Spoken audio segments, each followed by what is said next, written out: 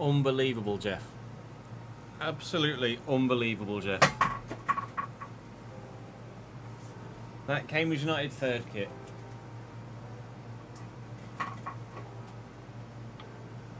Sweet Lord. Sweet Lord Jesus Christ. That is going to empty my bank account. I can't even pick this fucking bottle up.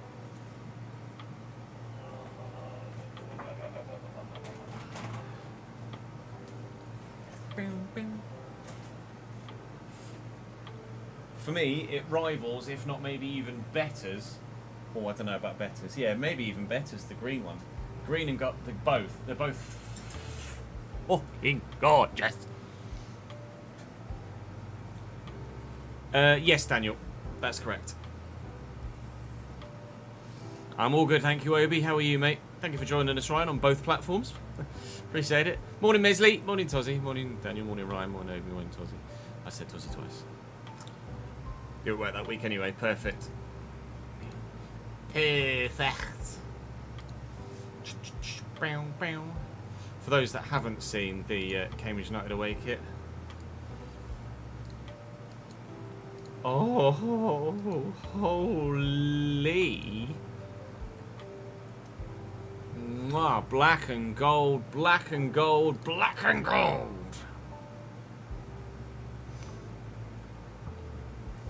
Stunning.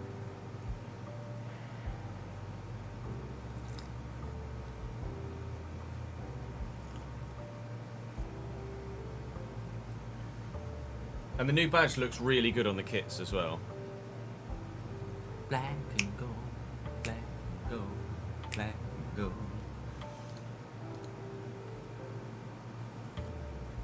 That is unbelievable, Jeff.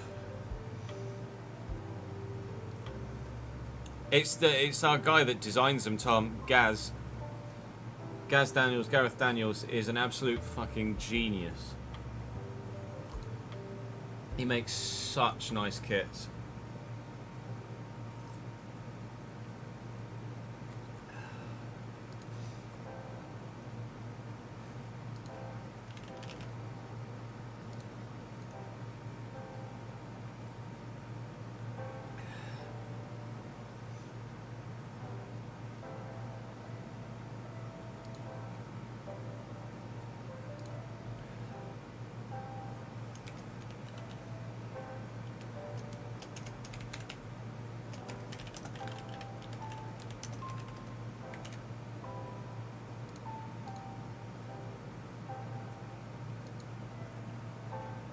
Oh, I needed that coffee as well.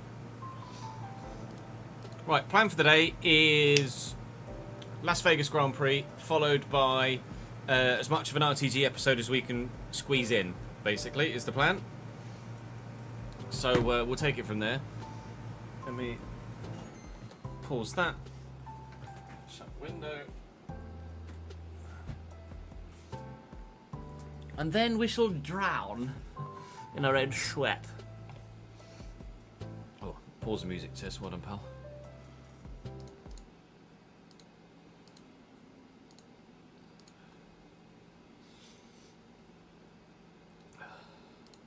Right. Let's just get straight into it, really, shall we? Yeah, Cambridge's kits are fucking gorgeous every year. 'Cause our Lord and Saviour. Right. Welcome back to the F125 My Team Save. Here on the Chesnoy Place channel, we are back driving as Victor Martin today. We've had our little Maloney deja vu. No, it's not the right word, is it, Ches? All right, we'll start that again.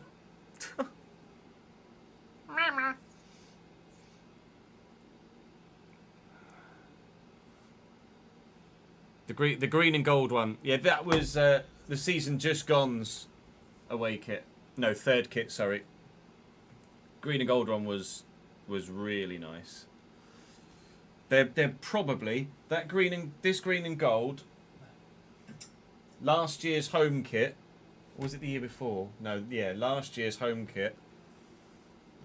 And this black kit that we're bringing out now as a third kit. Probably three of my favourite Cambridge kits of all time. If I'm honest. Right, let's try that again, shall we?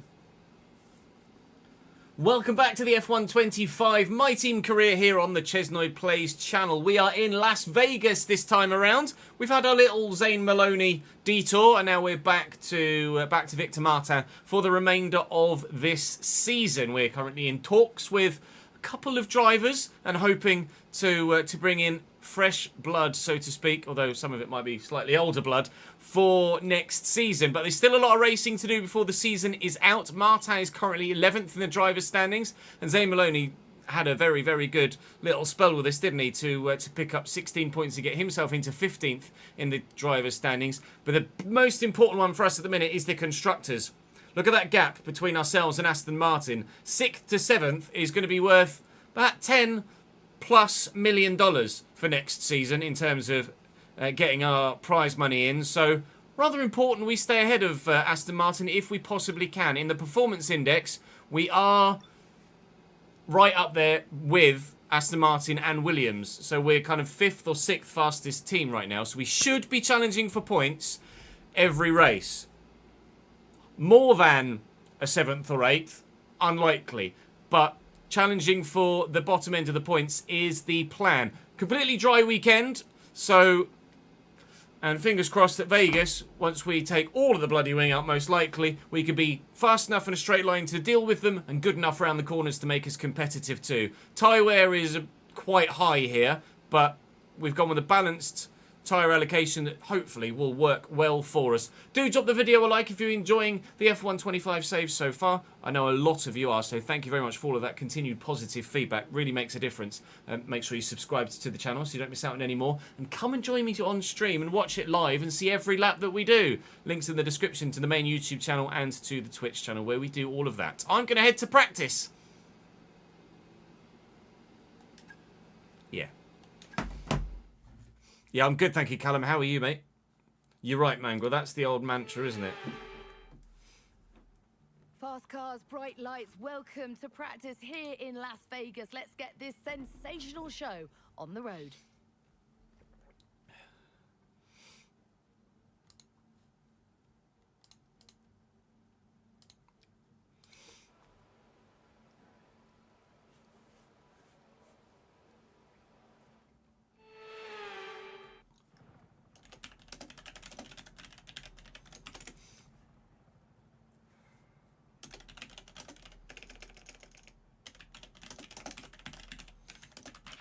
I've had a chat with the R&D team about the new parts and we're happy that they've been integrated into the car okay.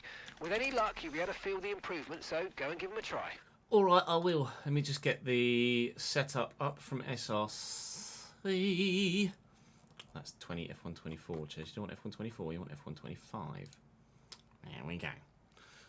Bear with. Just going to have to blank the screen because, of course, these are behind a paywall.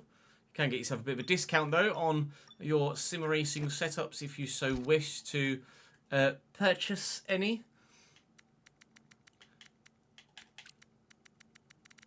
On the exclamation mark SRC or exclamation mark setups command in chat, and then the discount code is rather evidently or obviously Chesnoid.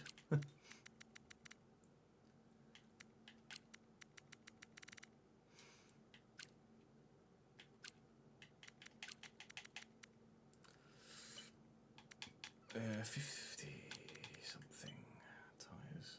Oh, okay. Tyres not quite where I thought they would be.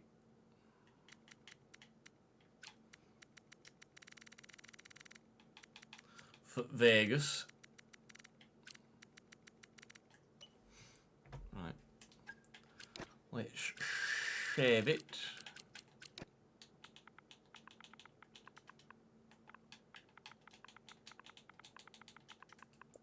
Las Vegas, and then let's go.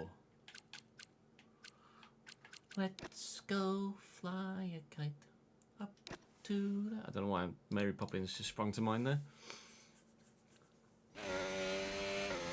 Yeah, is it definitely your controller that's broken, Daniel?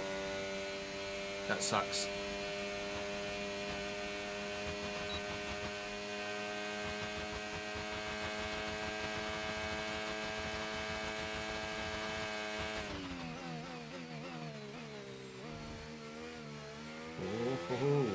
no traction.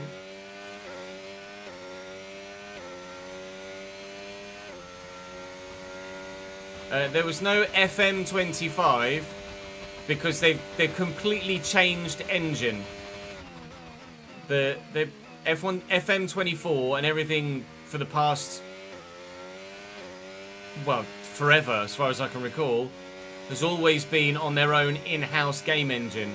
Whereas for 25, the plan was, and they were working on, using a brand new engine from Unity. I think I saw it was Unity. But they weren't able to get the game with the brand new engine created to the level that would have been fit enough for release. So they, God, taking all that downforce out as per what you normally do at Vegas, but the car feels really understeery. Yeah, they basically changed engine and the game wasn't polished enough for launch for FM25, so they found themselves in a position where they had to just cancel the cycle entirely to make sure they could make a game worth buying, which was absolutely the correct decision.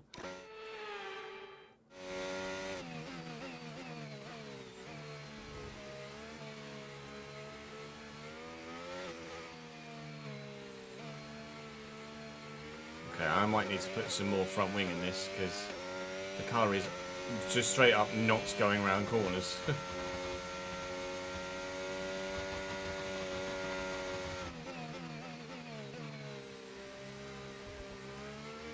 Not in a manner in which I would usually expect at Vegas anyway.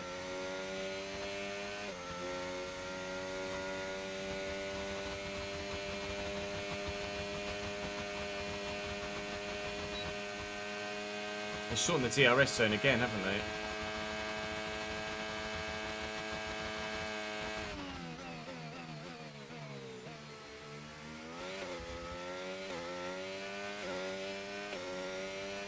This was fuel management, wasn't it? Yeah. I'll do another lap and then I'll try and fuel save. I actively try and fuel save whilst driving the lap as I should do.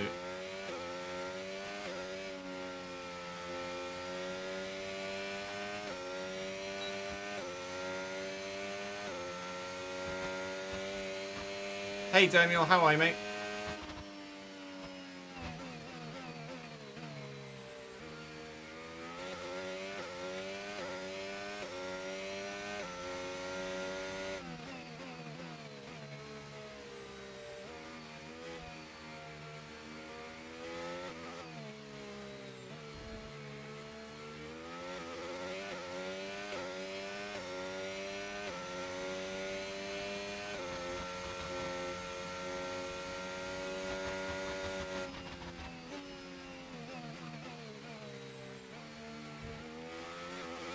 It might just be that the hard tyre is absolutely not the one, but it does feel like the car needs more downforce. But if I put more downforce in it, I'm probably not going to be competitive enough in a straight line, so it's a tough one.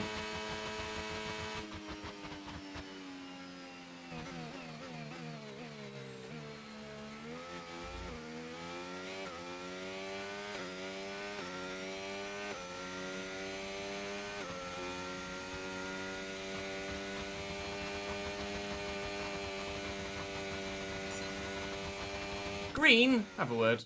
Oh, it's still purple on the thingy, otherwise I'd have lit off over the line.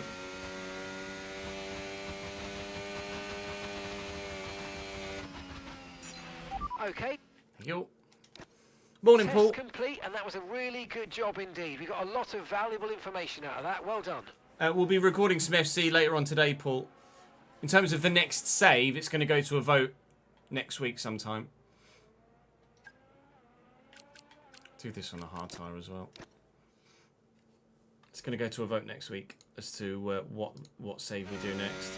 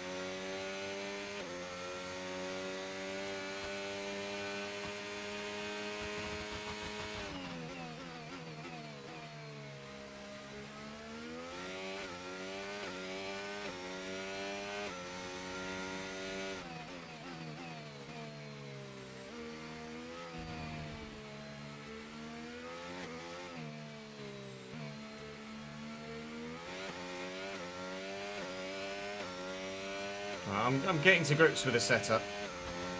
Slowly.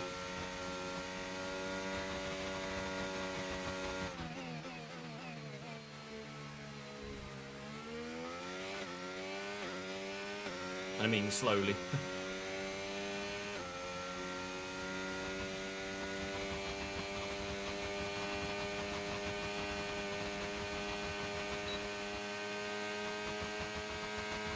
Morning, Wimps.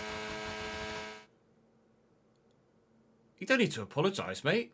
At all. There are a number of you that I know don't make many streams, but the level of your support is infinitely high. So there's absolutely no need to apologise at all, mate. It's a delight to see you on the rare occasion we get to. But I know you and many others are supporting in the background, mate. Thank you, pal. I know you've left your comment on the new save as well, which I very much appreciate. Or comment for the new save. Ashley, thank you for the 33rd month. Hero.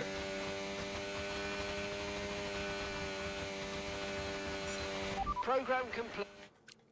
Tyre wear supposedly Well done. We pretty got some decent excellent there data with that run, on the so hard tyre. Come on back to the garage and I can take you through the numbers. Yeah, 1.08% when expected was 0.54%. Can't be that strong, surely. Soft tyres 24 laps, so realistically about 12. Medium tyres not that much more. And the hard tyre not that much more than that. 10 lap gap to the medium and a 6 lap only gap to the hard. It's definitely going to be a medium something race strategy, isn't it? Could maybe stretch a medium hard. It's only 50. It is 50 laps here, but a medium hard is going to be tough to do. Let's see how the mediums feel.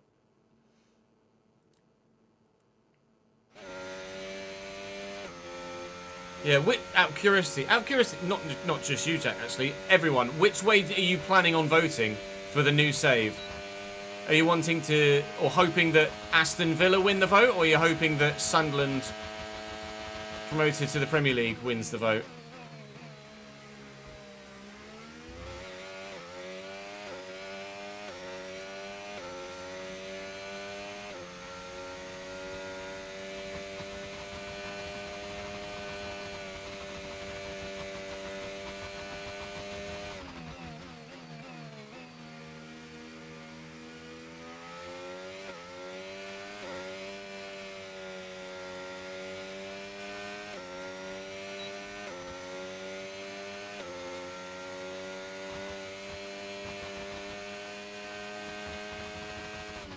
Yeah, as a Newcastle fan, I can kind of understand that, Tozzy. And I know we've got some Villa fans that are definitely the other way as well.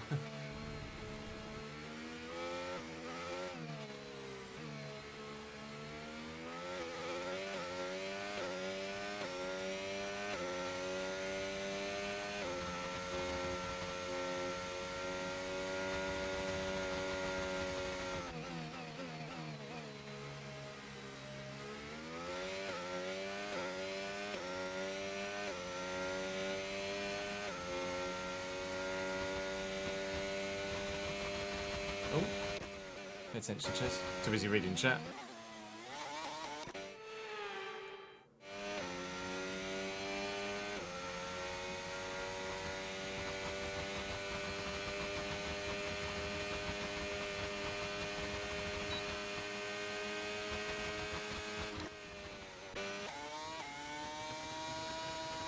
Your Team Sunderland, are you, Ryan? Thank you for the 100 bits, Ashley. You took a little break from F1, did you?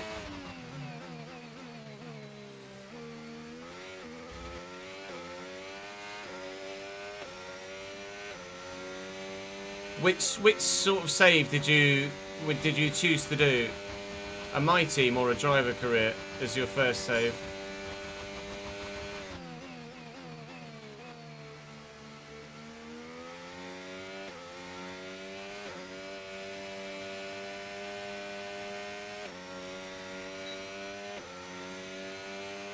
Yeah, I think tyre wears can be good for me too.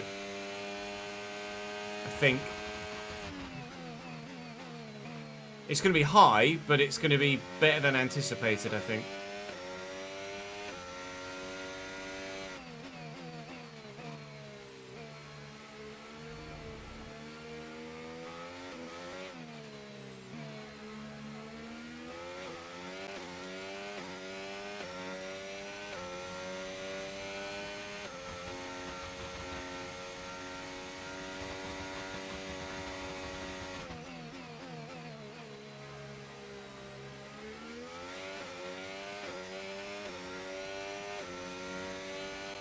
To anyone really, if you were to start F1, is it better to be on a wheel or controller? It's personal preference, Jack. Right, obviously, barrier to entry is significantly lower with a controller because you've already got one. I'd go as far as to say it's definitely more fun on a wheel, more immersive on a wheel, but absolutely there's no necessity to be on a wheel. But ultimately, your ceiling of pace with practice would be higher on a wheel. I'll be making a YouTube video, Mangwa, to vote for the new save, which will go out next week sometime.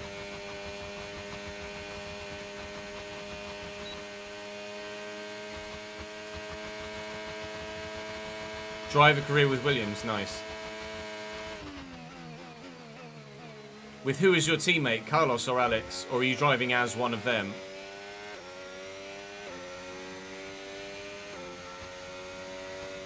I'd always recommend playing with a wheel if you can afford a wheel and pedal setup. And if I didn't have the ME, I'd absolutely also be on a wheel.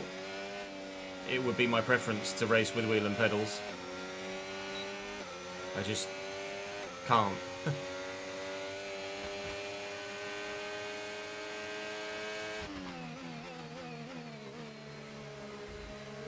Now, Mr. Bearman, please kindly get out at where?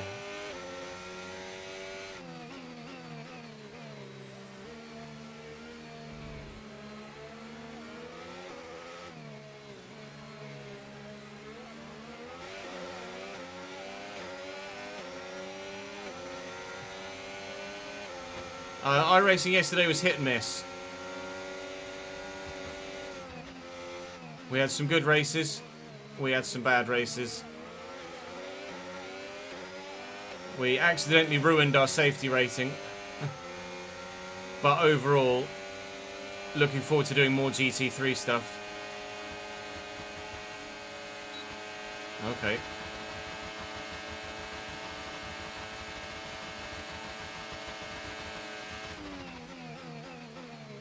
Thank you, Ollie. But yeah, really enjoyed driving the McLaren.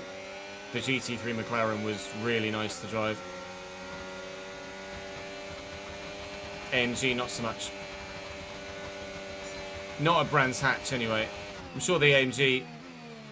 I'll enjoy the AMG at a different circuit, but AMG just felt just too big for Brands Hatch, and visibility wasn't good enough for me with all of the undulations in the circuit. I think I'll be able to drive both. What rephrase? I'll be able to drive the McLaren at any track, but I think I'd only be able to drive the AMG at tracks that I definitely know and I know well. I wouldn't mind driving the Mercedes AMG at a Formula 1 circuit, but a different circuit that I don't know inside out, probably not. No, the vote will be just Aston Villa or Sunderland, I'm afraid.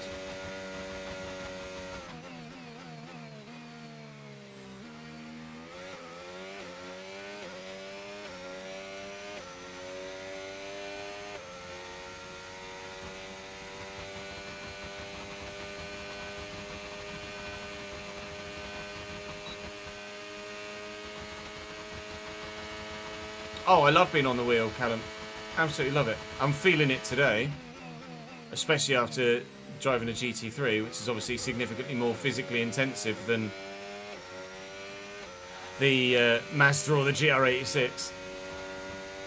Definitely feeling it today in my arms and my back.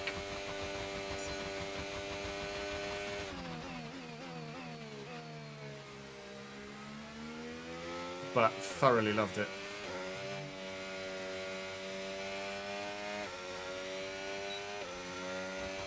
I wish it got more views. So I could do it more regularly.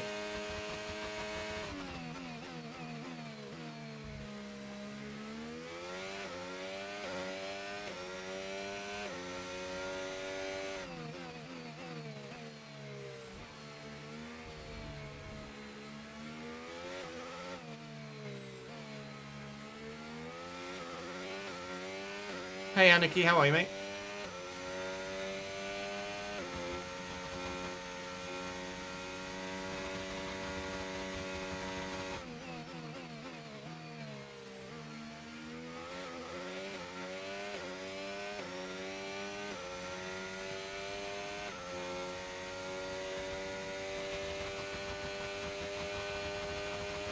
The game is very, very approachable with a controller. Yes, Killer, I agree.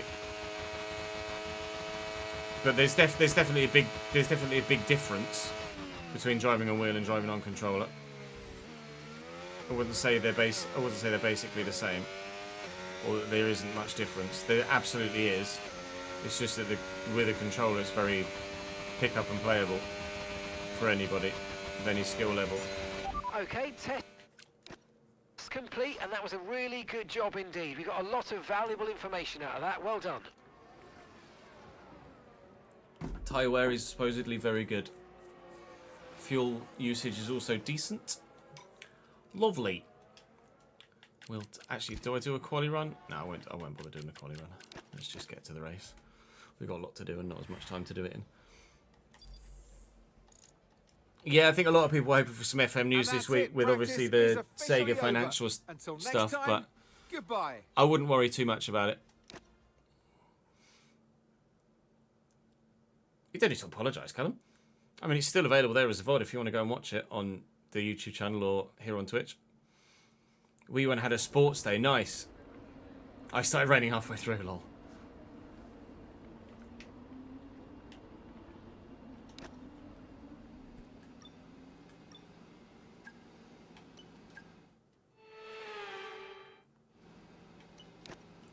Very Scottish.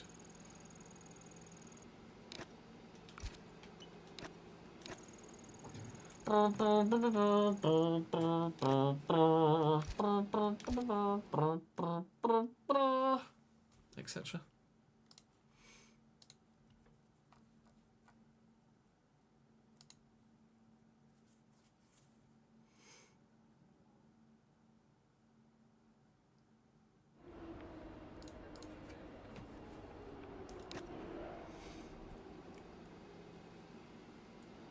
I didn't kill a no.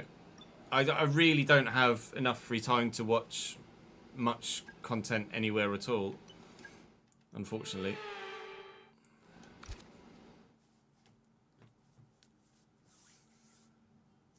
Car feels decent around Vegas, albeit very low on downforce, so grip is at a premium, but there is some grip there, and we seemingly aced the practice sessions as well, or the practice programs in the practice sessions. Tyre wear supposedly about 20% better than expected, but it's probably safe to presume that if mine is like that, so's everyone else's, so I'm not going to read too much into it. But it could well be a competitive weekend for us. But there's only one way to find out definitively whether you are competitive or not, and that's to go to the session where everybody is pushing to their absolute max all of the time, and that's qualifying. Stand by to see cars at more. Take all the fuel out. And see what everyone else does. Max being the 31s, I think. Oh, Jill Gardner made another signing, have they? Nice. There you go, 31-4. Oh, wow, 31-4. That's... Yeah, okay, fine. 30? Fuck. All right, the boys are quick. The boys are quick.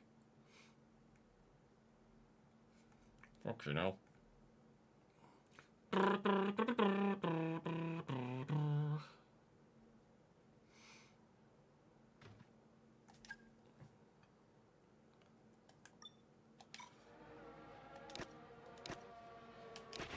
Okay, that's all the Off we checks pop. complete. We're ready to go.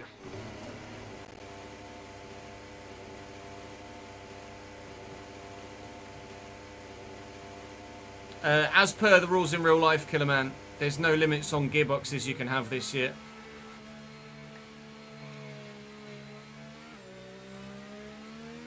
Other components are limited, but there are no limits on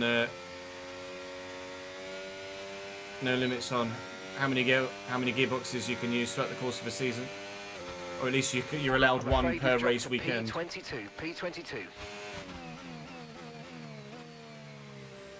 Obviously, penalties for changing a gearbox under park firming conditions are still relevant, but you can put a fresh one in every race weekend if you so wish.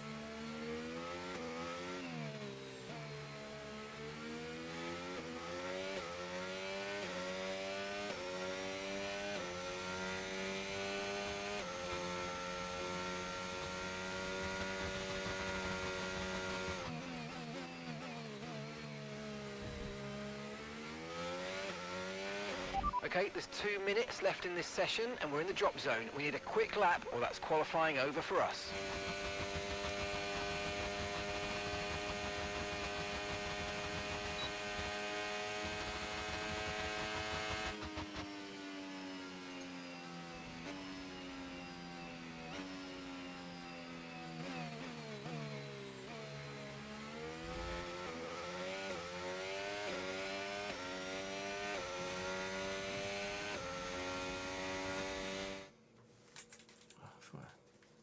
Feel something in my pocket.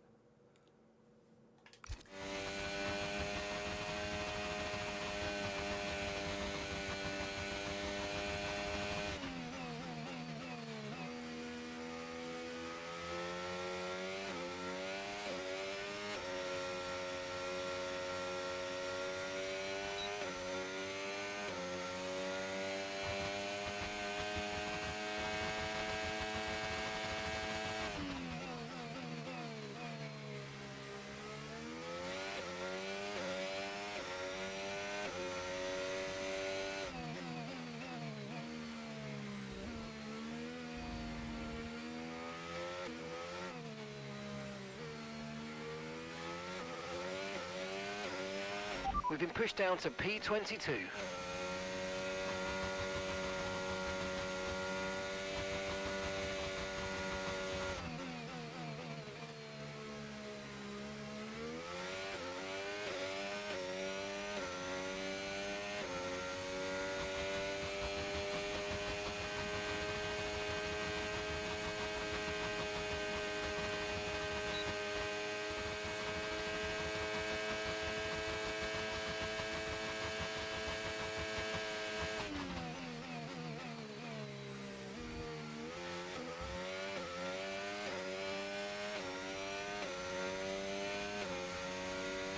Okay, relatively smooth lap.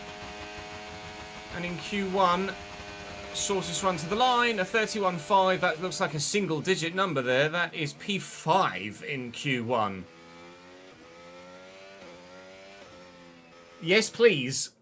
Replicating it might be a bit more difficult, but yes, please.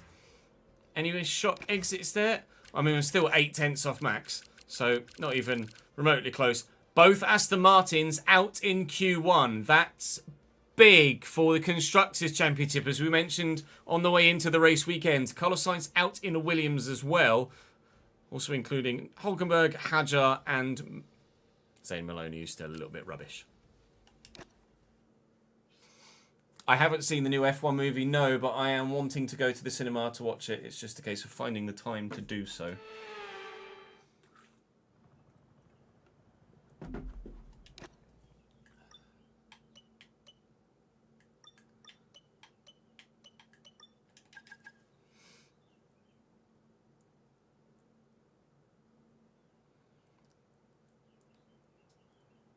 Yeah, I reckon teams will use a gearbox per race, Killer.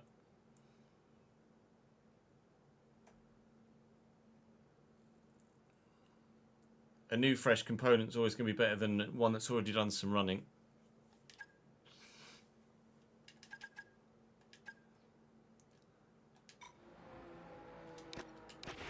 Right, the car's ready.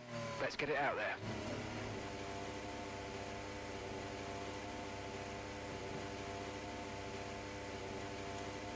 Vroom, vroom.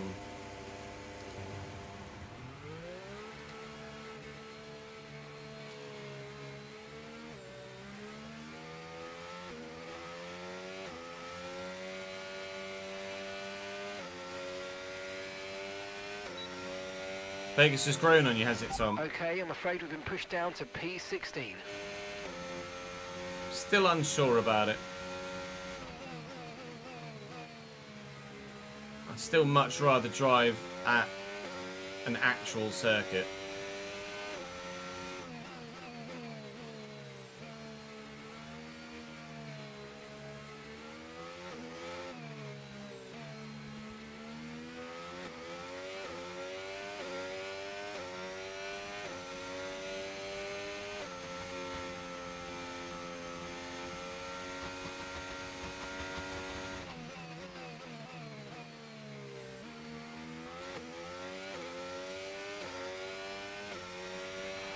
Two minutes remaining in the session. We need a good lap here or we're out of qualifying. Come on.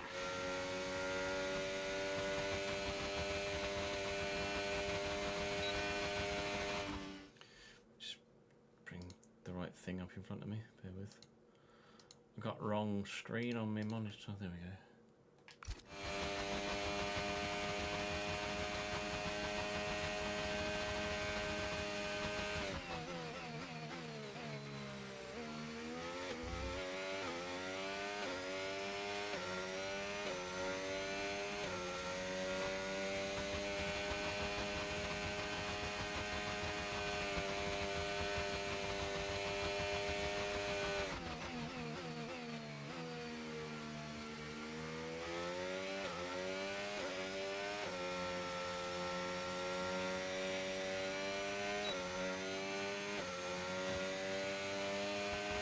I choose Vegas over Miami. Put it that way.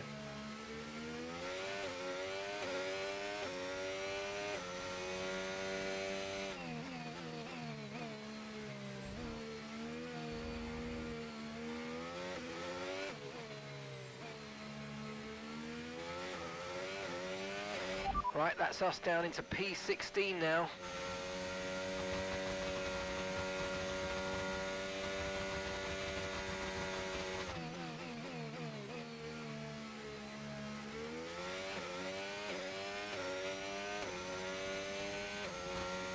Yeah, I agree. Street circuits are always mid for me too.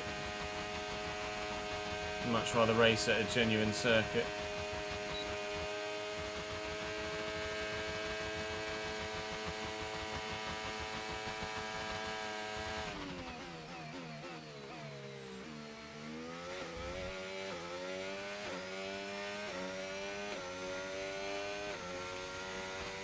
Okay, Q2. Again, relatively smooth, straightforward lap. A 31.3. I think I still see a single digit there. Well, we're making 5th our home at the moment. Obviously, you anticipate a step up from everyone in Q3. But P5 followed by a P5. George Russell fastest in that session. Again, 7 to 8 tenths off the pace. So it's not like we're rapid. Both McLarens actually 9th and 10th, struggling to get through. McLaren are like the 3rd or 4th fastest team in this save right now, though. So obviously, regardless of even if they were in the right positions for real life at the start of a save, by the time you get to round 22, things have obviously changed in terms of performance over the course of a season anyway. But still, you would have expected the McLarens to be stronger than that. Jack Doohan in P11, by the way, he's having a really good run of form right now, certainly qualifying-wise.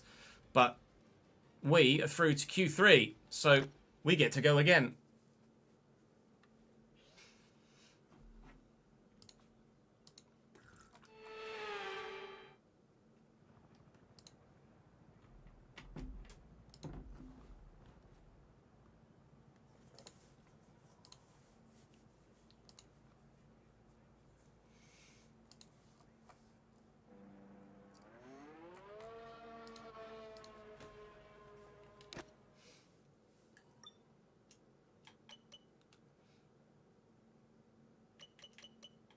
Do we do a bank lap or no?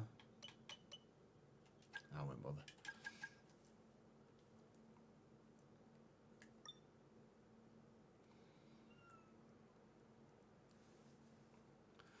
They've not gone quicker. Oh, 30.3.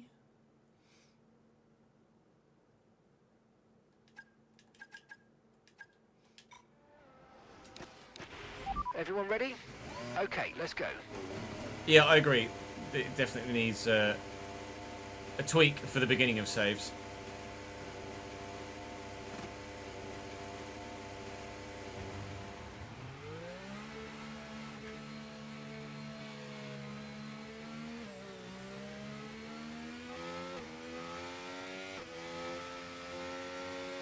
One of the Red Bulls choosing to not go again. I'm not going to bother with the banker lap, Daniel.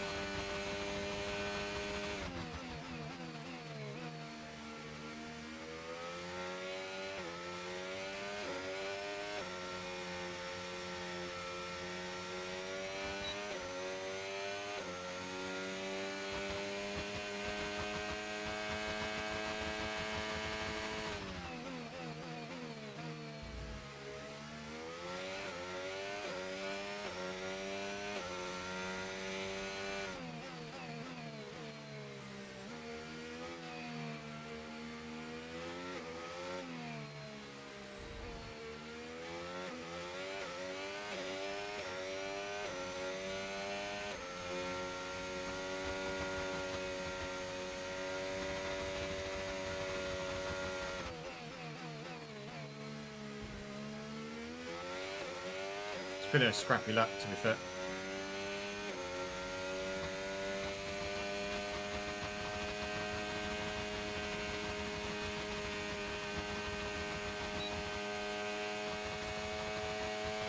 .29.8 from George Russell. My lord. He's just stepped up the bar, hasn't he? 29.8. The hell? It's like half a second quicker than anyone else has been all weekend. 31.3 was our Q2 time. And I think a 31.3 was our Q3 time as well. P10 in the end. It was not a great lap. There was maybe 2 to 3 tenths on the table. I definitely wasn't the fastest I could possibly be around that circuit. Would 2 to 3 tenths have made a difference? No, not really. I was 2 and a bit tenths off even P9. 1.6 seconds. I don't know where George got that 29.8 from at all. He must have got a monstrous draft down the straight because he's 6 tenths faster than anybody else. That's a ridiculous lap time from George Russell there. Well, we start at the back end of the points, and it is going to be difficult to stay there, but we'll do what we can with strategy. Tyre wear's supposed to be decent, so that could work in our favour. Now we've just got to figure out what we're going to do strategically. All good, thank you, Abaid. How are you, mate? Hope you and the family are well.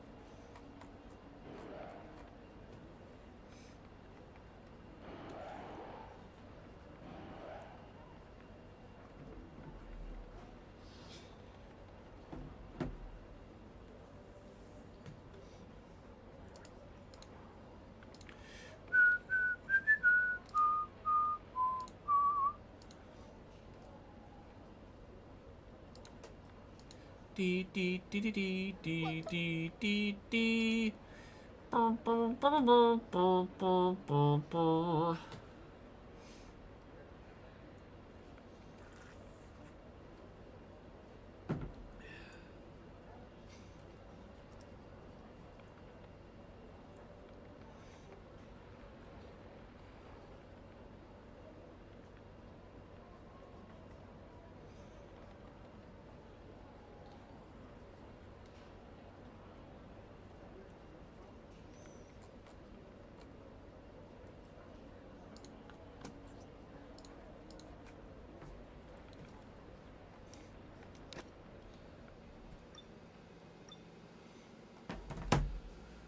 I race at 102, Mighty Bear.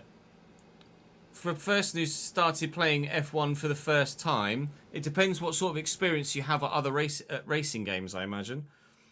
But I'd say just use Grand Prix mode. Try starting at like 60, 70-ish.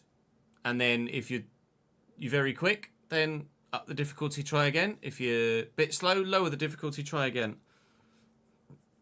But ultimately, race or whatever feels fun for you. If you're quite experienced at racing games, then I'd say maybe start at like 80 and see what it's like. But you can always start higher if you want.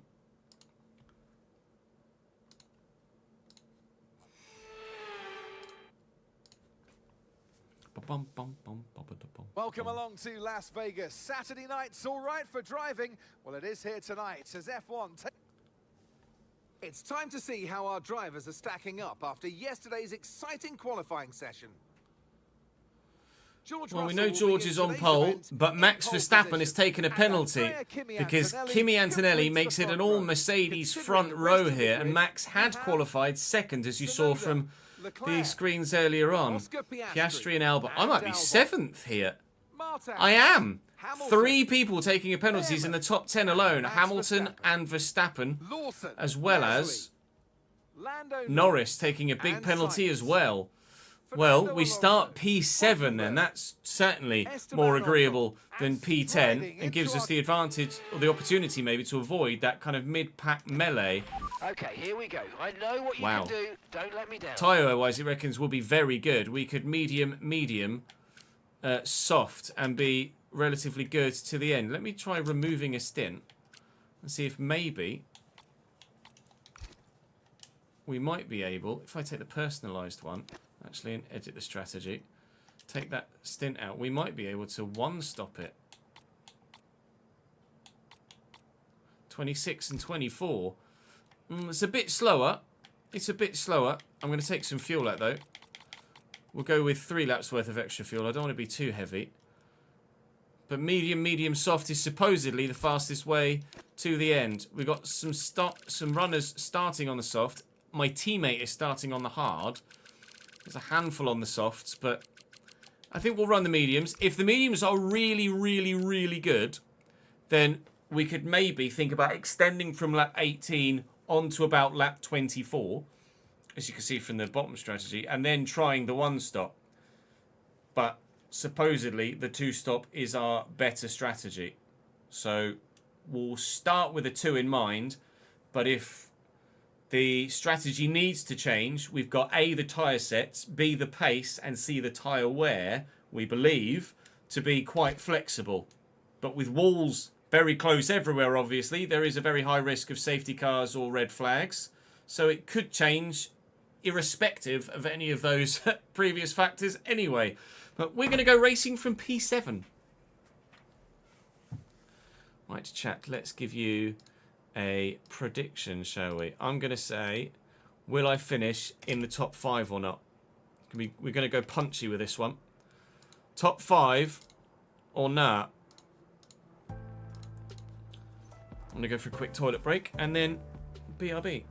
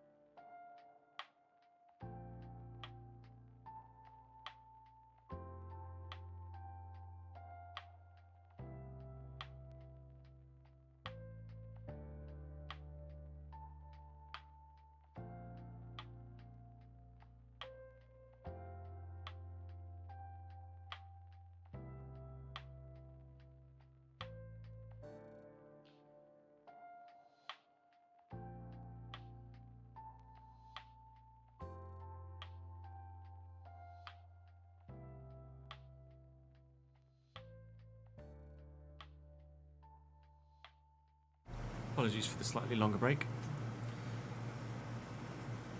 Just chatting to Nat's mum briefly while she's here, childcaring.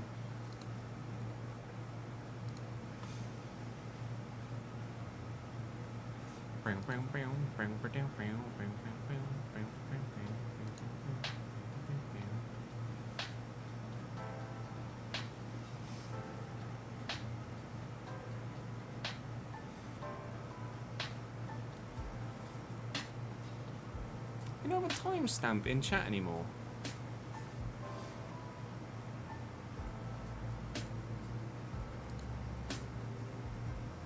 Oh, no, you can. There we go. That's weird. Turn itself off. Just been given permission by your landlord to get a kitten. Love that. The prediction is finished, Jack. That's why you can't see it, mate. So let's see which way you guys voted. Okay. More points on the P5 or higher. But more people on the P5, P6 or lower. And nobody went for the DNF. Oreo. I wonder what colour that kitten's going to be.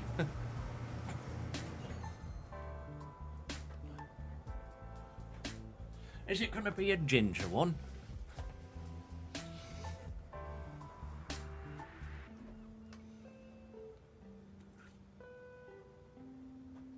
Nice one, Daniel. That'll should arrive quite quickly for you, shouldn't it? Right, let's turn that off. Oh, sorry, Curtis. Was there someone being a bit... Oh, yeah. There we go. Thank you for pointing it out, Curtis. On his head, he has like a white stripe through the middle. Oh, that's the obvious call then, isn't it? It's the obvious call.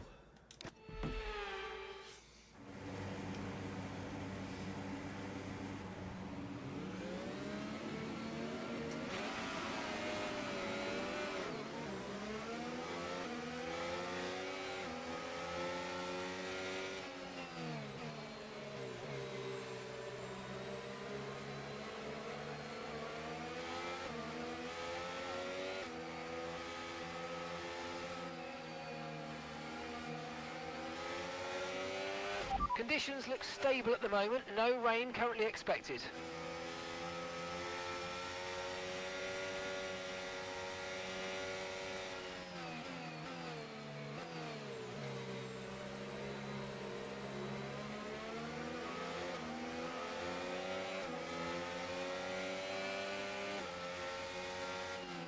They do the race in Vegas at like 11 PM on the Saturday night, don't they, in real life?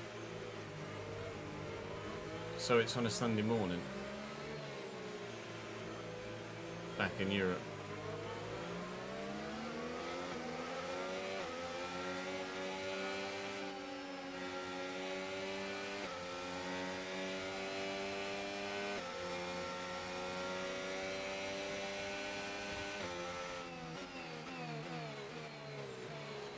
Bonjour, Monsieur Alex.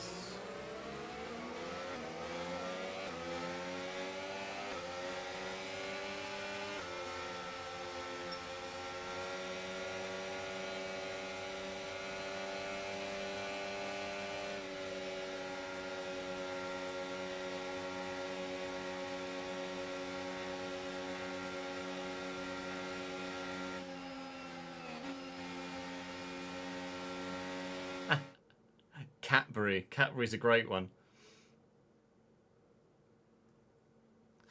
You can see where the penny dropped. Wait.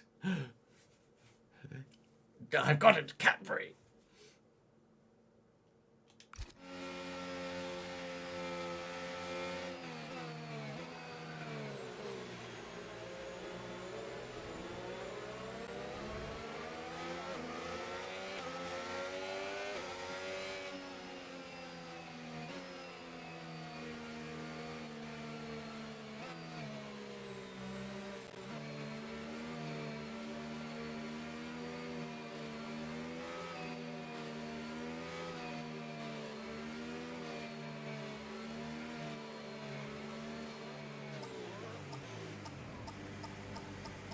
not used to starting this high up in Vegas.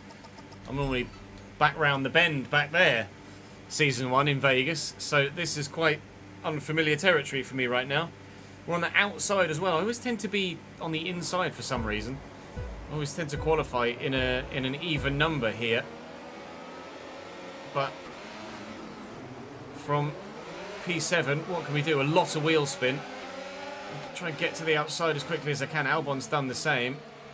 And he kind of blocked me off a little bit there, and I might get snuck up the inside there by Lewis Hamilton. I have indeed contact with the Ferrari as he came across. I was worried, was concerned about understeering into him. I caught the wall there as well. We've got 10% wear on the front left already. That will wait in terms of its wear for others to the other wheels to catch up on it. Of course, if you do catch a wall and your tyre wear goes up on a certain corner, you won't actually get any wear to the rubber for a while until the rest of the overall tyre wear of other tyres catches up. But in theory, that front left tyre is now 10% worn until the others get to about a similar level.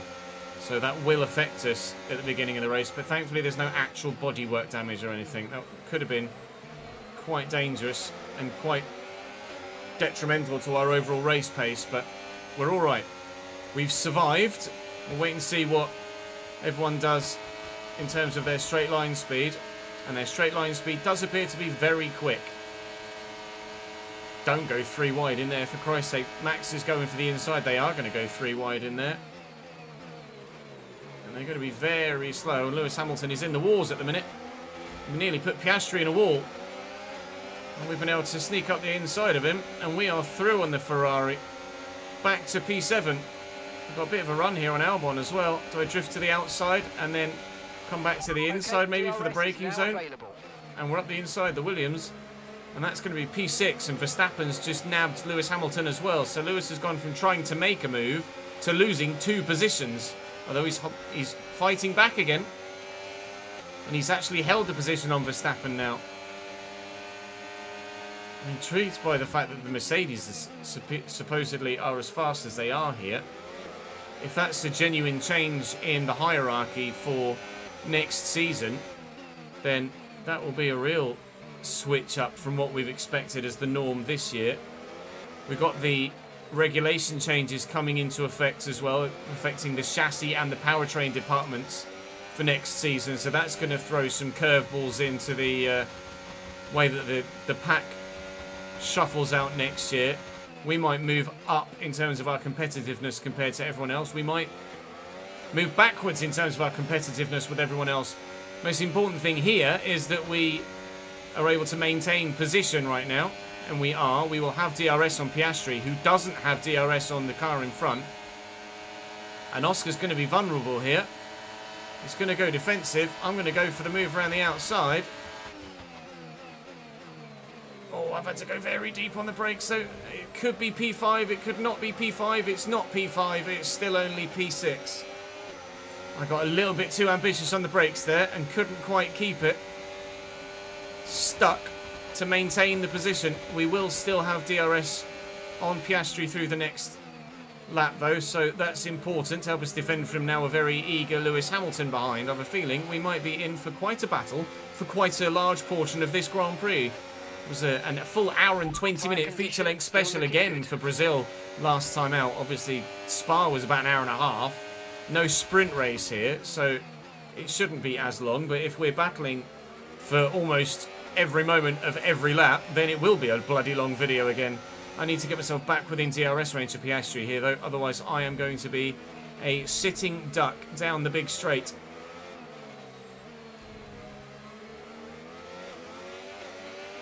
Use your overtake button more. It's time to utilise some of this energy. Come on.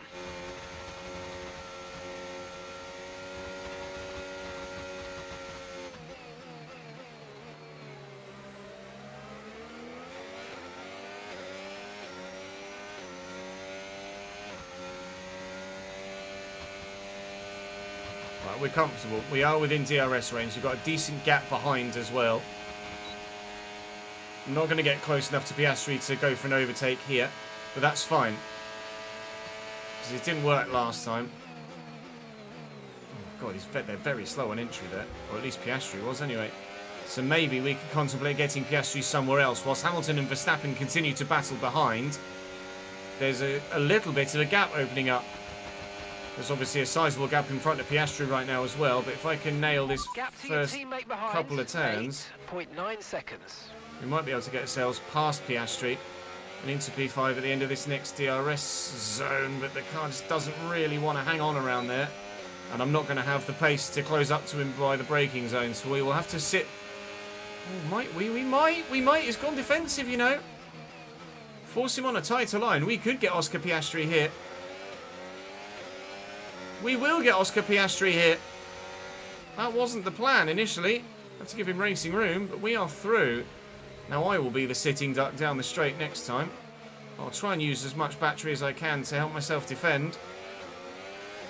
But we've got... that's Lewis Hamilton back within DRS range now. It might have been a bit more race intelligent to not go for Piastri and maintain the DRS gap behind. But regardless... we made the overtake, and the train has recoupled itself behind. 3 seconds to Antonelli and Leclerc, so I don't think we'll be closing in on them anytime soon. I'm wary of using too much battery, not being able to save it for later, but Piastri is going to have a look up the inside here. We will hold the position, thank you very much. Now, can I open it up for the rest of the lap and try and avoid him being that close to me next time around? We shall wait and see.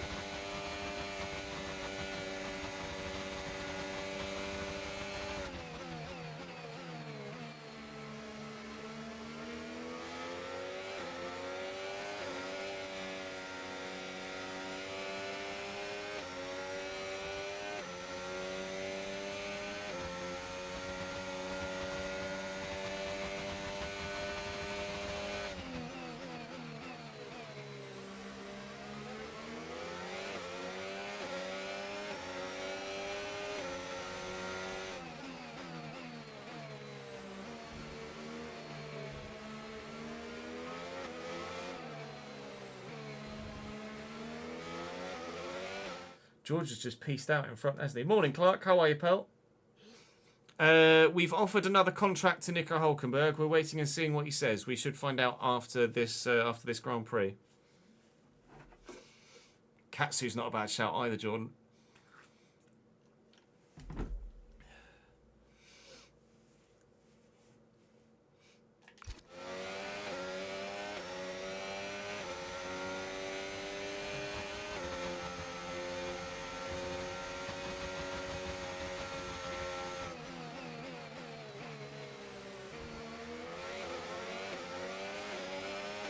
It's close to this lap, and I haven't been able to actually save as much battery as I hoped I would be through the lap, so I'm going to not use as much down the straight here. We might well lose the position to Oscar Piastri, but I'm not that bothered at this moment in time. DRS swapping might actually be a better way to try and close in on the two in front. George Russell looks like he's gone. Yuki Tsunoda's trying his best to hang on. But it looks like George's favourite for the win here. Hamilton and Verstappen still fighting behind. There's a Williams behind them. And then there's a bit of a gap back to Ollie Behrman, whose softs will be feeling it already at this stage of the race for sure. And the other Williams has just taken him, in fact. So Albon and Sainz both performing well here in Las Vegas thus far. We'll try and work with Piastri now to try and gain on those in front. Although just the P6 that we're currently in would still be a wonderful result for us here. We weren't anticipating being this competitive in Las Vegas, but we'll absolutely take it whilst we are.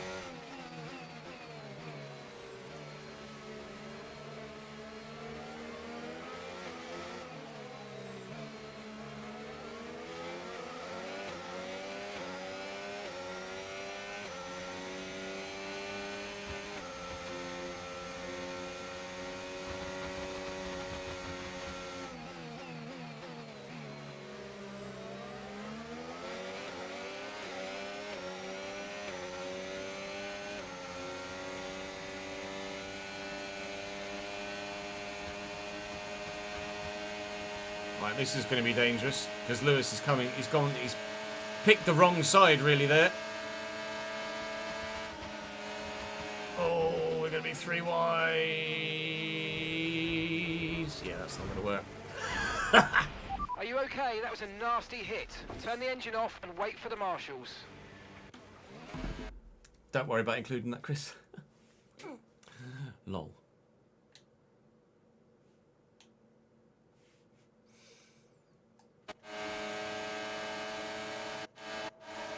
How did that look from the TV cam?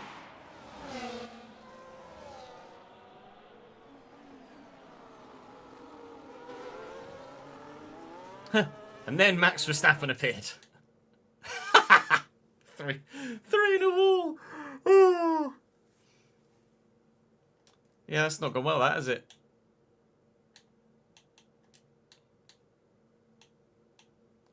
Oh dear. How did it look like from Lewis's perspective?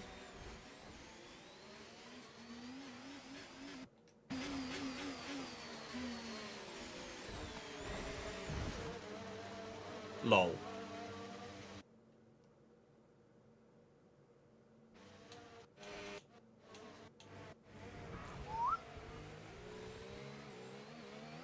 Right, I'll start the highlight from all the way back here.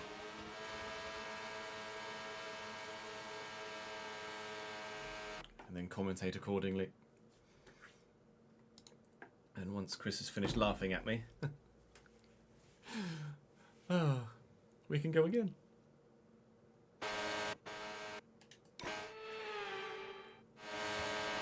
Lewis has got a run on me here, and Piastri's gone to go defensive and kind of blocked me off. So I've lost the position there, and now Max Verstappen's very keen behind as well. There is a bit more of a gap to Albon than I thought there would be, and Verstappen's going up the inside into the final corner as well. I could try and get him back though into turn 1. I think that was braking for me, bear with.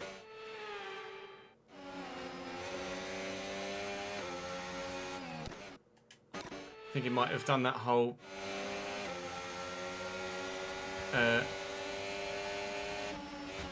yeah. It's done the whole flashback and it turns the assists on thing.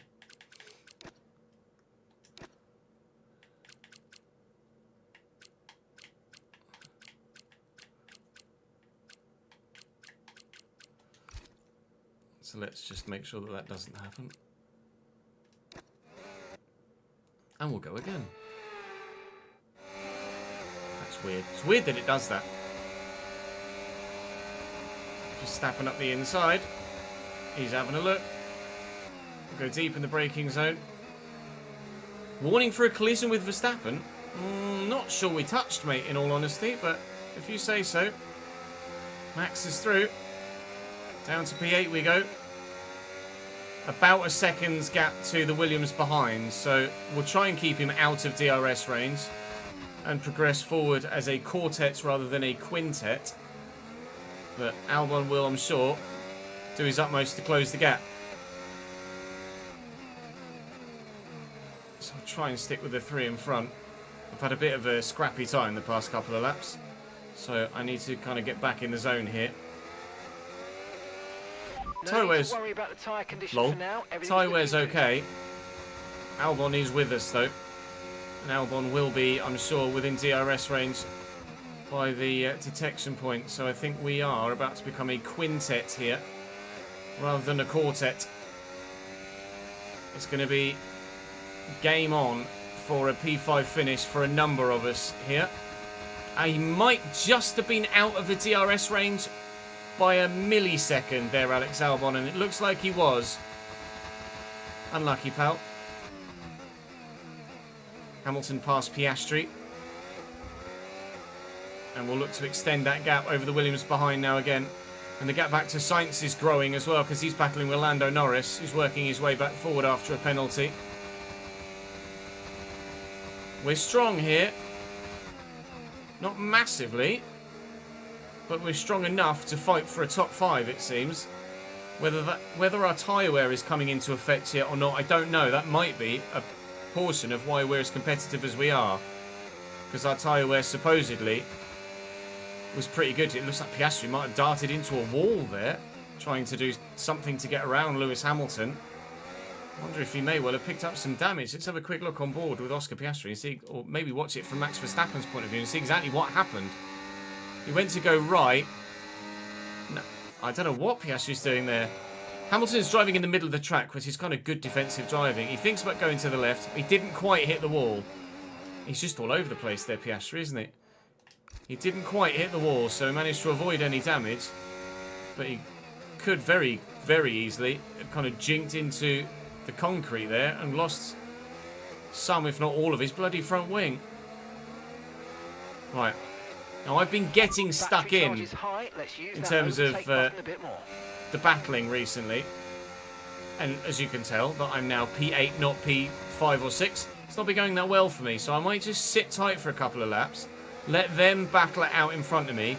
Just try and build that safety gap behind a little bit more. And then, perhaps, we start to go for a couple more overtakes. But at this stage, I think I'm probably going to 2-stop rather than 1-stop. Is Max going to back out of that? Or are he and Piastri both going to make their way past Lewis Hamilton? This is going to help Alex Albon get back to us. Tried the little switch back on Verstappen, but we haven't been able to do it. I say it'll let Albon get back to us. We opened the gap so much so with DRS that even though he has closed back in again a little bit, it's not by enough to actually do anything. Hello, Max. I just came off the brake pedal a little bit there. Just to throw my nose in to be like, hello. But Max was unperturbed by it. Although he has gone very defensive here, so I might try and shoot around the outside of him into this next one. Because Piastri... Oh, I've got that wrong. I got that very wrong. Managed to do the quick spinneroo to get myself back onto the track, but I got my braking point completely wrong there. But we kept it out of the wall, crucially, and out of contact with anyone else. Right. Now we're going to have to go again. It was an impressive spinneroo, but what wasn't impressive was the reason I needed the spinneroo in the first place. A little bit too quick into that braking zone, trying to make the most of an overtake on Max Verstappen. And now it's time to get after Alex Albon if we can.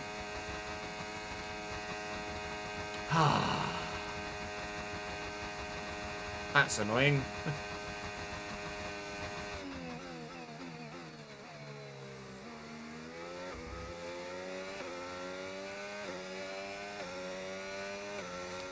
The borderline was... Sorry, the rejoin was borderline, yeah. But they hadn't quite come round yet. They saw me rejoining and just slotted in behind.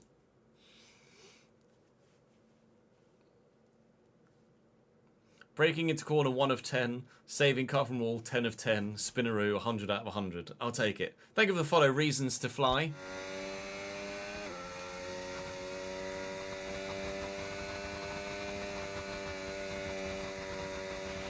Seeing a lot of tyre deg now. We've got a new strategy if you want to take a look at it. Really? Really? Or is that because I... No, we'll stick to the current. Confirmed. It might just be because I obviously wheel spin quite a bit in that corner last lap to try and spin myself around to go again. So we might have actually just bumped the degradation on the rear tyres up a little bit higher than they anticipated. But I think we should be okay deg-wise. I'm not going to overreact to that. We still aim to do the 2-stop and box on 18. I might box on 17 because of the extra tyre wear that we might have accrued there, but I'm not going to react too drastically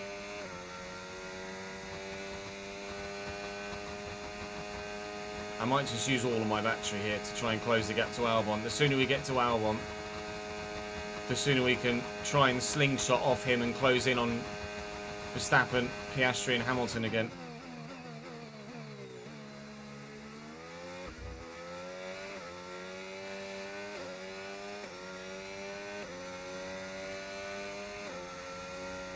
Yeah, tyre wear after the spinneroo went up a little bit on the rear because obviously we gave him a bit of extra faster than the car ahead. wheel Keep spin. this up.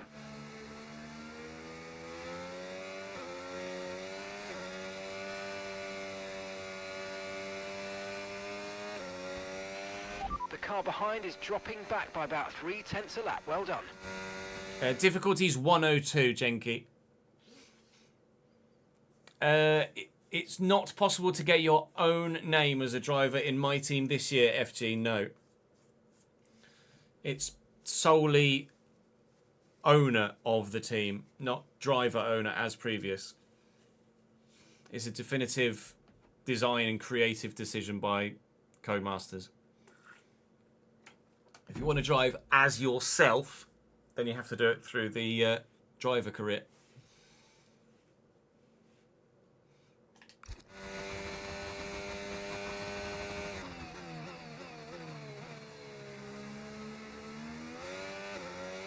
Yeah, sometimes you just got to own a mistake, and that's what we did with that one. Obviously, I didn't own the mistake where I put 3 of us into a wall and out of the race. So the least I can do is own the next one that I made.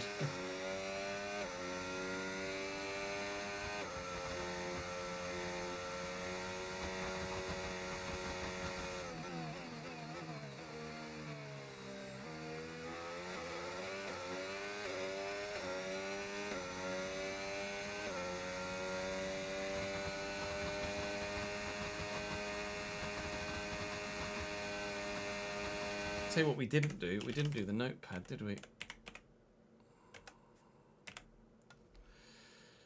For Vegas. Oh, I didn't even finish off Brazil. Basel, apparently, I put there. What did it had SC, so not sure about fuel. Think it was okay. Vegas. Balanced tyre set. 2-stop MMS. Fuel started 3 laps over. Fuel I think is okay at the minute. Pretty sure that the fuel is okay.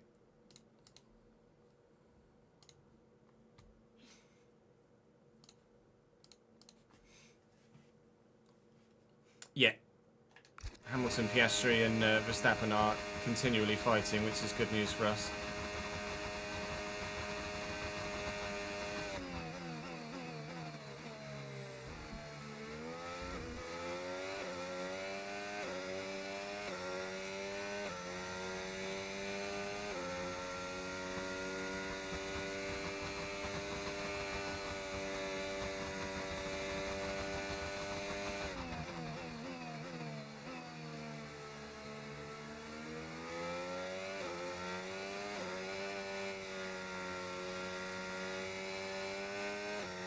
I'm really not sure about the softs doing 14 laps at the end, you know. Keep taking care of them. I'm not confident of that at all. Okay, so we're leading our teammate by 19.3 seconds. There's a hell of a train back there, isn't there? I wonder if someone's got damage and people are finding it difficult to overtake. That's more F124-esque, isn't it, than 25. 25, they have fixed that kind of DRS train issue. Although maybe it's just track specific because of the giant DRS, the giant DRS straight down the strip. Everyone is just kind of stuck with each other. George Russell's doing well out front on his own at the minute. Then there's the 3 of Tsunoda, Antonelli, and Leclerc. And actually, Hamilton's broken away from Verstappen and Piastri, and Lewis Hamilton's starting to stretch his legs a little bit. We are closing on Alex Albon, but we are continually, now that there's only 2 of them in front of Albon, not 3 together, we're starting to lose ground on them now. So we're going to have to really nail the next full stint to be able to close the gap, to try and get to them for the end of the race.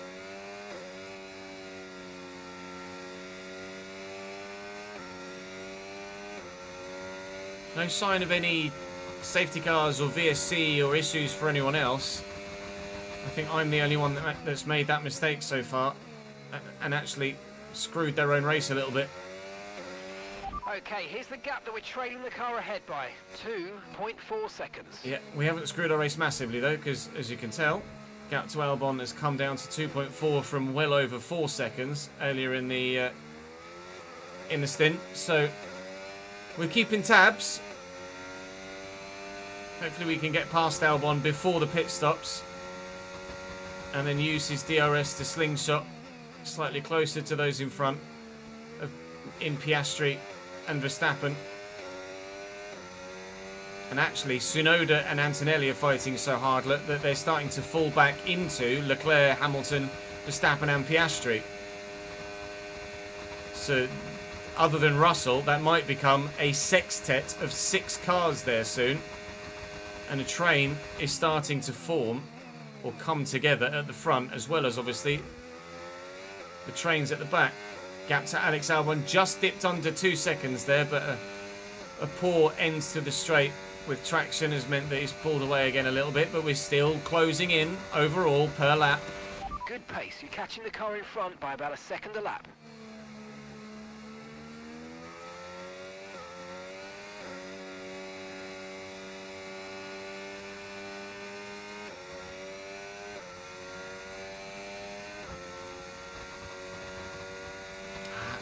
Monza's better now that I know, now I'm a little better at it, but I'm still not great at Monza. It's not my favourite track by any stretch. I'm definitely better at it than I used to be though, for sure.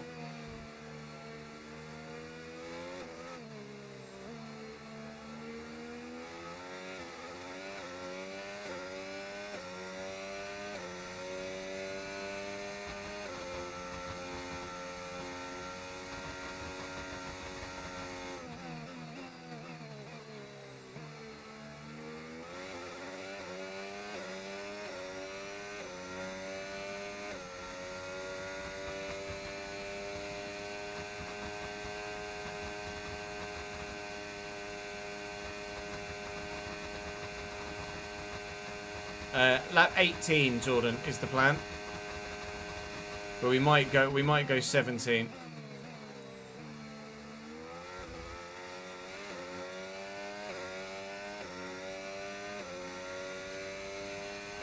But if I do go 17, I'm going to have to extend Tsunoda's on the softs, wasn't he? That's why they were falling back. Because Tsunoda's tyre wear would have been very high. 10.5 seconds. Tsunoda has boxed on lap 14, and I was just about to say, I'm not sure the soft tyres will do the 14 lap stint at the end of the race, as supposedly anticipated, but Tsunoda's made his go 14 laps at the start, so maybe we can do 14 laps at the end when the car is much lighter on fuel. It's going to be a tough decision, though, as to whether to go soft or hard for that final stint. I don't know as it's as clear-cut and obvious as you might imagine to go to that soft tyre for a 14-lap stint at the end of the race, if tyre wear is going to be quite high. Really closing in on Alex Albon now, though. Still 3 laps to go till we box. At least.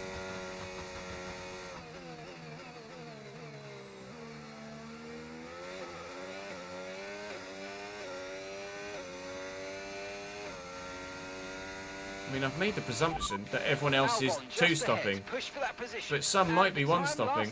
1 minute 37.0. Okay.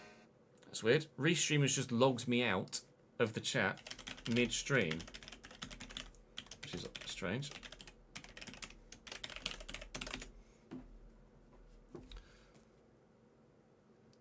Very strange.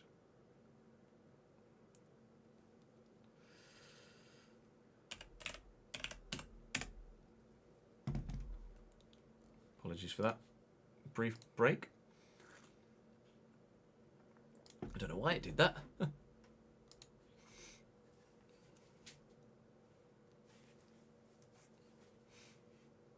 Hey, gap to the car in front, 1.4 seconds. They're on old mediums. They've done 14 laps on those tyres now. We think they've got one more stop. This is great stuff. We're gaining by 0.3 a lap. Good work. Albon is one-stopping. Norris is behind you. They're on old mediums. Now, if Norris is They've doing done the 14 same, laps on those tyres now. maybe we think no. they've got Norris is two two-stopping. stops remaining. Okay. 2 stops remaining. Tyres So last there lap, is a mixture of one-stoppers and two-stoppers. 1:36.4.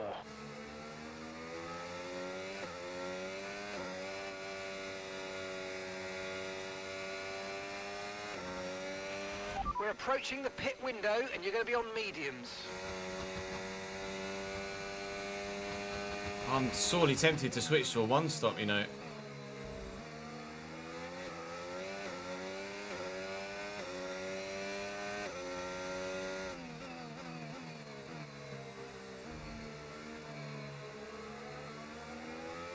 Chat, do we switch to a one-stop? With the way that everyone's fighting with each other, they're just going to be losing time constantly. So we could one-stop, save the pit stop time, let everyone keep fighting and just disappear? I'd be very tempted.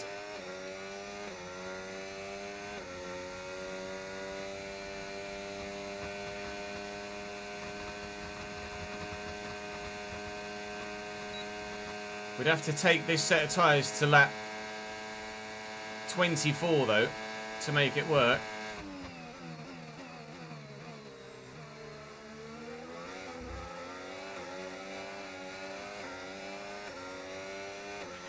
Piastri has just set the fastest lap of the race. No, that was Verstappen. Can we clip that, please? Let's clip that, just so I can send it to devs. I don't know. There it is. Couldn't find the clip button.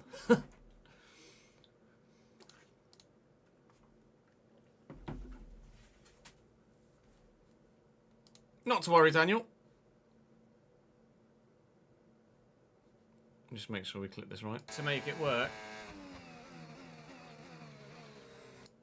Where did it come up with the Piastri fastest lap? There we go.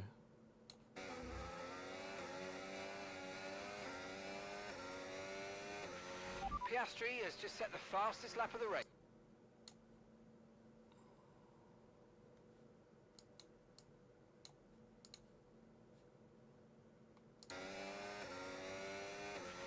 Piastri has just set the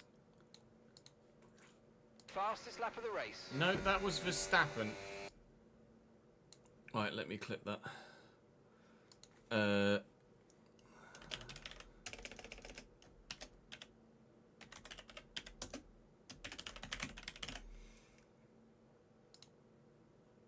Save that clip. Just cool down the office a little bit while I do that. Because it is warm in Piastri here. has just set the fastest lap of the race. No, that was Verstappen. Holy moly. Piastri has just set the fastest lap of the race. No, that was Verstappen.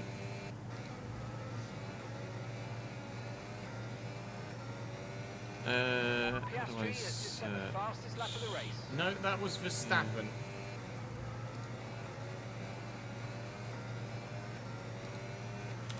Piastri has just set the fastest lap of the race. No, that was Verstappen.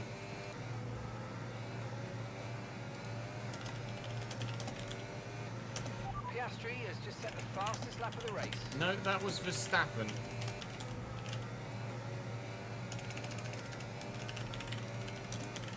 Piastri has just set the fastest lap of the race. No, that was Verstappen.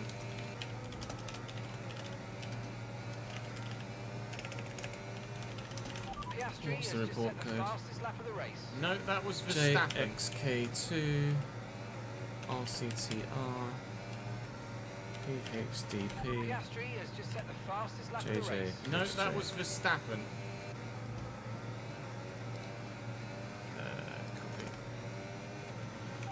Piastri has just set the fastest lap of the race. No, that was Verstappen.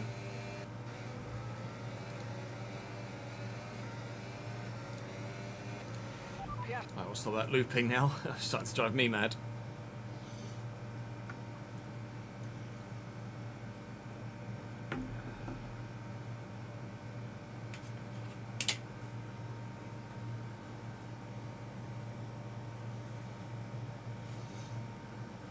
No, right, chat. Big question. Do we one stop? Do we two stop? This could be race critical. Antonelli's already stopped. Well, to be fair, actually, they're in the box now, aren't they? Antonelli and Piastri. So they're definitely two stopping.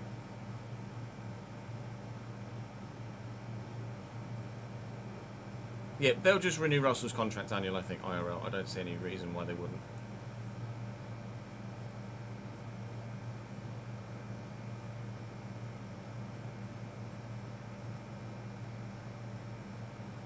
I'm sorely tempted to one stop.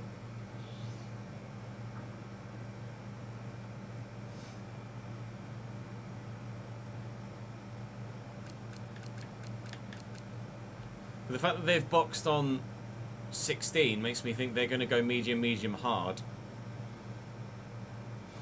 One stop, then maybe a safety car is a plan.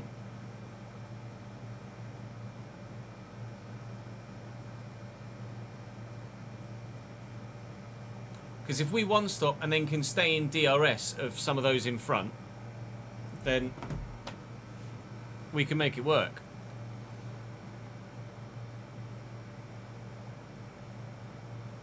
Max and Yuki are one stopping in yours, are they? I think I'm going to one stop. I think I'm going to one stop.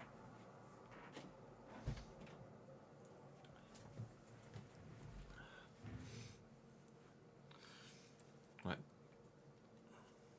Now that we've chatted with the stream, we can actually mention that in a YouTube bit, can't we?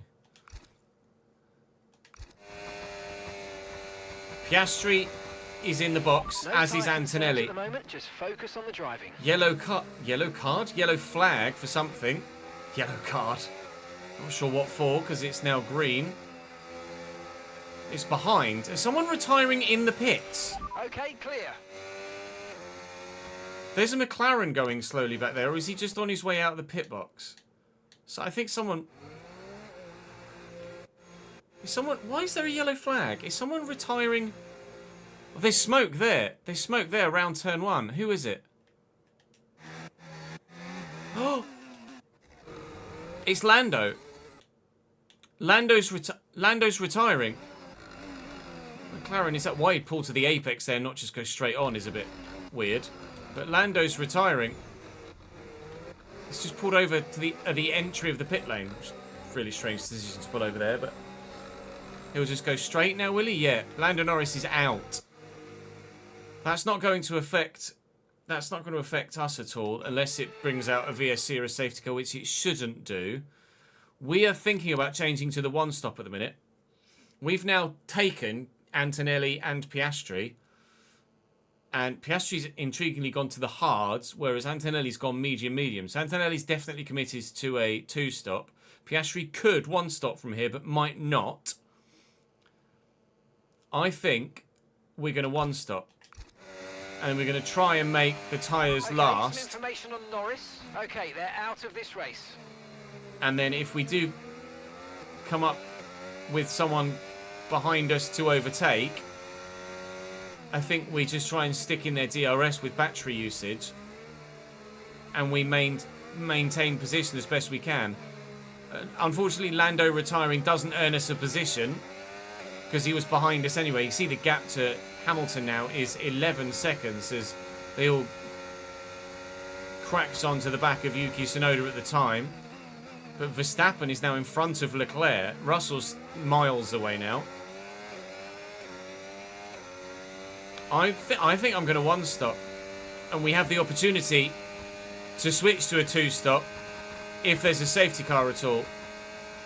Which there may well be at some point, and then it would leave us with a medium and a soft depending on how much time is left in the race.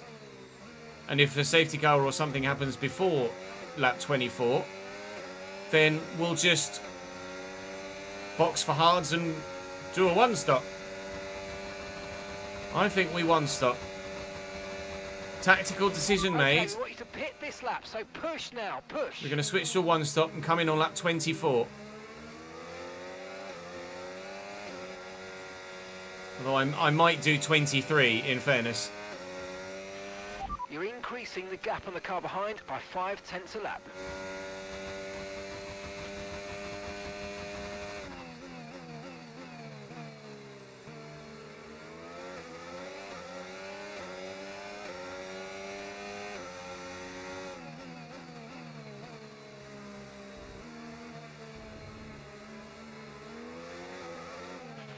We've got a lot of spare energy. Okay to use your overtake button.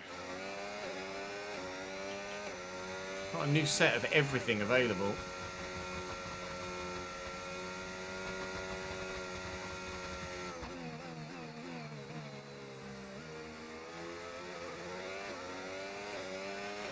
Okay, remember to pit this lap.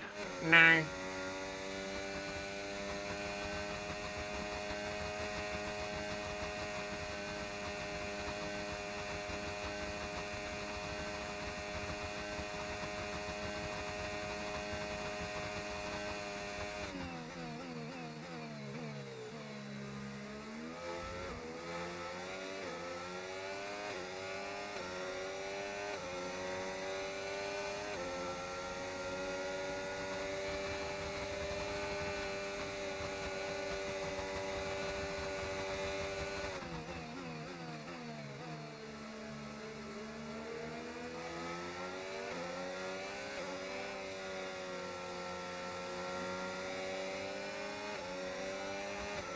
Yuki Tsunoda has arrived behind us on his fresh tyres. He boxed 5 laps ago.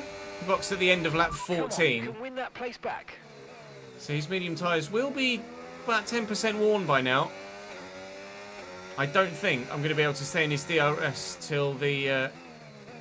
stay within a second of him to the detection point, but I might be able to if I use a bit of battery. Might be a case of using battery now rather than on the straight. See how his traction is better. Use a bit of battery, keep it manageable. And if we can stay within Yuki's DRS, then this is going to make our one-stop even better. It would be more than an obvious decision to one-stop if we can stay within DRS of Yuki. Which we have done and hopefully will continue to do. We are definitely one-stopping.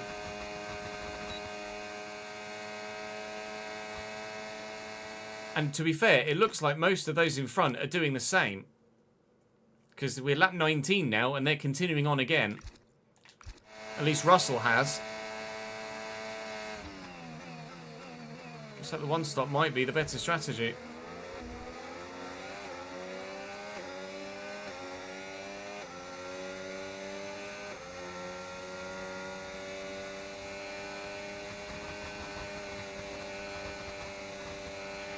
Okay, you're dropping a few tenths per lap to the car ahead. They're just edging away.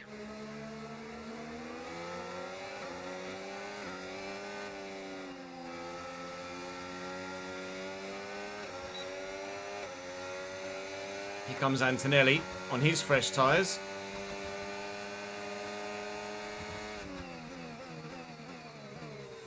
He's just done what Tsunoda's done. But they'll end up fighting one another and slowing each other down. So I think we'll be good to stay in their DRS. Because we're now going to match the pit strategy of those in front, though. I don't know as actually we make it any further forward than P5. I was hoping we might be able to catch Hamilton, Leclerc and co. if they were two-stopping with our one-stop strategy, but I don't think it's going to work. I'm also out of DRS range of those in front now. We'll hope that Yuki and Kimi fight, slow each other down, and we can get back within DRS range again. We've committed to the one-stop now. And we're massively in front of those behind. But we might be about to just consolidate a P7 at best. Antonelli's just set the fastest lap of the race. Gap ahead, 1.7 seconds. Right, fights, gentlemen. Fight like crazy, please.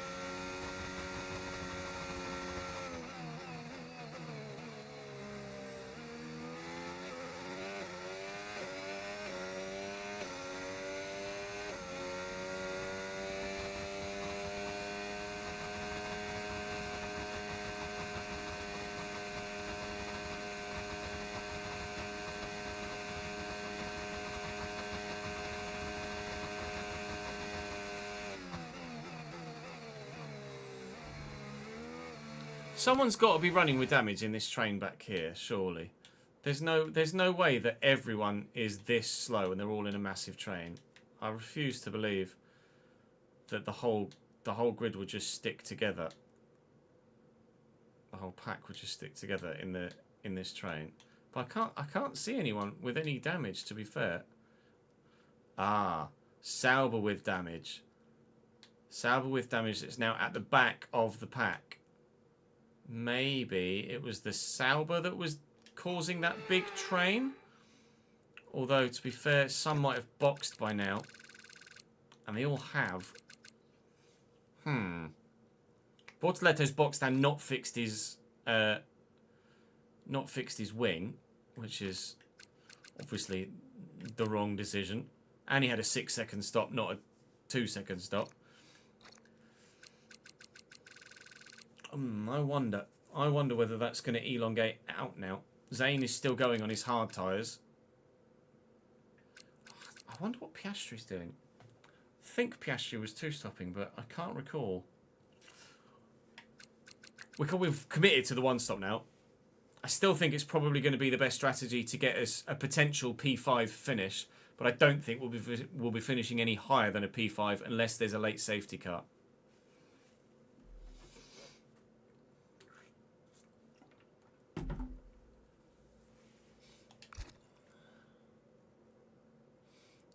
Paused that in the midst of a awkward traction zone as well.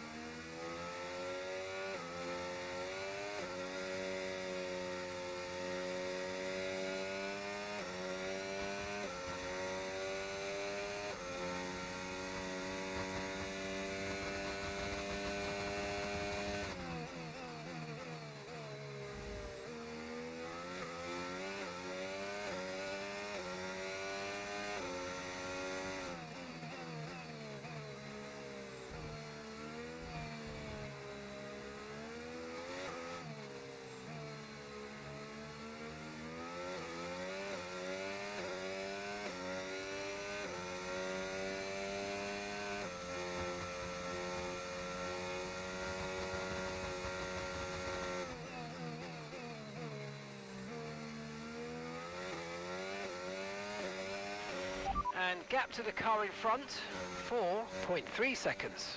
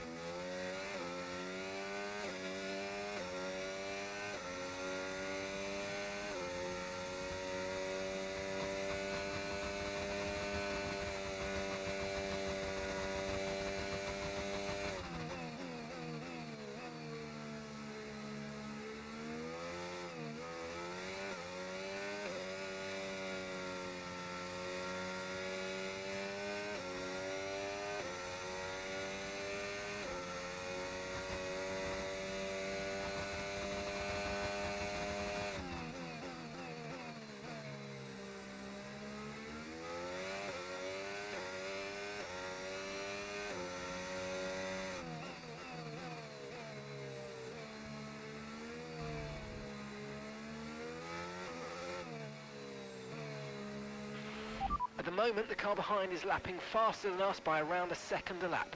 I'm just about to ask about Piastri, actually, and they've just mentioned him there. He's gone to the hard tyre really quite early, and I think he might still be two-stopping, although he's gone to that hard tyre particularly early. I don't think he'll make he'll make the hard tyres last. Yeah, he's got to have. I was gonna say he's got to have another stop left. I'm sure of it. 1 minute 35.2. The 35.2 is significantly faster than we've been lapping at the minute. So if we can box for these hard tyres and also lap in the early 35s, maybe sneak into a 34, then we're in a good spot. Understood. Stopping this lap. So Martin pit lane. Leclerc has boxed in front as well. He's gone a lap 23 too. But he's the only one of the front few to actually commit to the box. Or has George boxed there? Because both Mercedes are quite close together now. Yeah, George has boxed as well. So Piastri's on medium hard, but he's two stopping. Leclerc and Russell have a medium hard, but they're one stopping. We're also going to medium hard and one stop. And the majority of everyone else, I hope, is going to box next lap. One of the Williams is in this lap, though, behind, and it's Albon.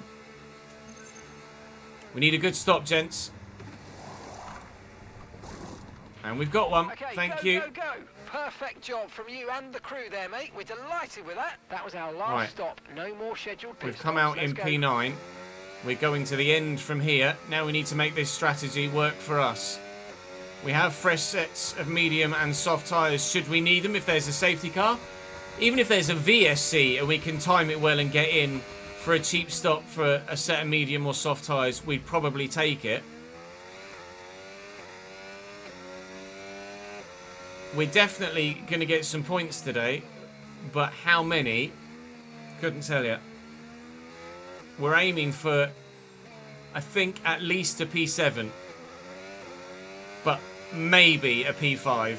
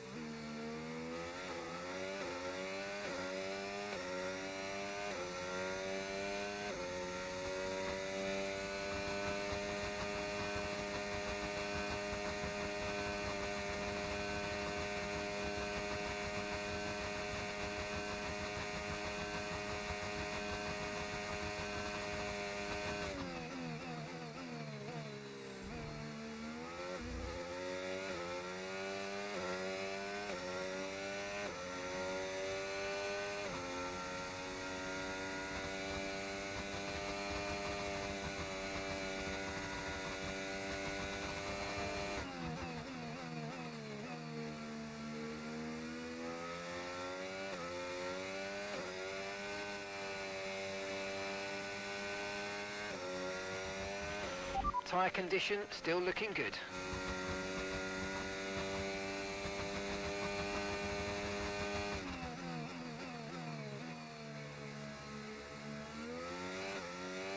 Okay, so gap to the car ahead, 9.8 seconds.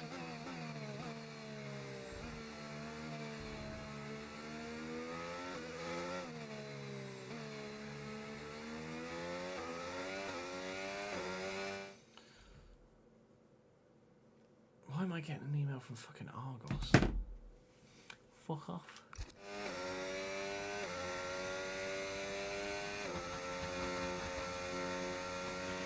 The car ahead of you's just fitted the hard tyres. Car ahead now on the hard compound.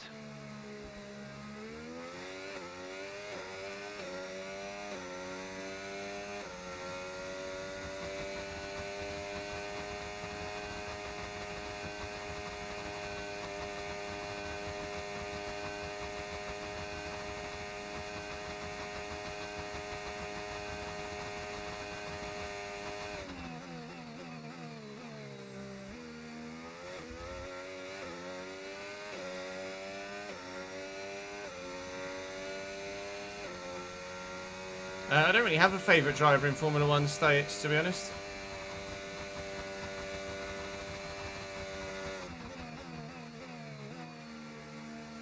Football is my kind of tribal sport. F1, I more just kind of enjoy the sport rather than picking a favourite team or driver.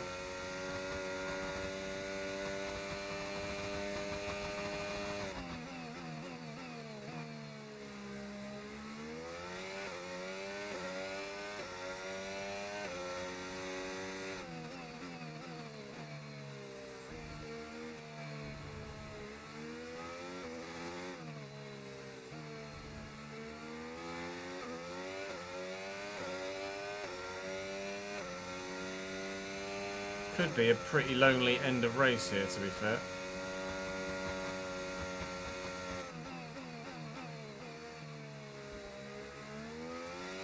With 9 seconds in front and 10 seconds behind.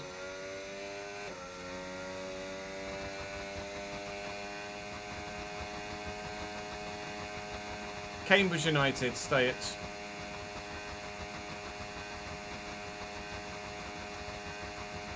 That really is a throwback, Echo.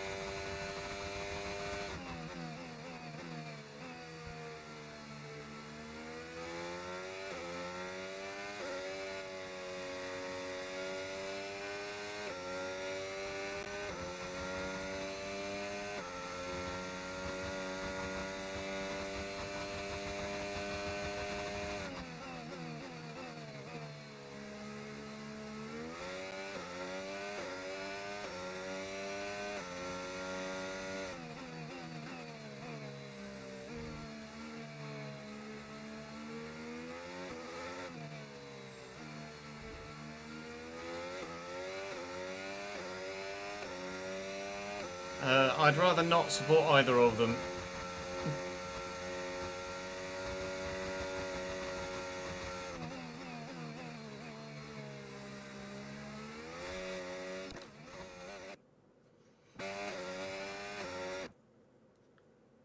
I'm the reason you support Cambridge now, is it, Britsu? Thank you for showing the support for the club.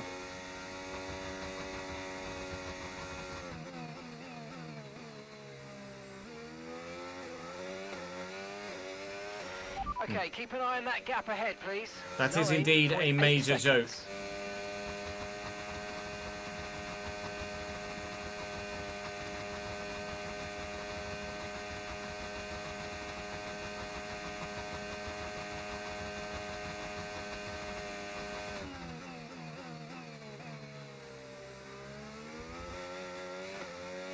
Pay attention, Chaz.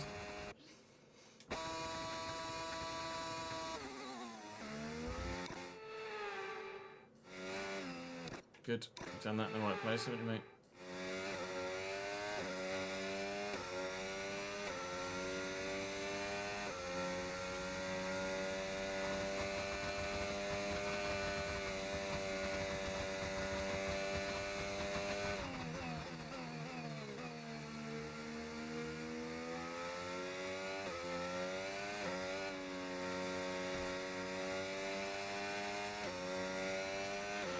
We're increasing our gap on the car behind by around a second a lap.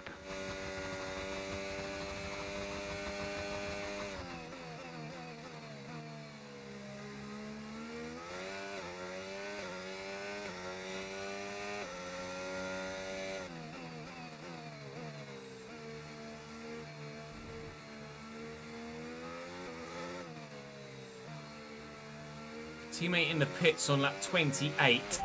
So he has pits. taken those Zane's hard in the tyres pits. quite away. We'll give you a little bit of a race update at a minute. George Russell still leads. And then there's a trio of the 2 Red Bulls and Kimi Antonelli. Then there's a trio of Oscar Piastri and the 2 Ferrari. Leclerc has gotten past Piastri now as his hard tyres are starting to fade. And we're closing in on Piastri whilst the gap to Hamilton hasn't really changed. Now if Piastri can stick with Leclerc and keep that as a trio to fight, unlike Verstappen, who's clearly pulling away now from Kimi and Yuki, then they could hopefully continue to scrap and bring themselves closer to us. At the minute, we're comfortably getting away from Albon and Sainz in the two Williamses. But right now I'm not sure at all if we'll finish any higher than a P7 ahead of Piastri. I don't know if Kimi and Yuki are a little bit too far down the road and have been able to make the most of the DRS off Verstappen as well, so that when they box, they'll be close enough to me to catch me on whatever set of new tyres they put on. So I have a feeling that whilst we might well catch Piastri between now and the end of his second stint, I don't think we'll finish any higher than P7 at the moment. It's been quite a lonely stint so far, and probably will continue to be so to the end of the race. But all it takes is that one little bit of drama of someone hitting a wall and bringing out a safety car. Everything could massively change.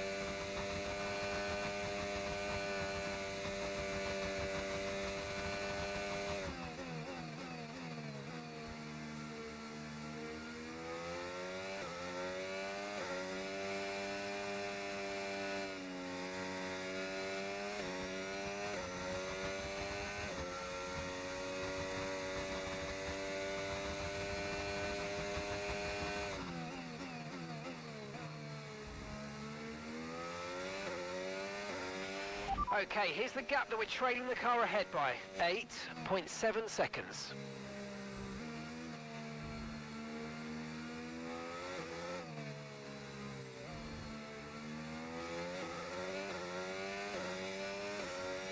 Gap to Piastri is significantly coming down.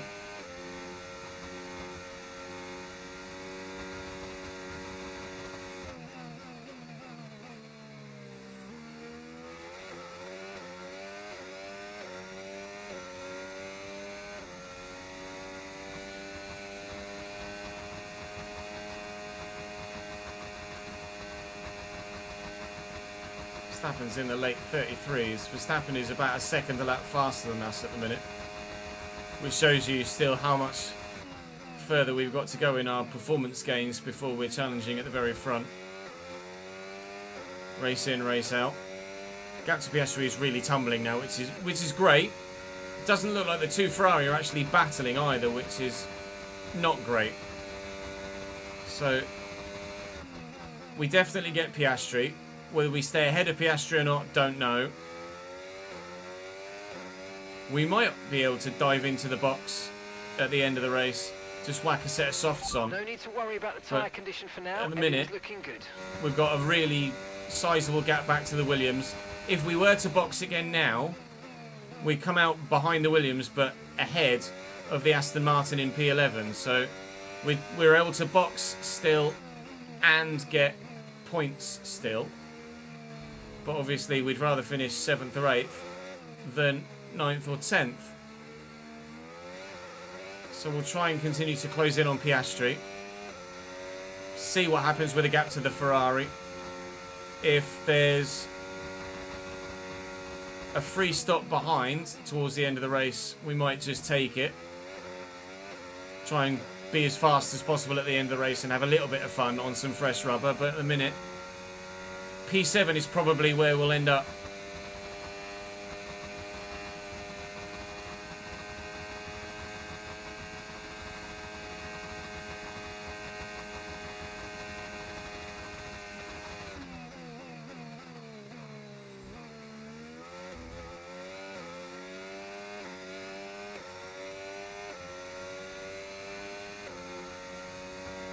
Tsunoda is in. That's quite early. Although, to be fair, he did stop really early off his other tyres, didn't he? So he's done an 18-lap stint on his first set of mediums, and he's gone to the hards. So Yuki didn't have another set of medium tyres to go to. He's gone he's gone soft, medium, hard, which is intriguing. He's now going to be just 4 seconds down the road from us, but he should be, or will be, there's no doubt about it, faster than us in a Red Bull on fresh tyres. Gap to the car ahead, 4.1 seconds. Gap to Piastri is continually coming down at quite the rate of knots. Hopefully Piastri and Tsunoda will battle. It might give us the chance to close in on Tsunoda a little bit, and maybe we'll stand a chance of gaining an extra position or two.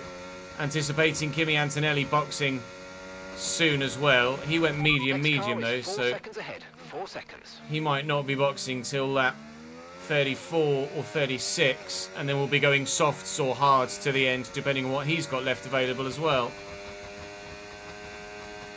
I still think P7 is probably our end result here without a safety car or VSC.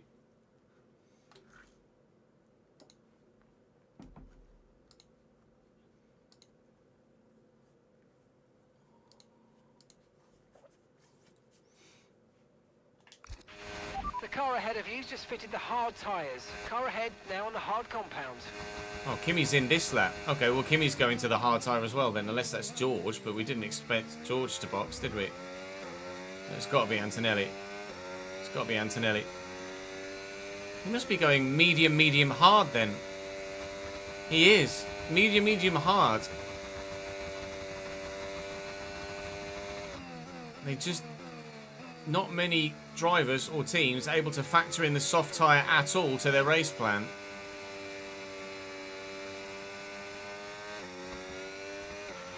You're increasing the gap on the car behind by 0.5 a lap. Yep.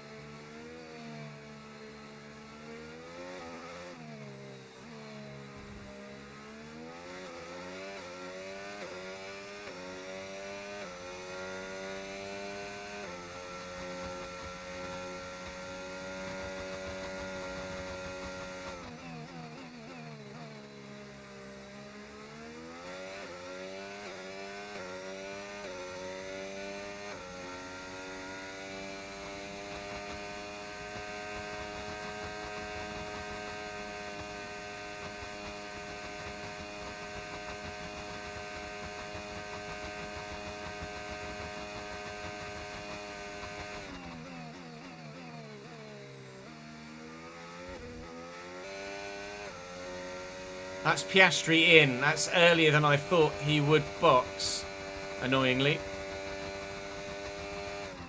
He might be going to another set of hards. I think he is going to another set of hards. Piastri medium hard harding. Oh, it's a big mixture of strategies here, isn't there? Well, that's P7 then. With the two in front. Only 5 seconds or so down the road, but unless they start to fight, we won't catch them.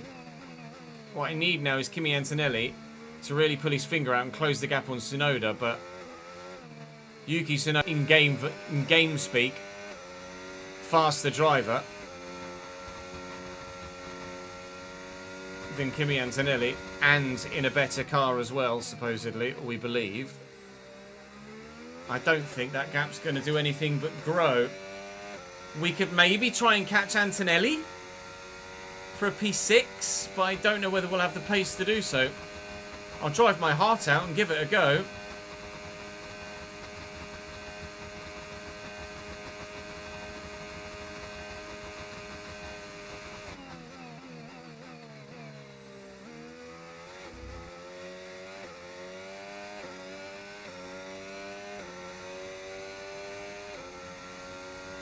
You're going to sim the sprint races. Any particular reason for that, Veins?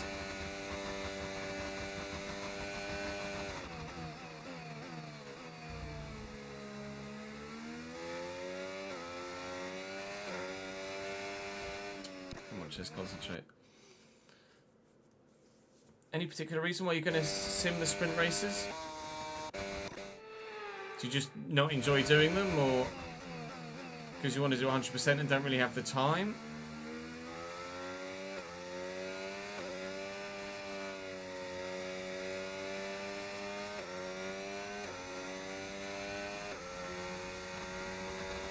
Oh, you're getting a lot of wet sprint races, are you? That's fair. I can absolutely understand it if they're all bloody wet. Okay, gap to the car in front, 5.0 seconds.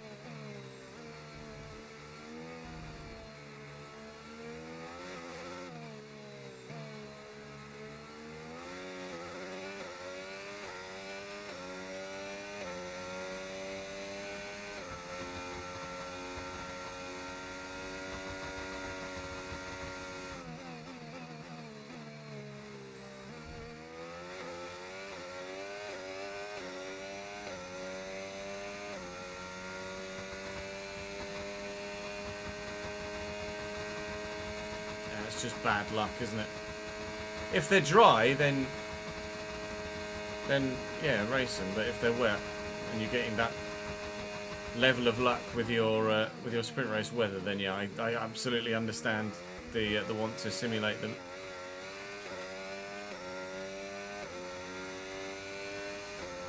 Me and that wall are getting good friends.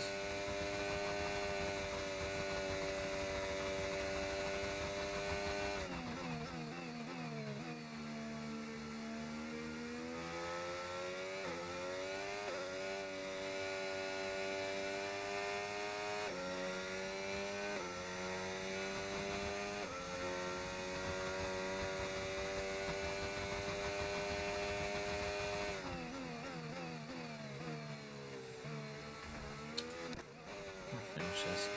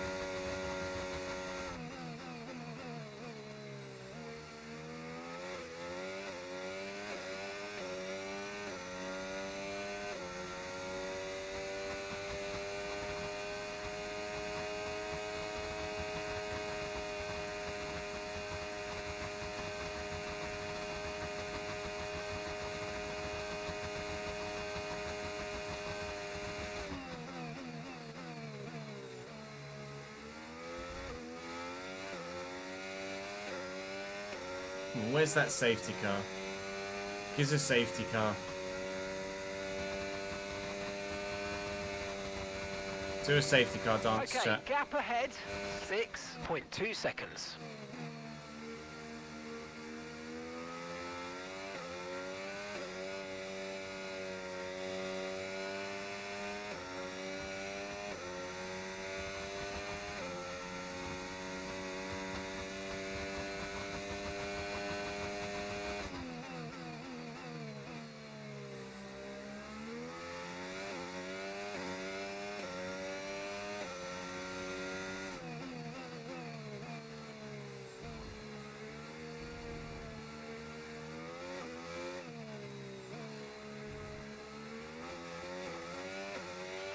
No tyre concerns at the moment, just focus on the driving.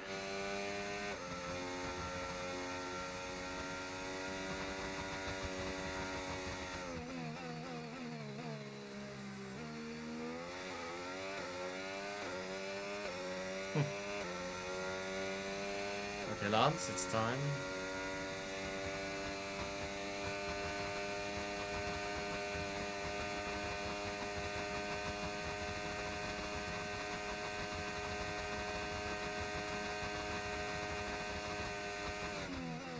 Oh, right.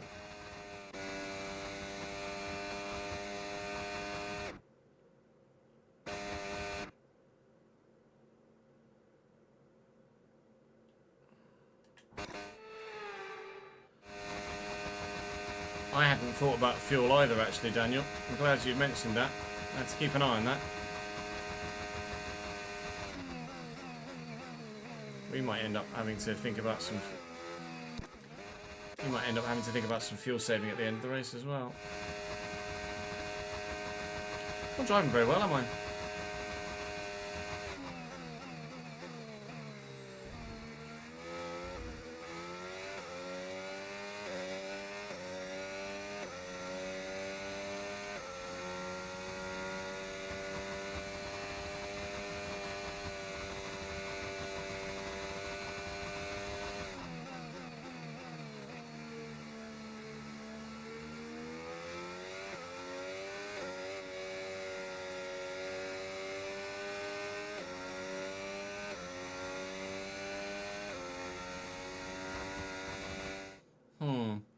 I don't think you'll be able to repick your strategy, Daniel. If you restart session or go to the main menus, it would, when you go back in.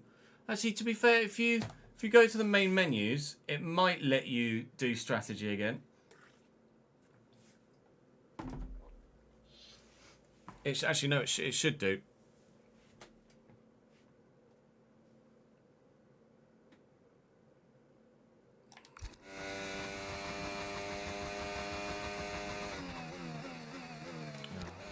Churches.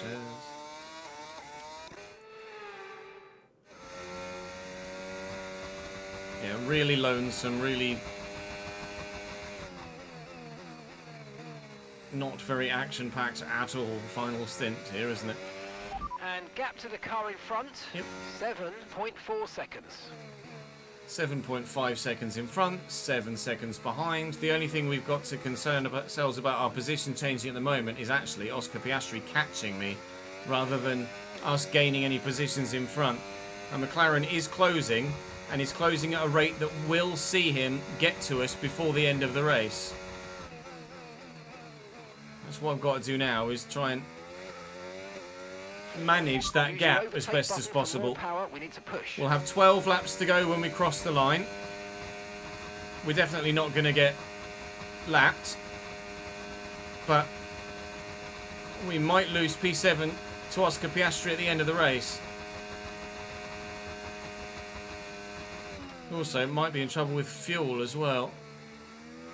It might be very, very tight indeed for fuel at the end of the race. We might need to fuel save and hold Oscar Piastri at bay, which is easier said than done.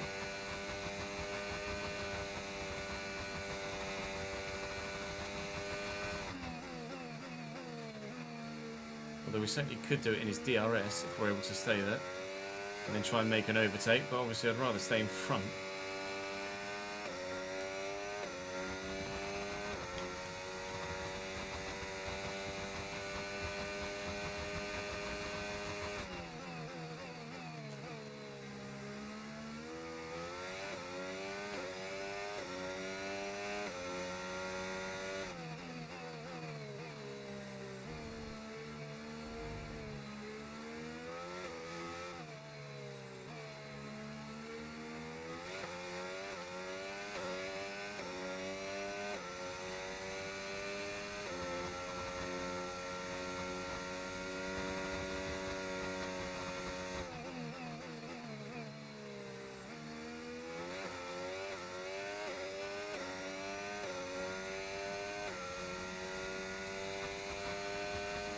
Oh, 8 laps of fuel. Yeah, that definitely be fine, Daniel. We started with... What did you start with before? We've started with 3, and it's going to be close. So depending on your driving style, you should be able to run less than 8. You started with 4 last time. If you started +4 and we're a few laps out, then yeah, maybe +8 is what you need. You've got a very thirsty right foot, Mr. Violent.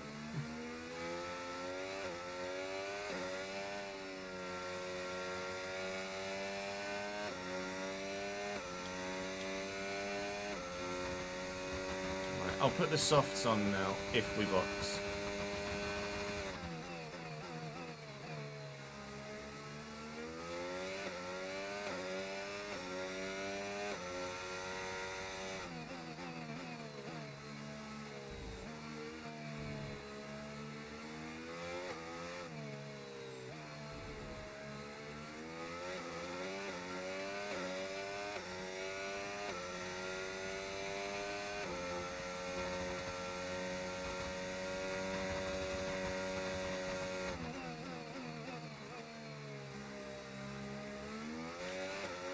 The two Ferrari getting dragged into battles here. Tsunoda and Antonelli obviously have boxed a second time, but Tsunoda is now battling with Leclerc for a P3, I think it is. And Antonelli has caught and now subsequently passed Lewis Hamilton. The gap to Lewis has come down to 8. It was as high as 11. It's not dropping by enough for us to stand a chance of closing the Ferrari unless he and Antonelli scrappy-dappy-do. But I wonder whether Tsunoda and Antonelli are going to have enough life in their tyres to be able to make the overtakes on their respective Ferrari battle partners at the minute and then pull away. Or they'll just get in front of said Ferraris and then just drag them with them whilst not necessarily standing a chance of the Ferrari getting back past, and just mean that I won't maybe close in on Hamilton by the end of the race. The gap to Piastri, as you'll be able to tell, has kind of stabilised about 6.5 seconds. So I'm less concerned about getting caught from behind than I was. But I still don't think we'll finish anywhere other than P7. So the occasional update here and there, with things changing everywhere else other than with us.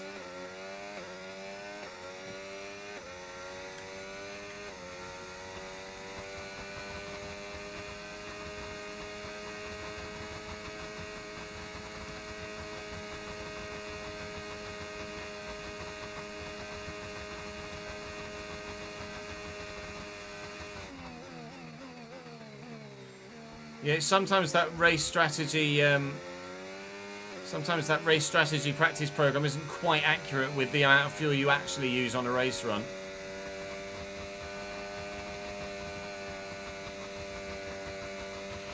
The pace is strong, but be aware these tyres need to go the distance.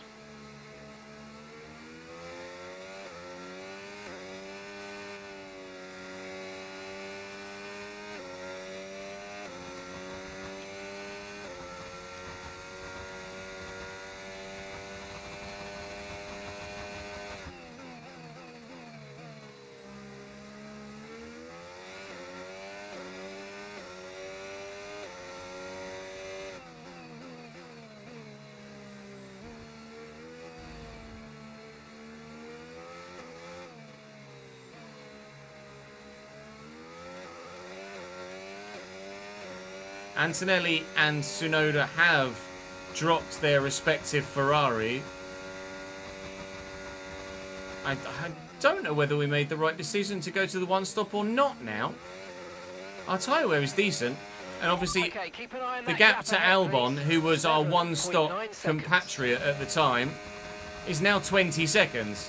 So we've absolutely made the right decision in terms of maintaining this sort of position. But whether we could have maybe finished slightly higher up and done what Antonelli and Tsunoda are doing, I'm not sure. Obviously, if I hadn't made the mistake and had to do the Spinala, then we might have been in that conversation slightly further up. But I'm just having to take that mistake on the chin there. 8 laps to go as we cross the line. Piastri's actually closed into under 6 now, so maybe he was saving a bit of battery and is going for another bit of a charge here. You know what? I'll take that on the chin as well. Piastri's making a bit of a late charge. I've just damaged my front wing, but not massively. At the very least, it'll be P8 for us if Piastri does close now with potential front wing damage, but it seems like it's only minimal front wing damage. And we've got 20 seconds in hands to Albon, so not worried at all about finishing any lower than P8. But after that conversation with a brick wall, or concrete wall, it may well be P8, but I'll try my best to keep Piastri behind. How much damage has that actually done? Let's have a look at the front wing. Oh, barely anything at all. Little chip out the front corner and some little chip on the top of the end plate, but that's not going to cost us many points in downforce at all. We will be slower, but it won't be massively effective to our pace. At least it shouldn't be anyway.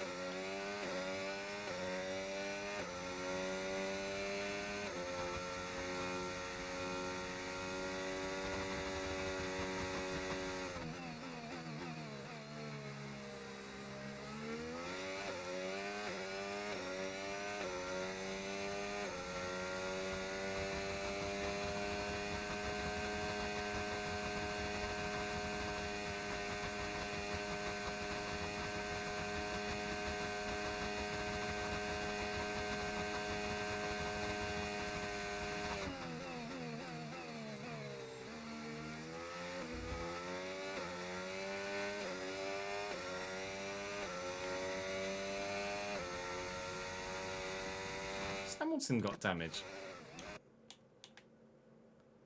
No. Must have made a mistake.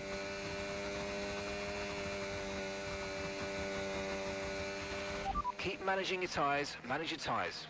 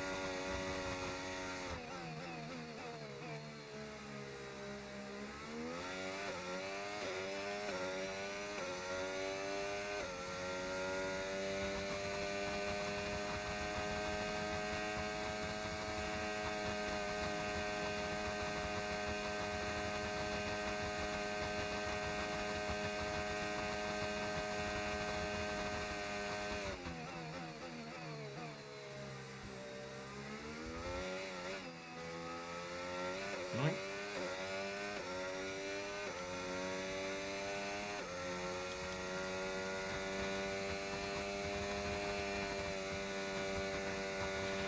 Okay, here's the gap that we're trailing the car ahead by.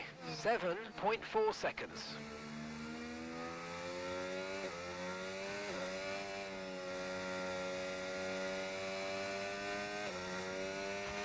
You're dropping a second a lap to the car behind. 1 second.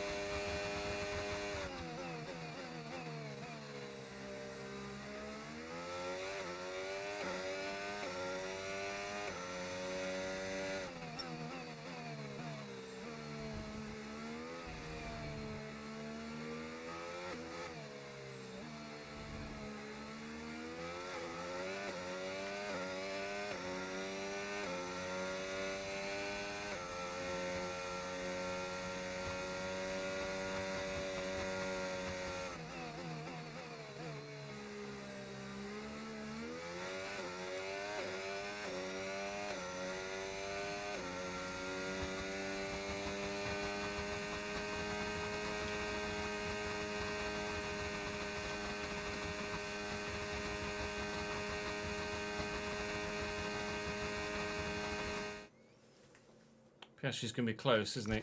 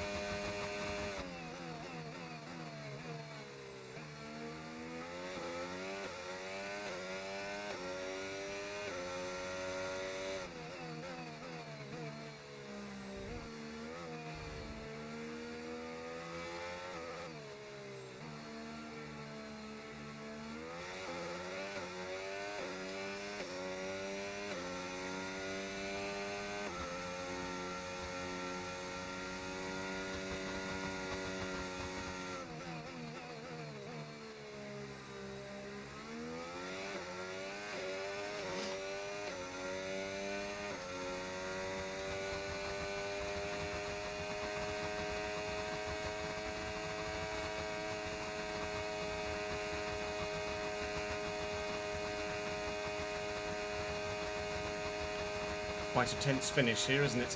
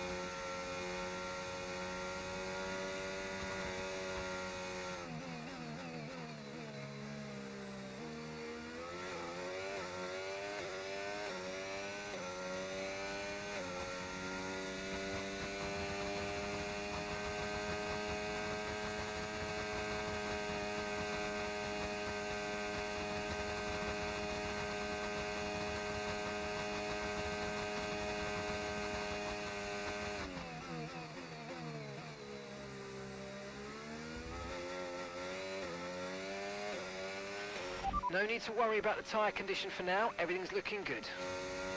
It says it's looking good, but they are pretty worn. With 2 laps to go as we cross the line. Gap to the car ahead, 5.0 seconds. Only got 0.18 or 19 laps worth of fuel, of extra fuel remaining. Gap to Piastri is now probably, if we're honest, it's probably going to be under a second by the time we get to the DRS zone. We are closing on Hamilton, who has my teammate in front of him, but this is turning out to be a very tense finish here. With Piastri gaining, fuel waning, pace is not great. Oh, if we hadn't made the big Spinala mistake, I think we would have finished for sure top 5. But I can't guarantee finishing P7 at the minute. Hamilton is past my teammate now. Unfortunately, my teammate is not going to be close enough to give me any sort of DRS assistance at any point. And Piastri's been battery burning. He is with me. Fuel should be okay, although it will be tight. But Piastri's going to have me here. But is it the right thing to do to maybe let Piastri go here to then get him back next lap? Can we make the overtake to get the position back on the final lap? Not if I'm driving like that. No, not a chance. Ah, God. Frustrating. Okay, final lap. But Let's go. Final lap. that's the nature of it. We should be within DRS range of Piastri here for this little straight. I'm going to have to burn and hope I can stay with Piastri. Fuel is going to be okay. It's going to be very close, but it is going to be okay. Now, my teammate is right there in front of Piastri now. Maloney, don't you dare give Piastri DRS on the final part of the lap and allow him to stay in front of me. Do not. You've lost some time to the car behind. I've lost some time to the car in front is all I'm more than worried about. George Russell wins the race. Congratulations, Mr. Russell. There should be a T-pose somewhere. He's pulled over before the detection point, but I'm not close enough. Piastri might have played a bit of DRS chicken there and had DRS in the end. Oh, mate, it's going to be a P8 in Vegas. Just not quite enough pace. Too many little individual errors. P8 is still a very strong finish, especially when we're so far ahead of those behind. And we definitely had the pace without the mistakes to maybe finish top Okay, pick up rubber. 5 or 6. I think without the Spinala and doing a 2-stop, we might well have finished with Kimi and Yuki ahead of both the Ferraris. Max Verstappen gets driver of the day with a P2 finish after P11 start, perhaps, but George gets the dub. Congratulations to him. Yeah, P10 start from Max. Be sure to join us once again as we continue to annoying, all but the excitement of Formula it is 1. what it is. We made the mistake. We took it on the chin, and it cost us probably 4 or 5 points. But crucially, that is 4 more points extending away from Aston Martin in the Constructors' Championship. As Fernando Alonso finishes P11, we were able to get the job done. And fan rating will go up a little bit, but only a little bit. I'm intrigued to see what happens to fan rating at the end of the season, actually, when we get a really good Constructors' standings finish. Only Qatar and Abu Dhabi left to go. Qatar obviously is going to be a sprint weekend, so that will be an intriguing one. Qatar, in previous versions of the game, has seen us be quite strong as well. We've got a corporate event here. An environmental lobby has invited us to support a tree planting initiative. While there's a cost involved, it could enhance our public image. We can participate, will cost us 50 grand, or we can decline. Quite happy to spend 50 grand to show our care for the... I mean, it's the least we can do, burning as much fuel as we do. Be that car fuel or jet fuel flying all over the planet. At least we can do is plant some bloody trees, isn't it? Right, I have no time to do anything on the owner side. Can't do anything there. We can do something here, but... I mean, I don't know which department we really need at the moment. We'll go chassis, and then we'll do the fan outreach here. There's really not much we can do at the minute on any departments, is there? We're going to have some messages. Was it points on the board? Yeah. Yuki Tsunoda. I had a little bit of a heart skip a beat there, thinking that we maybe signed Hulkenberg there. But no, nothing said about Hulkenberg and his potential contract. So we've got enough resource points to do something. That something could well be front or rear downforce. Can't do anything. I actually can do, but I'm hesitant with the brakes because of previous games bugs. Could do engine power or durability. I'm going to go with the aero. We'll go for front wing or rear wing. I'm going to go with front downforce, I think. Be ready for the end of the season. This is only the research as well, to be fair. Not even factoring in the development.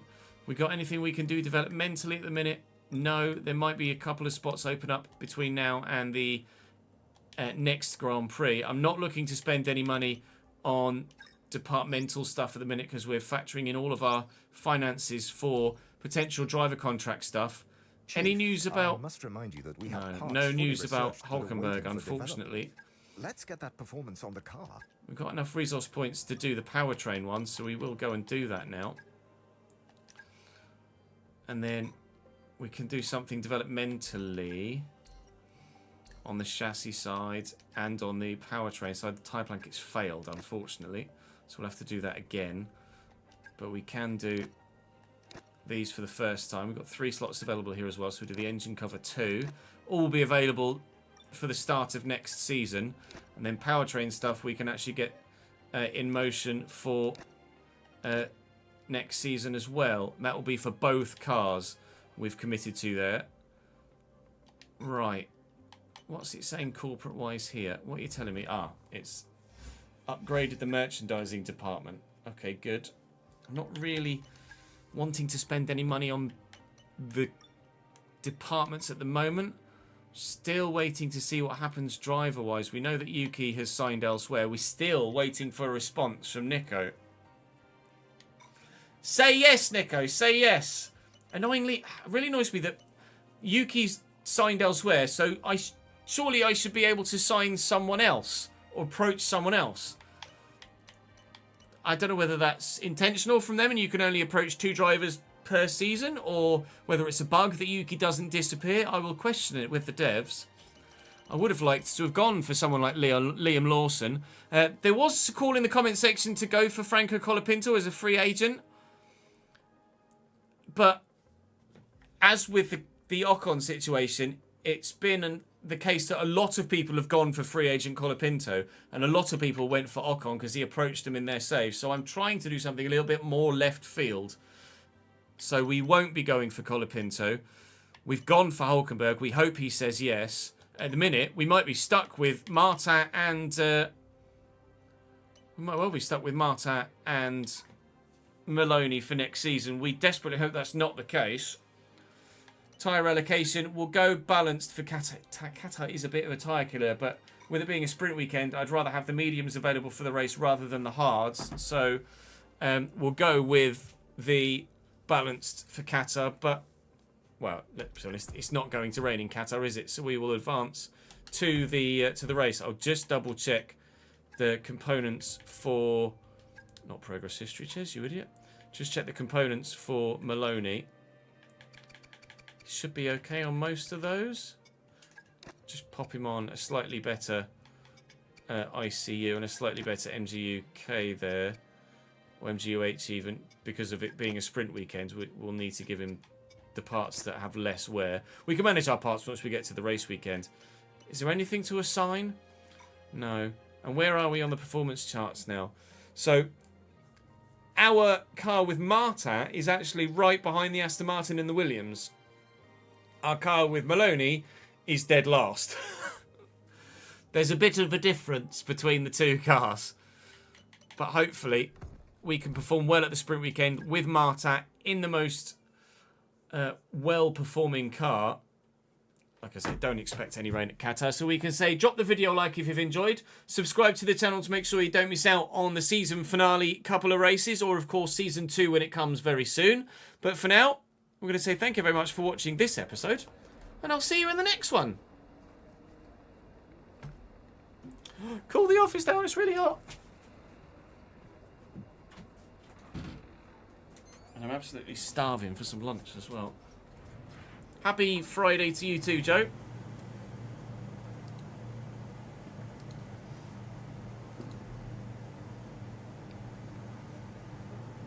Let me query that. We need to make a thumbnail too. Do I find a thumbnail image?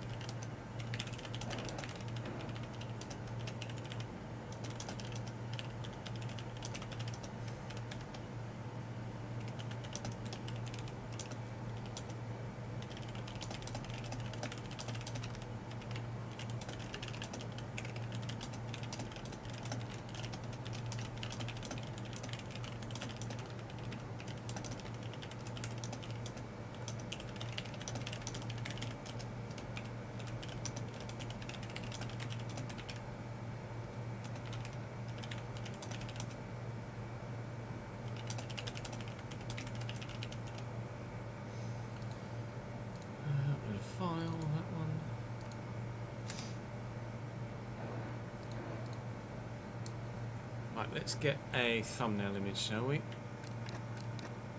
No worries, Tom. Catch you later, dude. Let's pay out the prediction. Sorry, Tozzy. You're losing a lot of channel points there. Everyone else is gaining a lot of channel points.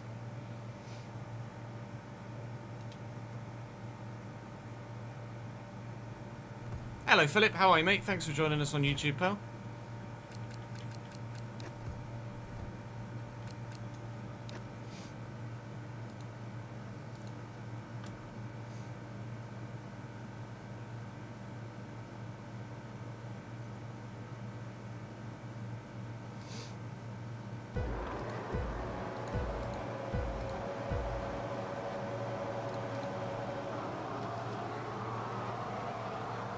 You're over 1 million again now, are you, Tom? Nice.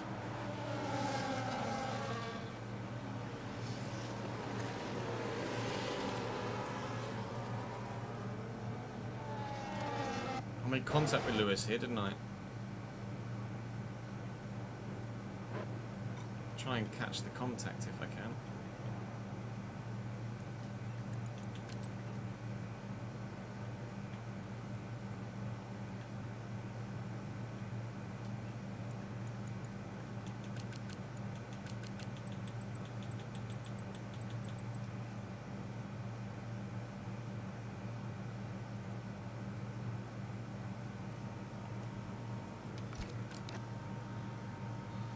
See how that looks on a thumbnail before I fully commit to that being the image. 60k for Jordan, there you go. Tar. Jonathan Tar. That was really, really bloody tight though, wasn't it? With Piastri at the end. It's a shame it didn't quite work for us.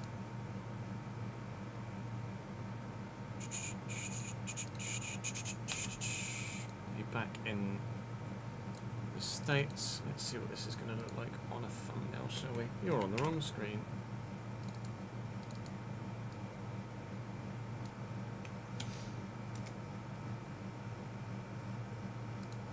This is what it potentially might look like. Yeah, that looks alright.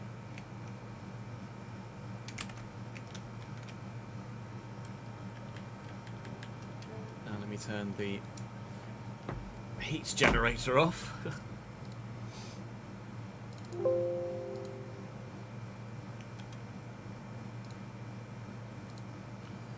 We can send that footage to Chris, and then we can start on the old FC side of things.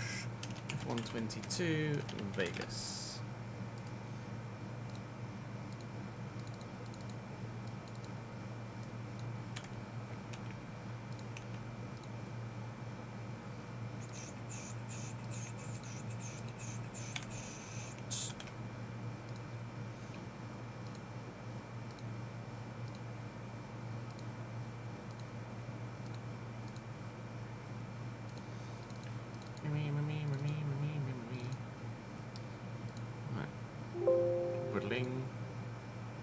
Run game. Let's switch all of the stream details to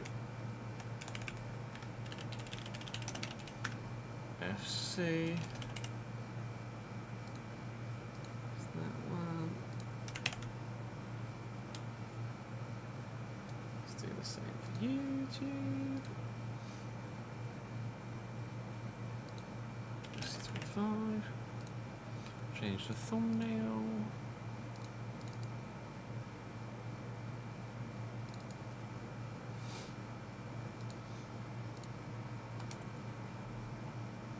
Oh yeah, the Cambridge kits this year are dumb. That third strip is just oh. Yeah, what is the whole thing with Palace and European situation, Philip? Can you explain it to me? I've not had it properly explained to me, so I don't know why exactly Palace might be in or out of Europe. Is it something to do with spending?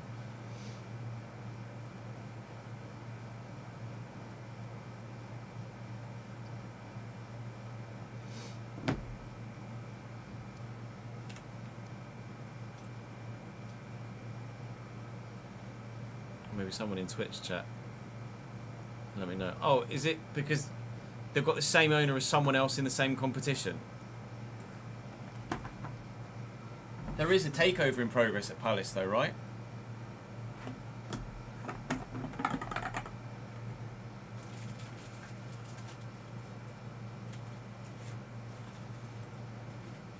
Yeah, I can see why people are torn on the away kit for sure. It's definitely a Marmite kit. I think if it had a bit more of a pattern on the white, like you have the DNA on the black strip, then maybe it might have been slightly more unanimously received. But absolutely, the home kit and that third kit are sensational.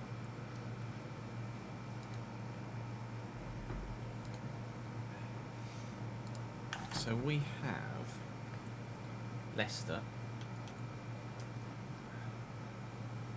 Then we're going to sim leg 2 against Frankfurt at home. Play Chelsea, play Villa, I think. Surely we can sim that leg. We can sim that second leg. There's no way we lose by more than 3 goals, is there? Not a chance.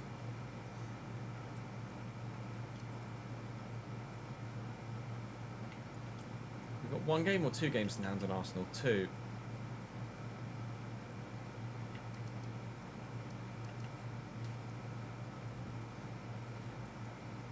Right.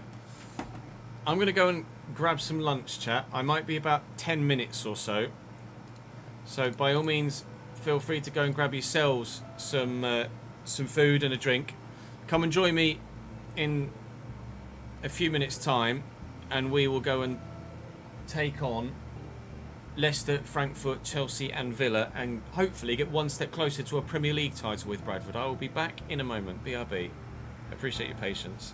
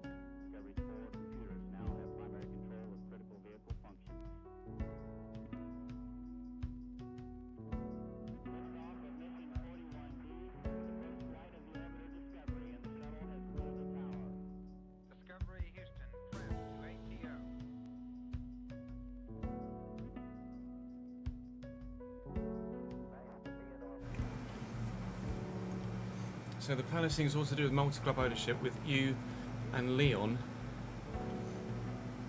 both in Europe. Both in Europa League. John Texas, who owns Leon, doesn't own Palace and has a voting right in the club of a 30% share. That has nothing to do with the club as he sold his share.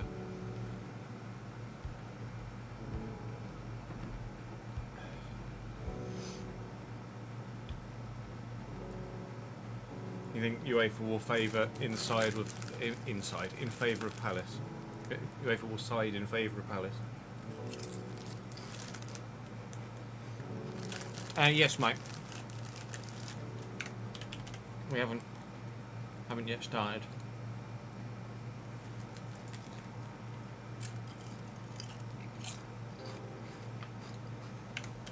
Do need the spreadsheet though. I think we're up to date with the spreadsheet. Let's have a quick look. Where's my controller?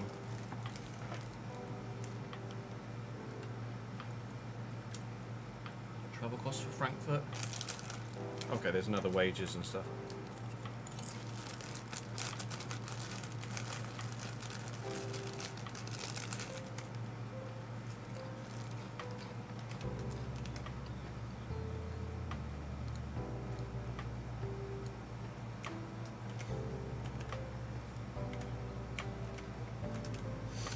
Uh, 2.31 is 1.155.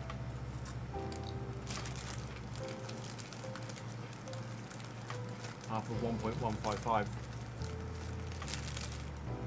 is 577,500.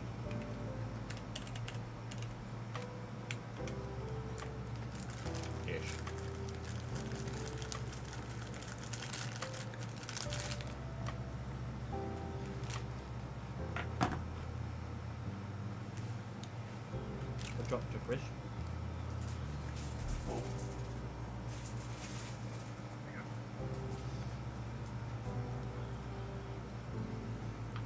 Alex Dunn is probably the next Bearman. Oh, I forgot FP1 was on this afternoon.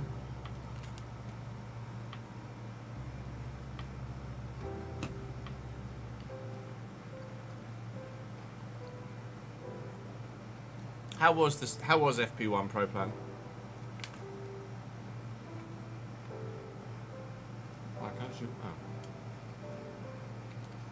I can actually watch it from the start, so I might as well just have that on above me.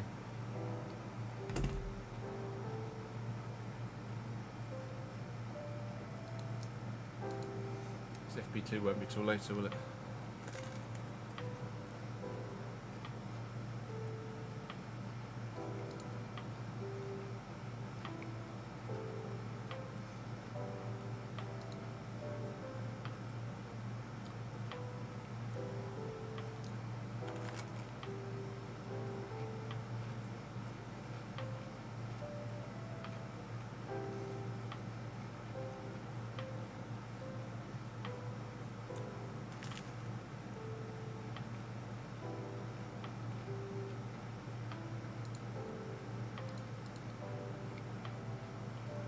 Verstappen, Russell, Verstappen, Piastri. Done in P4, nice. Wow.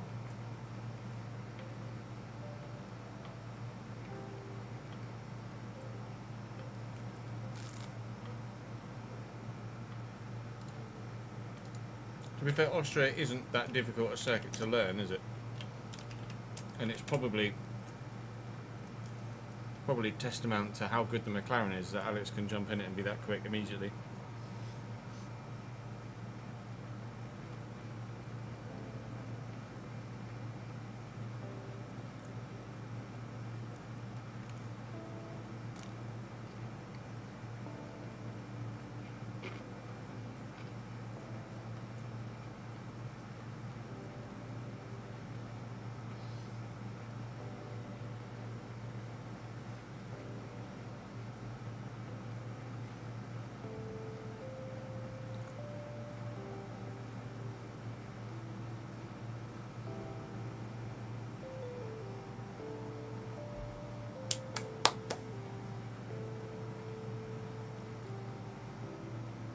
currently leading the F2 Championship, isn't he?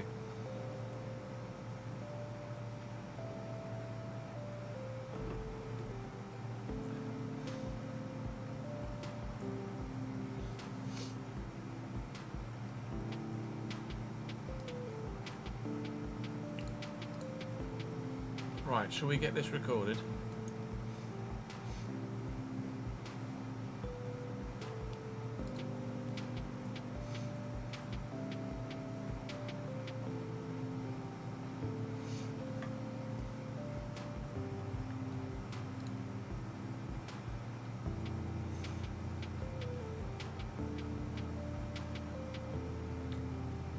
To be fair, Dino was only 3/10 off Lewis. Less than 3/10 off Lewis.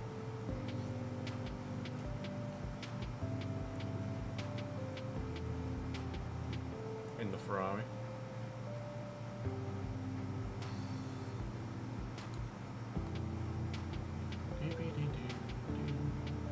Right, let's get some names from the previous comment section to pop on the board behind me. And then we can record this next episode.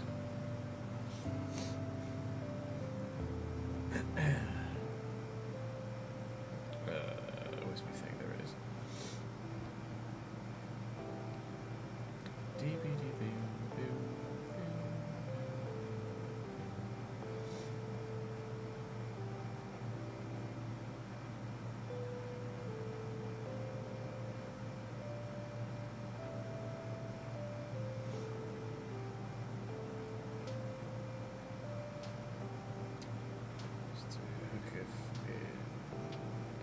You spelled that wrong.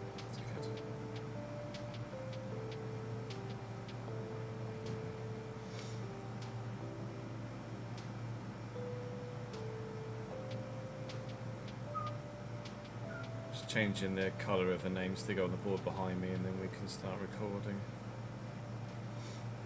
Dylan in pink. It's kind of a pinky purple, isn't it? And then Flammers in red. Big up chickens, he said. In the comment section. Big up chickens indeed.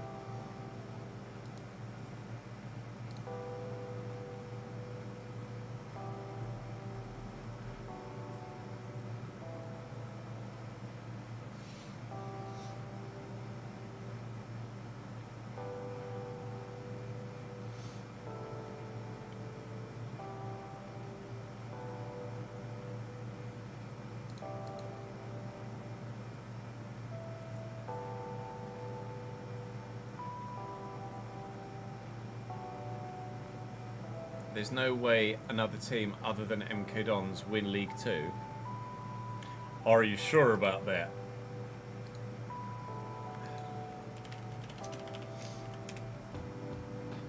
Are you sure about that? MK Dons were 19th last season.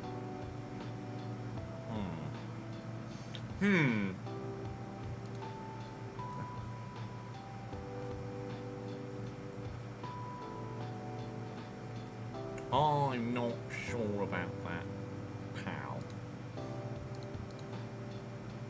Hopefully Cambridge can challenge for promotion, whether it's a league title or not, I doubt, but you never know. We need a number more signings, but the squad is coming together okay. If football kits won,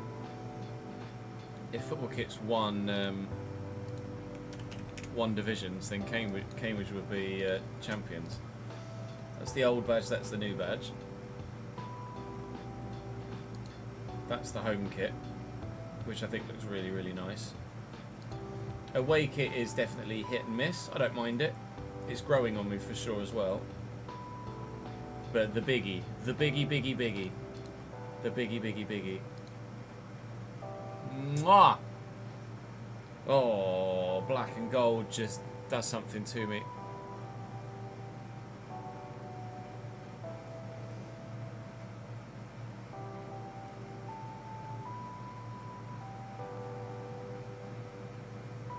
You want to bet on it, Luke?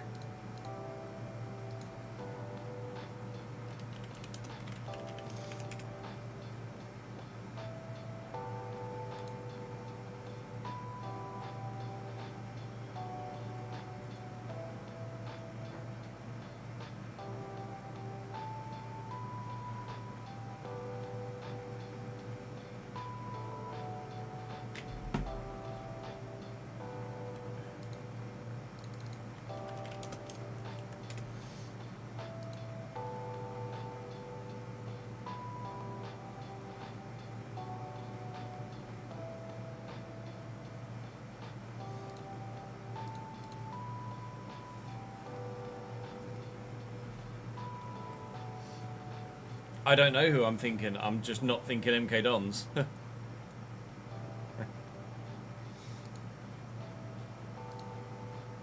don't think MK Dons come close to the title, personally. Obviously, it's all subjective, isn't it?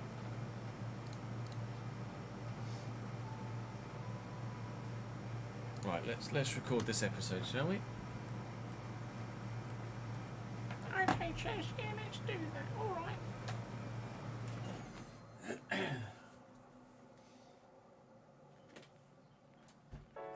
Oh, actually, let me just go and unblock the gate because the lawnmower man's going to be here in a bit.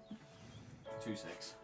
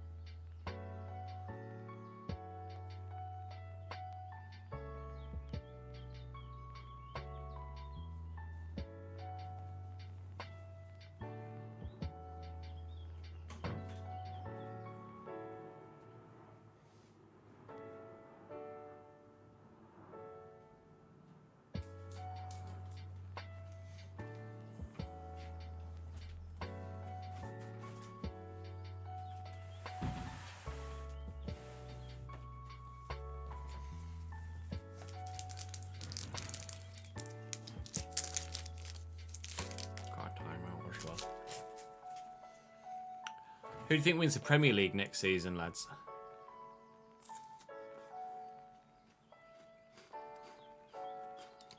That's a question. With the signings Liverpool are making, with the signings Arsenal are making, with the signings City are making.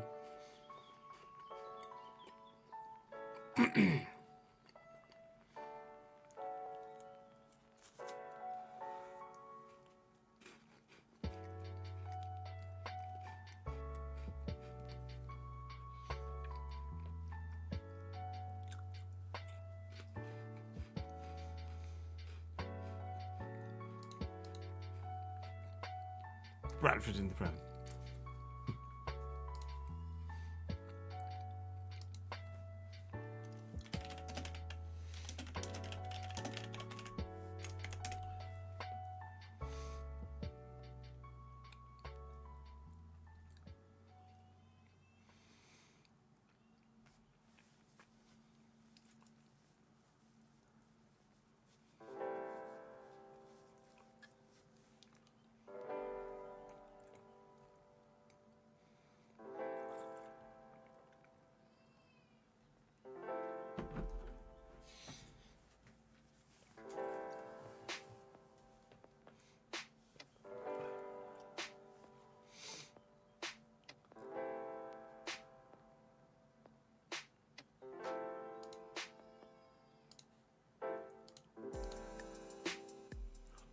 This is season 10. Aye, season 10. Alright, let's record.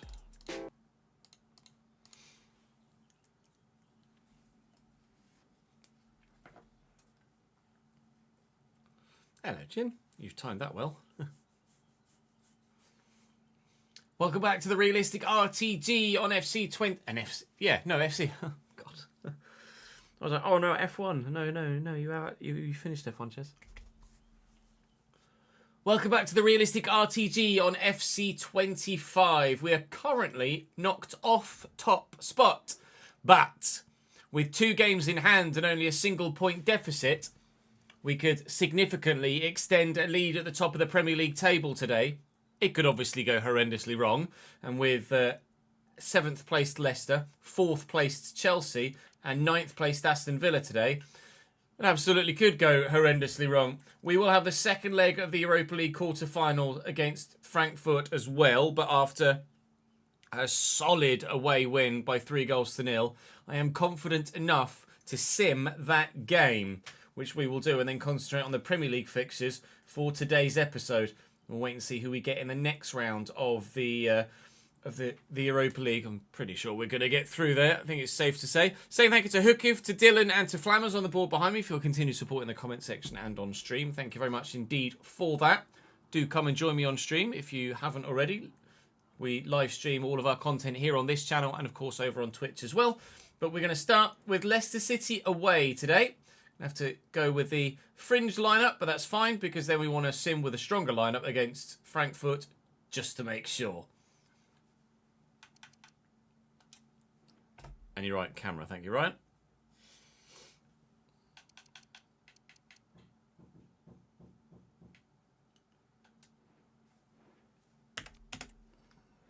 Bear with, I just heard the front door. 2 secs.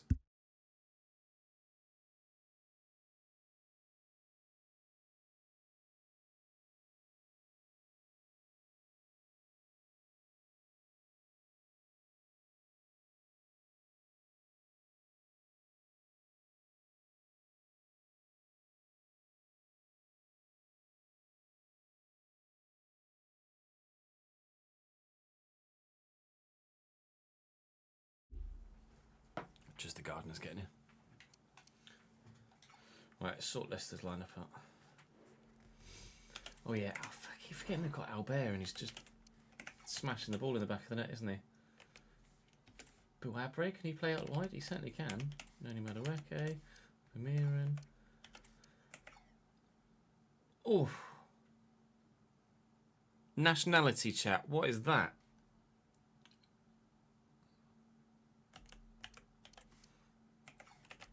I'm lost on that one.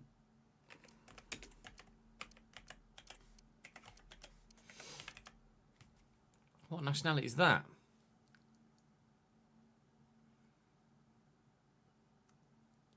It's not Syria, is it? I'm sure Syria's flag's not like that. Syria. No, Syria's flag's green, white and red. Green, white and black. What flag is that? Red, green...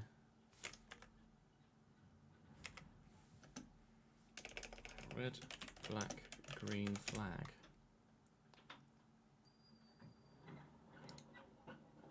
Libya. It's a Libya flag. Bloody hell. Also, hey Will, how are you, mate?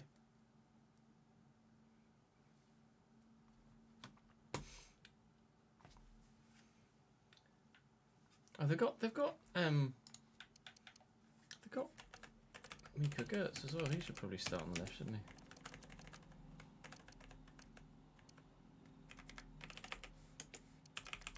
Put Talby in for Alves. Anyone else on the bench that should be there? No, not really. Let's put Adaramola in for...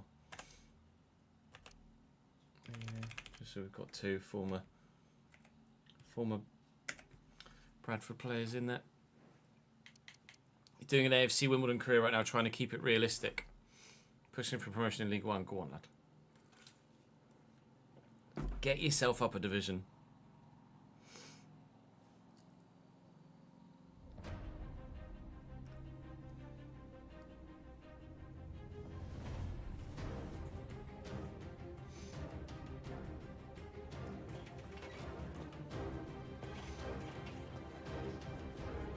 I haven't seen it, no. By all means, tag me in a tweet.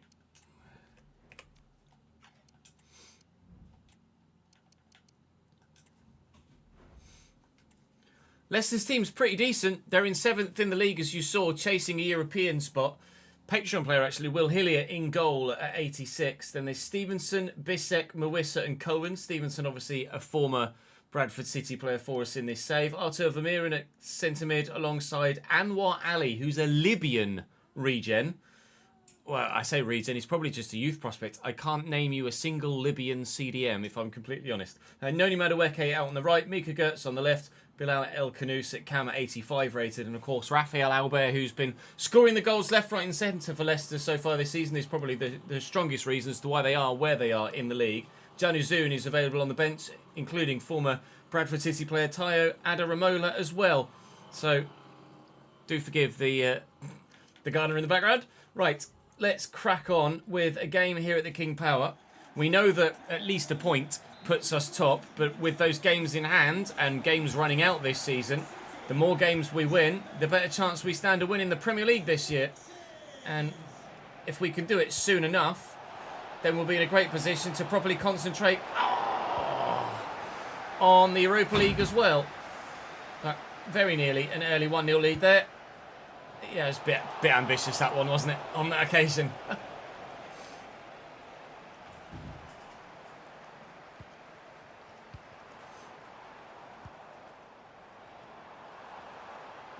Cohen into Mika Götze, into the space. Albert delivers a ball. Safe. Pre-season day one, it's hot as fuck. Yep. You wait till Monday, Leone. You are actually going to die. Trent and Gallagher looking for Hayward. Well picked off. Götze shows the strength. Ref saw that as a foul. It was more of just a coming together, but play continues regardless. And Cohen. That's a good delivery. Longhorse is up to it. Still the danger here. And a goal for Leicester. It's not Albert. It's El Canouse, one of the few remaining Leicester City real-life players. Bags a goal. Ah. You're in Brighton for the week, no pre-season for you. Love and life. Tag me on Twitter, let's have a look.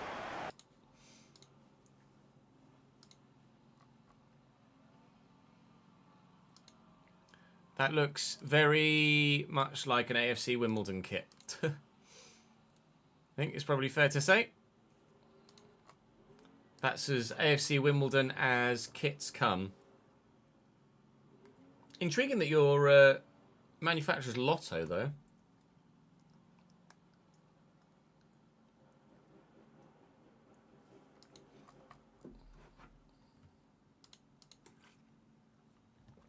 Out of 10. Solid 7. It's all right. Solid 7. It's what you would expect from a Wimbledon kit, I think.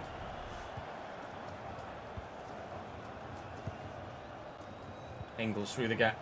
Nicely to Trent. Hello, sir. That's a challenge and a half. Right.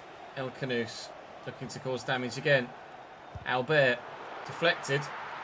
Lunin gets there. Look at the space on the right-hand side. It's Karim Adeyemi. How's your touch? Oh! Could you get any better? Bissek is the man with me. Poke it through that gap and find Ribeiro. He finds a good save by Hillier. Oh, and Adeyemi was offside. Come on, Karim. You've got to keep yourself onside there. That should have been 1-1. Maybe should have gone across goal rather than trying to slam it at the near post. But regardless of which way I went, the keeper seemingly had me covered. On this occasion, Lewis Hayward looking to make moves. Conor Gallagher has Trent arriving. Now, can Trent find a good ball? Bissek completely sold himself there, but Adeyemi selling himself short and can't score the finessed effort. Should we say thank you to Freshbot for the 36th month subscribed on the Twitch channel. 3 whole years. Thank you, mate. All good, thank you, Luke. How are you, pal? Ian with a 10th month as well. Thank you, lads. Ribeiro. Ah, that was not ideal, was it, Ches?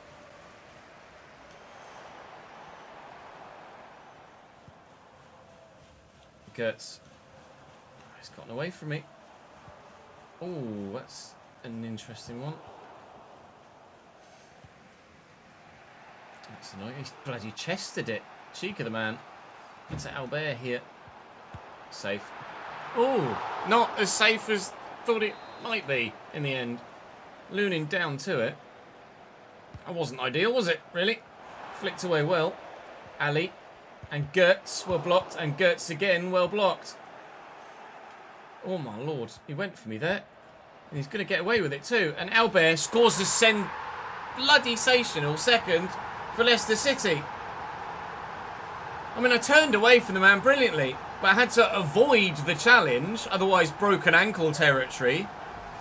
And then as a result, the ball falls free to them, but as first-time efforts come, swept into the bottom corner, that is as good as they get. Leicester lead by 2. This is why we always say that points on the board are better than games in hand. We're losing our game in hand, or one of our 2 at least. Hayward, Gallagher. Look for Ribeiro, well picked off by Mawissa.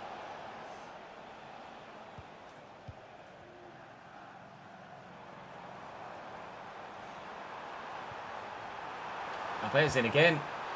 Bloody hell, cut me apart. Just get ready for a night out on the town. It is Friday, I suppose, isn't it?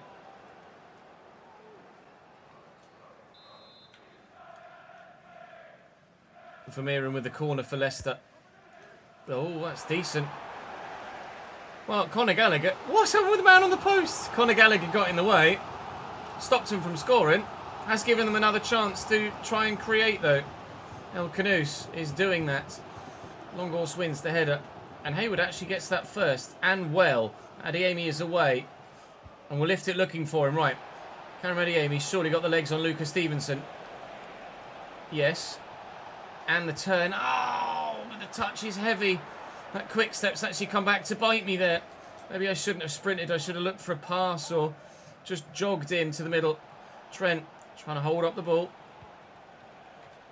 Looking for Hayward. We're going to be 2-0 down at half-time here. We've not been bad in the first half, but we haven't taken our chances, and Leicester City have.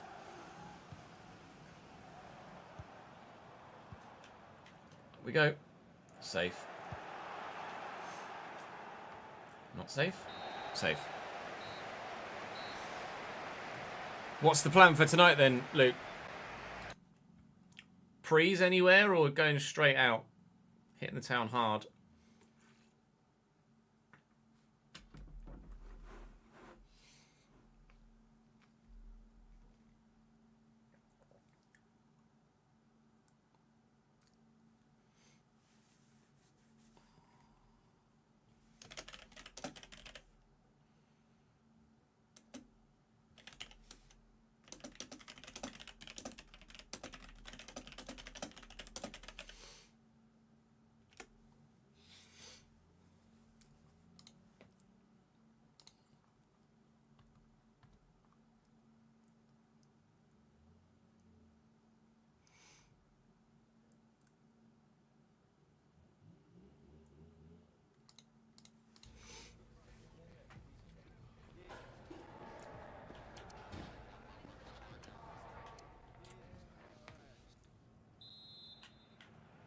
Right, be better. Friend's 21st, so her party then hit the town like Lando hitting Oscar. Lol. Are you gonna lose your front wing and all? Confirmation of Luke losing a tooth tonight. Cohen down the wing. Stands up into the middle. Albert's there. It's flicked on well enough, but the fullback's pushed forward. Hayward keeps it in play. Cohen is dead on his feet now. If Ribeiro... He took ages to actually get in the box there, Ribeiro.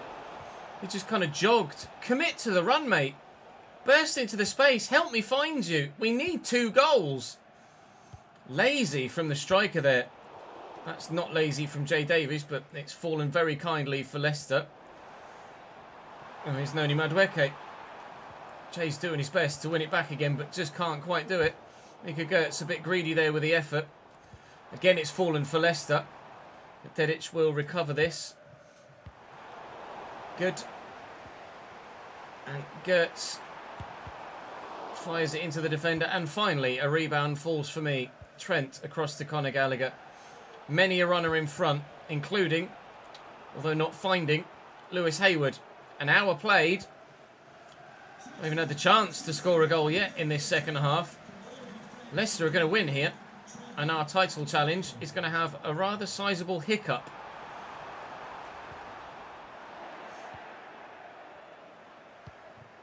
That's a great ball for Adeyemi, though. And we could be in. Here we go. This time, not smashing the sprint button and running straight into a defender. And Adeyemi can score goals in the Premier League for Bradford City. One more at least, please.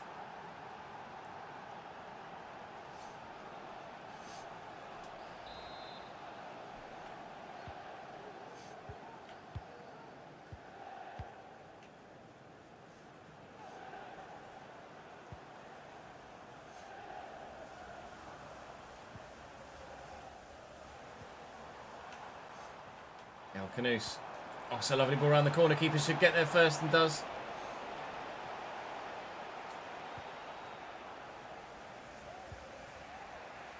Trent.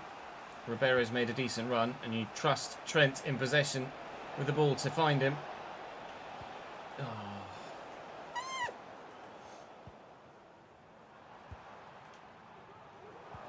That's a great ball to Gertz. It's not a great cross into the middle. Not a great clearance either, but we will get rid of it. Ribeiro. Gallagher. Let's go back to Ribeiro here. Look at the left back. Jay's getting forward. Adeyemi through the gap. If the pass is good, we're in. The pass is not good, we're not in.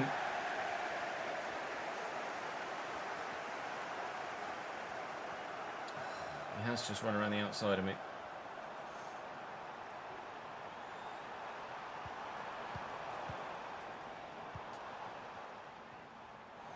Vermeeren.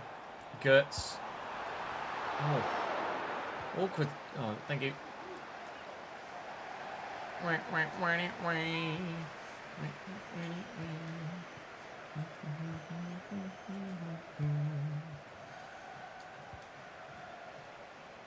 Davies. Inside to Trent. Leicester are starting to press slightly higher and harder here. And I wonder whether it's actually going to be detrimental to them. They're trying to win it back up high, win it back high up the pitch to try and force us backwards so that there is no opportunity to score a second goal for us here at the King Power. But in doing so, if we are able to break that press, there is going to be space to try and exploit. And Conor Gallagher is looking to do that here with Hayward. Not found though. With Hayward. Found though. Looking for Ribeiro. Can he get there ahead of the keeper? No, he can't. And that might be the last opportunity we're able to create to give ourselves the equalising goal we crave. That was a really good chance. If the way that pass is as was needed, then we are in and we are level. Albert ruining me there. Noni Madueke back to a teammate, and time has gone. It will be 2-1 or it will be 3-1, but it will be a Leicester win. And it will be by 3. Albert bags again. It's defeat to start the day. Not great. Austria tends to provide good racing, doesn't it, Luke? Hola, Elavaco.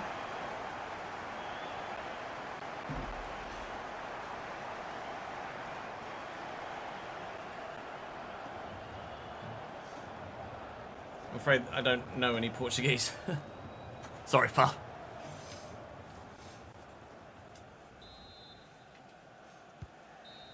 Me.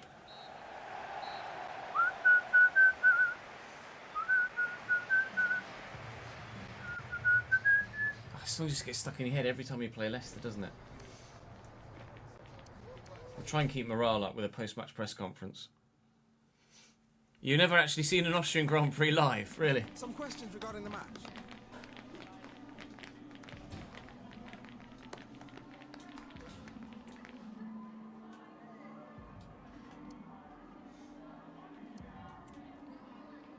Thanks very much. Thanks very much.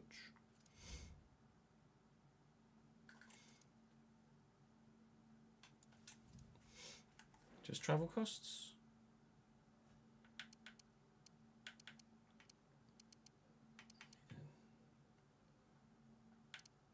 It's the 2.3 one we did before, isn't it? Yeah. Just travel costs. 14.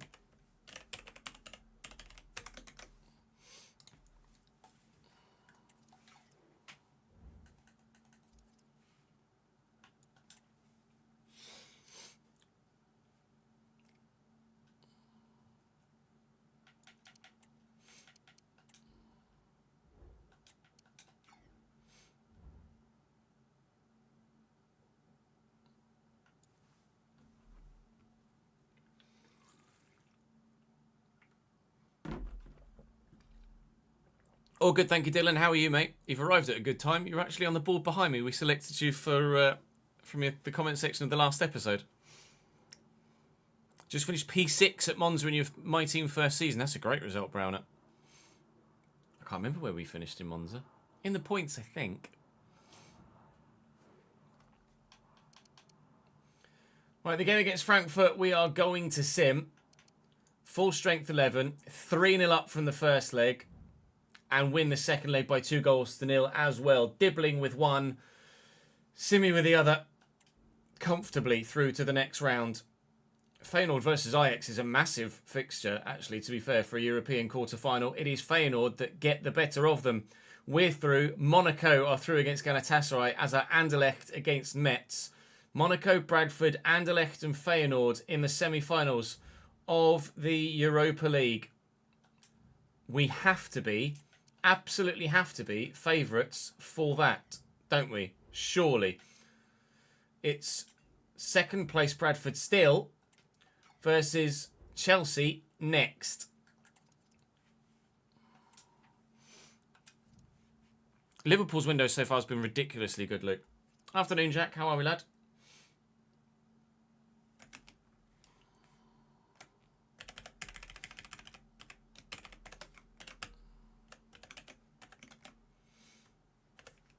Get prize money too.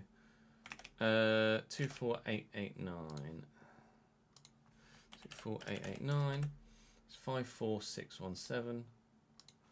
54617 is 2162833. 2162833, and then prize money for qualifying for the semi-final is 3517080. 3517080.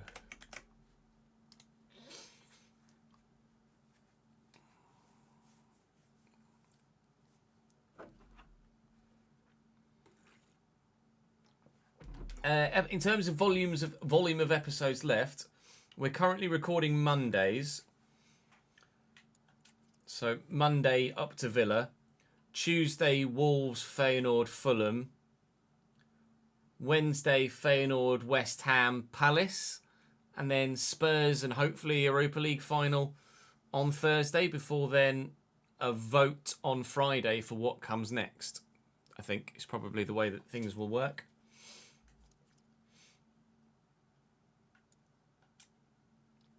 We hope, anyway, if we can see off Feyenoord, which we should see off Feyenoord. Might even be able to sim Feyenoord second leg to bring us an episode fewer to help with views. Right, we're as strong as we should be.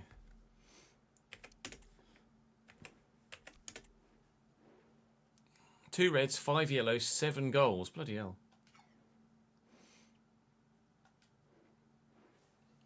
Sheshko, Elliott, Blanco, Bulut, Iguchukwu, Santos,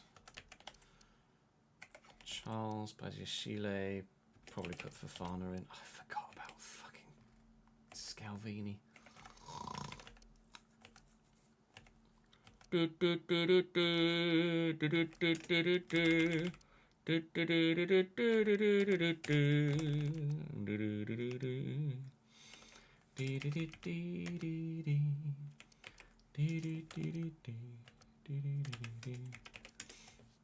You're on bench, Jack.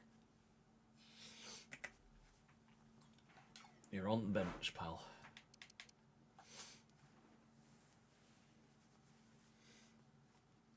On the vote will be Villa or a promoted Sunderland, Dylan.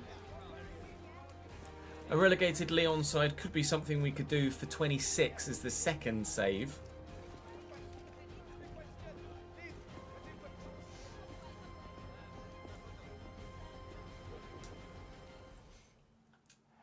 But not currently any plans to do a major save in France.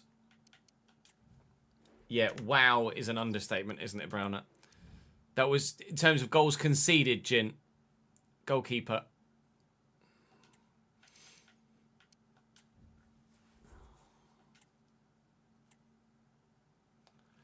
Lyon have been forcibly relegated due to financial irregularity, yes. Although they are appealing it, I believe. And might well be able to get away with it. Because I think they're selling the club. Or there was something financial related with regards to selling of the club that meant they could, or something financial related. I think it was selling of the club that meant they could get around it. Chelsea actually have dropped to 6th now that some more games have been played. But Chevalier is 88 rated in goal, and obviously they're very, very good, Chelsea. Dan Cadlet's at right back. Scalvini, Fofana and Charles. Ugachukwu and Santos.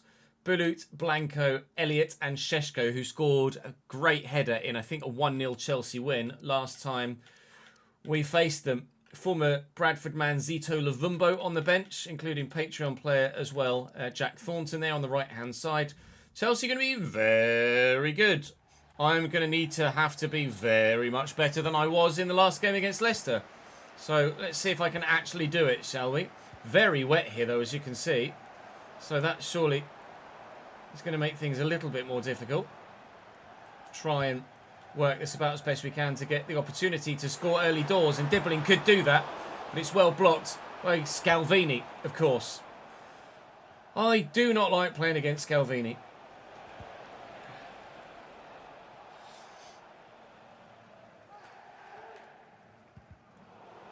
To be fair, we are going to do a one-off episode for a season 11 for a Champions League run too.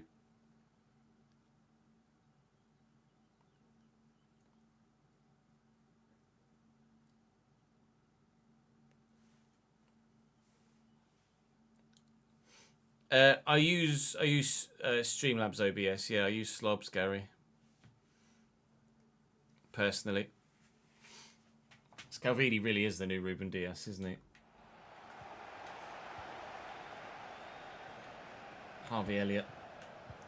Back to Andre Santos. That's actually really well worked by Chelsea. And Sheshko with the turn.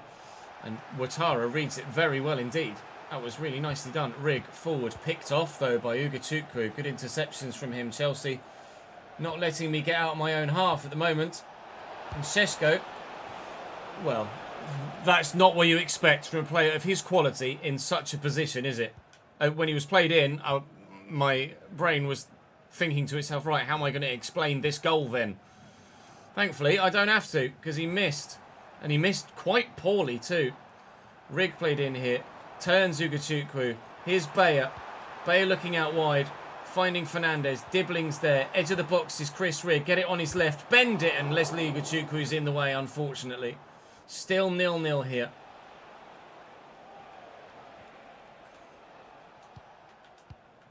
It's well worked once we won it back. And their fullback is out of position here. Kilitsoy could be the man. Chevalier is instead. Good save. Win that header. Well up, Murillo. Rig will turn. Support is here. That was meant for Engels. Finds Engels in the end anyway. Dibbling on the run. Oh my God, Andre Santos commits to a challenge. That very much was committed. Rig, though. Rig in space. You know what happens with his left foot from range sometimes, but didn't quite have the angle for a good enough shot on this occasion. Could have been a couple of goals in this one already. Oldham for 26. Be a good one for a number of you. We'll obviously be doing Cambridge in League 2. Hoping that the gameplay is significantly better.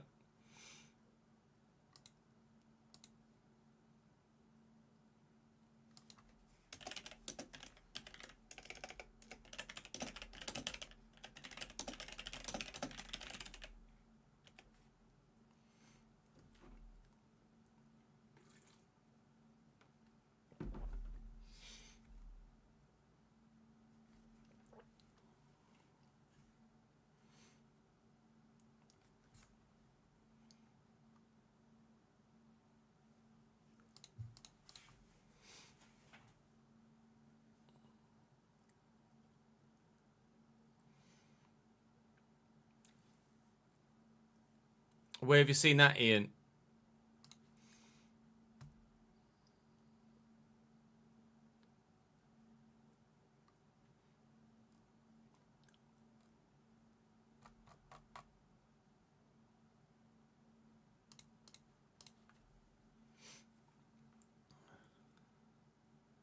New Brooks running shirt sponsor is neat. Seattle connection unlocked. Yeah, our board, our owner is based in Seattle, I'm pretty sure.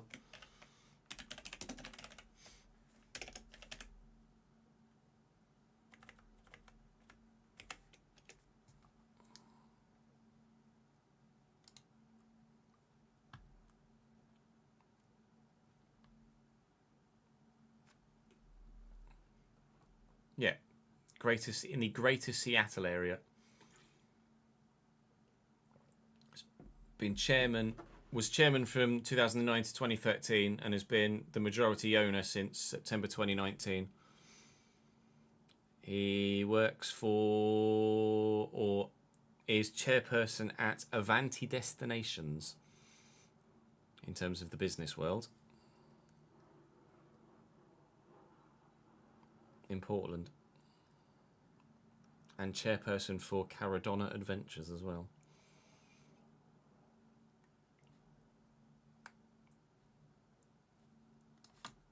This is his LinkedIn.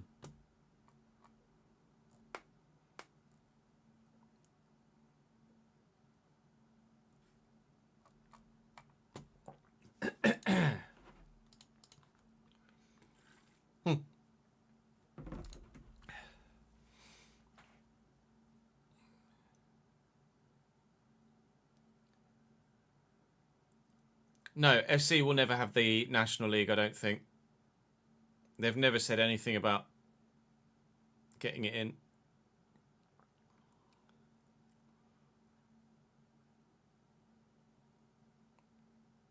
Hello, Marinus. How are you, pal? Thank you for the follow on Twitch, Dylan. Nice of you to come across to the other platform as well. Nice block by a Shempong. He's giving it straight away again, though. And now Harvey Elliott's on the way. We want Harvey Elliott. Oh, wow! I was about to say we want Harvey Elliott of Liverpool form, not Harvey Elliott of England under-21 form. And what I would have wanted was Šeško of his first effort form, but that power shot has just ripped past the goalkeeper and into the back of the net. That's unbelievable. What a goal from Benjamin Šeško. Talk about making up for an error. Wow. I was hoping that we'd be getting enough top quality results today that we'd put ourselves in a great Premier League winning position before the end of the season. At the minute, we might not even be in a Premier League winning position at the end of the season. Offside there, Harvey Elliott, thankfully. Chelsea lead by quite the goal to nil.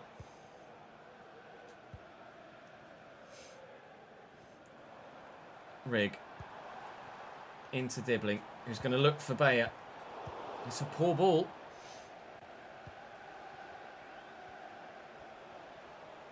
Blanco gets away from me. I'm trying to battle here with Dibbling, but I just can't get to him. That falls kindly for Blanco as the Shempong was perfectly positioned. It's going to fall for Chelsea too, and Harvey Elliott could have a shot on goal to find a teammate, which he's done. That hit Šeško's arm, and he was offside. Decent, thank you, Reese. Vegas, we qualified 10th, started 7th, and finished 8th.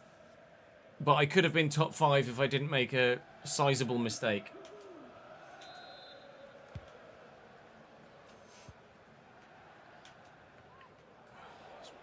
A poor flick on. Blanco. Alright, how are you supposed to deal with that then? Lenny Yoro trying to find the ball out and can't. Elliott with a little... Oh, come on. Back off. Shempong driven to Dibbling. Plenty of blue and white around him.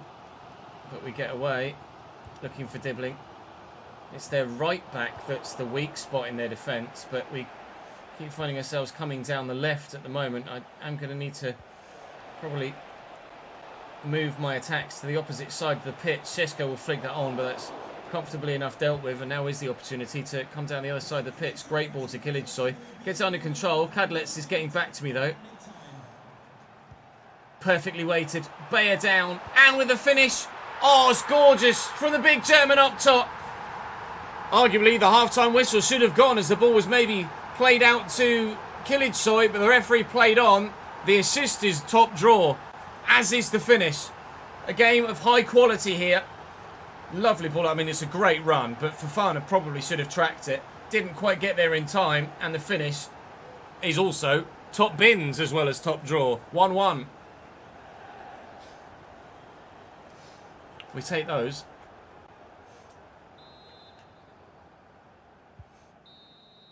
Time. If it's an own goal, please, Jack. Yeah, that'd be great.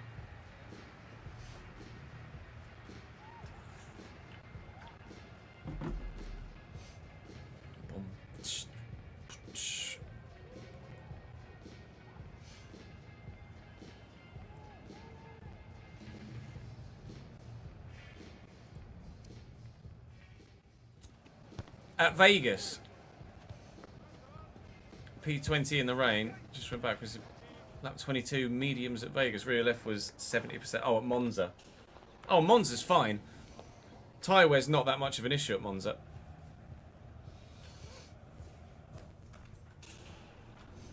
Monza's a track where you do run the tyres really high, isn't it? Percentage-wise. Before boxing.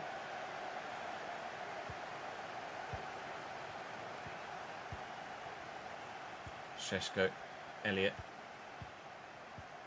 Stop it, gents, please. Bulut. Sheshko, don't let him do it again. I mean, the defender just bounced off him. He nearly did do it again. Thank you, Trubin at the near post. Watara with a delivery. Sheshko's up. It's over the top of the bar, though, thankfully. But he is just unplayable at times, Benjamin Sheshko. Came off a defender as well, apparently, and it will be another Chelsea corner here at the start of the second half. And they're really piling on the pressure now, but the pressure has eased.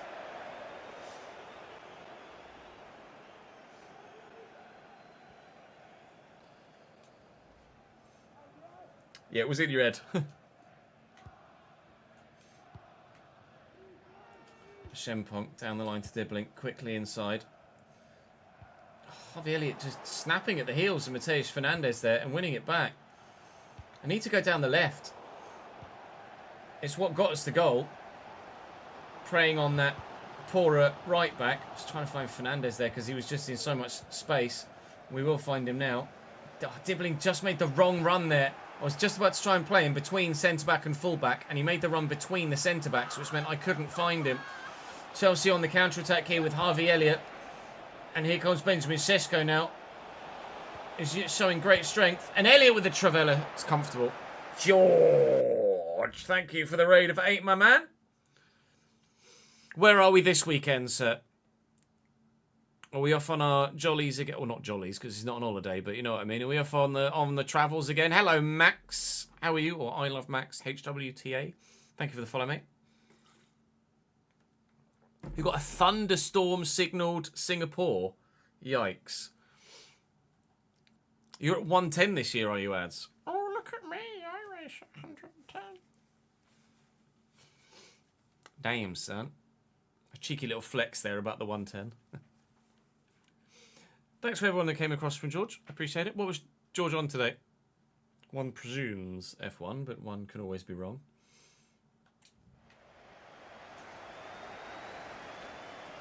Watara down the line to Kilic. Can we get the better of that fullback again? No, seemingly is the answer. And Sheshko played in here.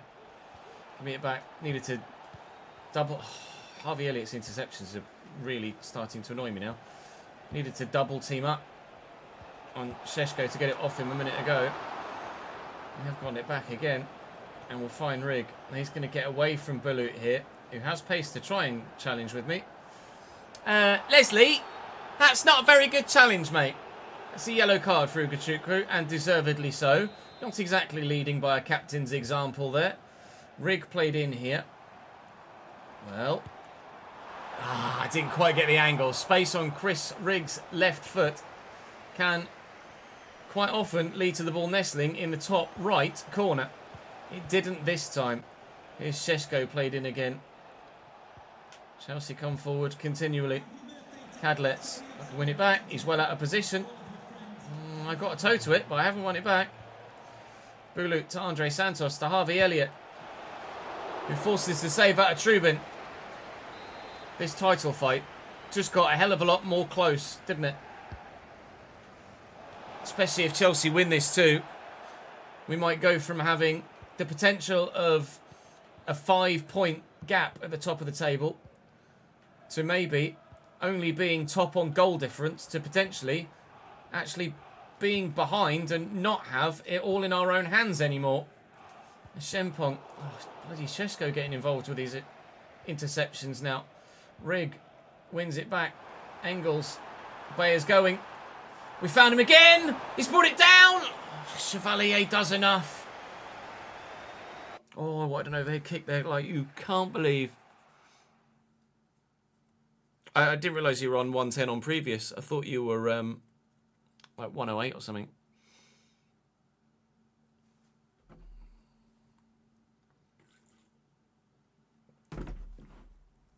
Makes me sad that I'm still stuck at 102.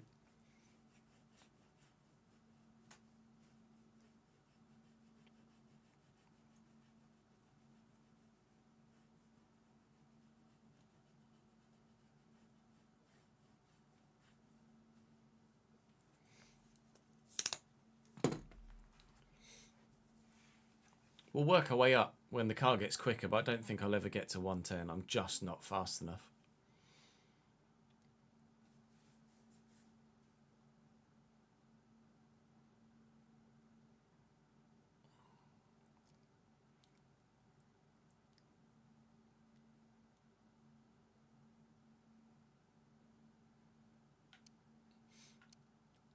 You reckon I can already? You reckon I can or should up the difficulty? Because the car's overperforming ads, or because you think I've got the pace to do it? Or both?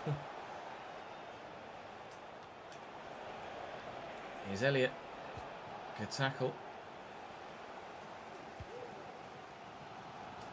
Ouattara to Rig. Tej Fernandez has room to get into. Dibbling's made a good run. Oh, bloody Blanco's back there intercepting now. Chelsea's front line works so hard to win the ball back. Could have gone to Dibbling very quickly. Oh, Fernandez has sold the man. And Bayer is in. Big save. Can Dibbling win the header? Why has he done that then? Just. Oh, God, the chance to win at home against Chelsea. It's no guarantee that it was going to go in if he went for the header. But it was surely the better option than what he did. Unbelievable, Tyler. Give me that back. No, apparently I can't have it back. Shempong's going to get there.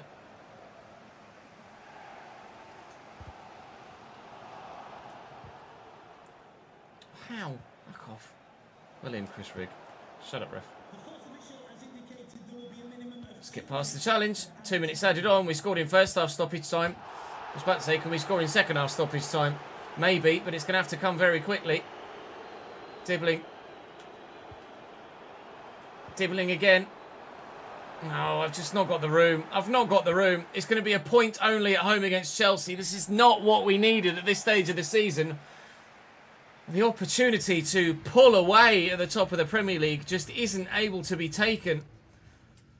We are halted in our march towards the Premier League title. Liverpool losing points to Spurs is good news for us, I think.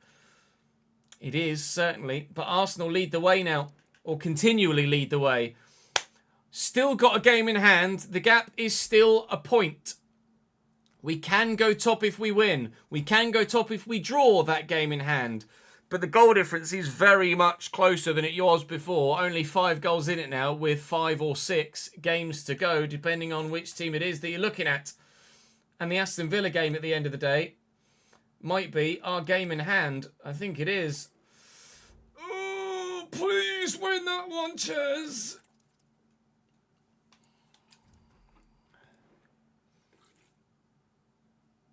I think I'll be back at 104 for a bit now. We can maybe do 104 at Qatar. I wouldn't mind doing that at all. We could go up to 104 for Qatar. Because there's a sprint to gauge it by as well, isn't there?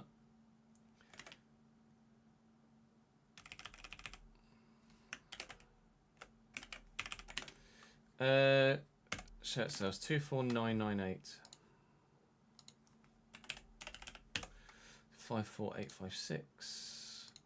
54856 is 2172297. 2172297.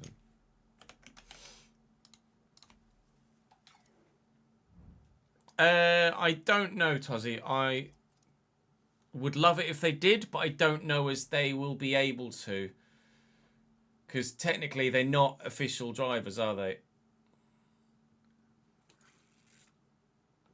Colapinto's in there as a free agent because obviously he is racing in the championship this year.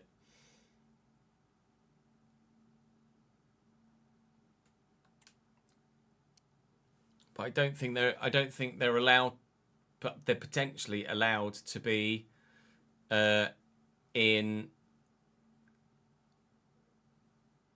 F1 if they're not an official driver for FOM reasons, probably.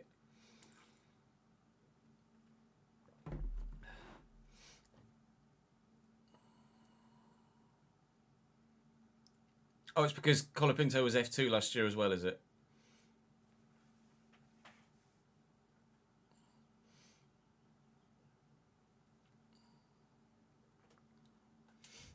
Right, this is our game in hand then. This is the one we just have to win. Villa got a third kit. They've got a white kit, don't they? Yeah, Villa can play in that kit. I haven't ordered my Cambridge kits at all, mate. No, not yet. Need to, though.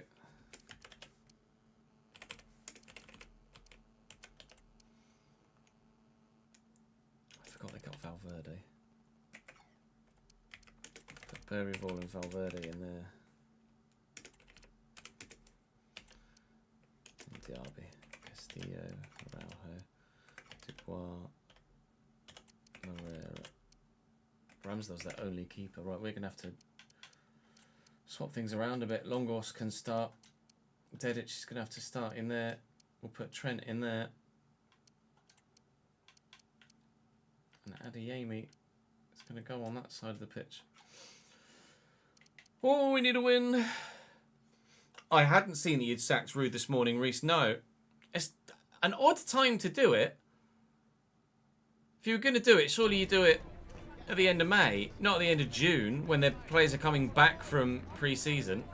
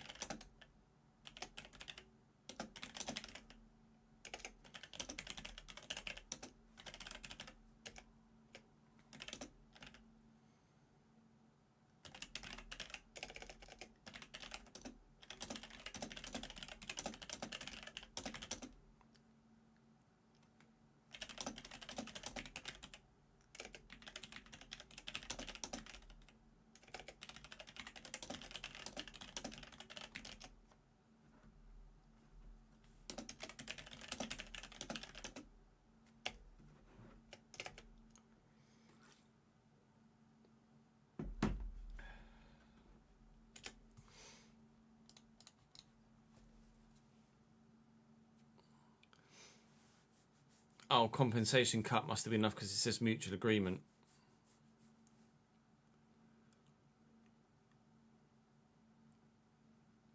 It might well be something financial year related, yeah.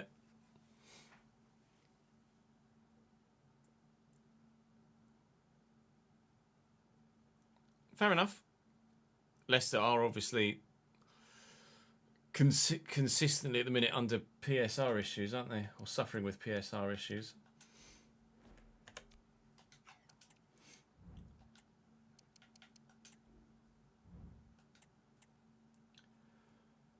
This is a game we cannot afford to lose. Ramsdale in goal for Villa. Castillo, Araujo, Dubois and Moreira. Berryville and Valverde. Diaby, Eiling Julia, Pablo Torre and Nathan Lefebvre. They've got options on the bench that are decent. We've had to rotate a little bit because of fatigue. So Trent starts, Adeyemi starts, Longos and Dedic too. Ideally, I would have liked to have won all three, obviously, but 4 points from the potential 9 today is now an absolute minimum.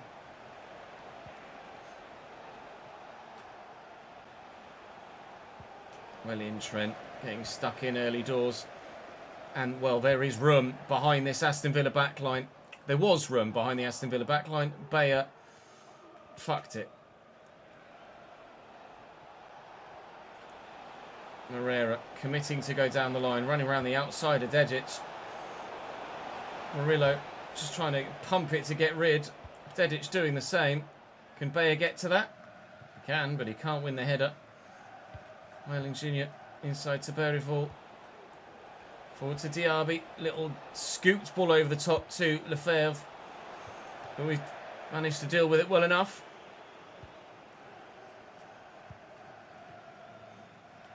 Ouattara into Rig.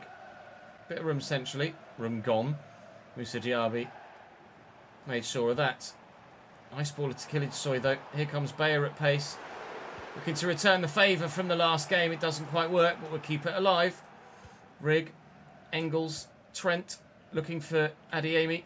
Through the gap. Oh, it nearly opened up. It's so very nearly squeezed through the gap to find the striker. Dedic has done well, and we'll keep the pressure on if we can. Engels to Rig. Quickly looking for Bayer, but Berryville intercepts this time.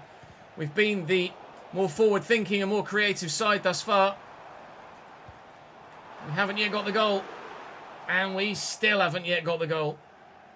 But we've got the ball back again. Trent looking for Rig. Rig with no room to do anything though, unfortunately. Come on, please. Just open up for me a little bit. Just open up for me a little bit. Bayer maybe should have gone for the pass. We'll get the corner. Fans roaring. They know how important this fixture is in the grand scheme of the Premier League title campaign, but it's one that we're still drawing only at 0-0 for now.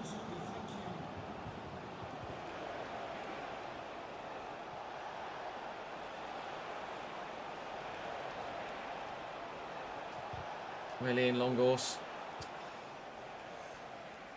Castillo. Back to Berryville. Oh, that is ill-advised, to say the least. Looking for Adeyemi out wide. His touch isn't as good as it was earlier in the episode when he had a similar chance on the opposite side of the pitch, but he will find Bayer here, who has Kılıçsoy. Oh, as if it cannons off Rig that hard and goes straight to a Villa man. What are the chances? Half an hour in. I've done everything but score so far, it feels. But Villa are continually and consistently dangerous going the other way. So as much as the ball is pinballing about from end to end at the minute, I don't ever feel at the moment confident that the job is done. Why is nobody? Why are they all just hovering on the edge of the box? What are you doing? Get in a bloody box! I get here, and look at Adeyemi, he's just not moving. I skip past the Italian stand, Adeyemi just stops on the edge of the box. Get in a box! I want to pull it back to you. And they both hover there. Bayer does the same. Oh, it's so broken! That should be 1-0. That should be a simple squared ball and a 1-0 goal.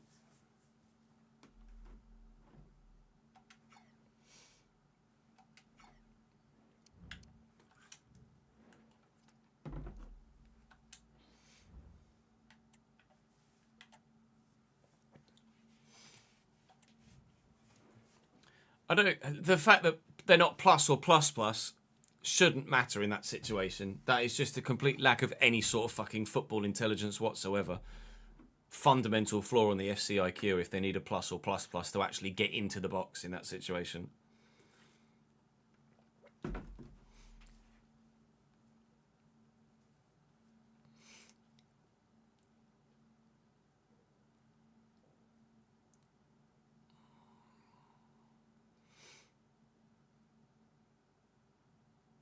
Yeah, I wondered what you were mentioning slightly earlier. My pass assistance is all set to default. Let me have a look.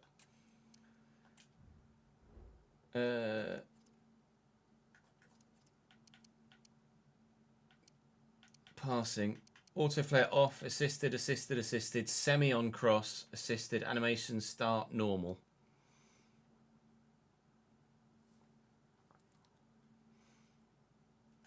Camera settings, classic. Zoom all the way out.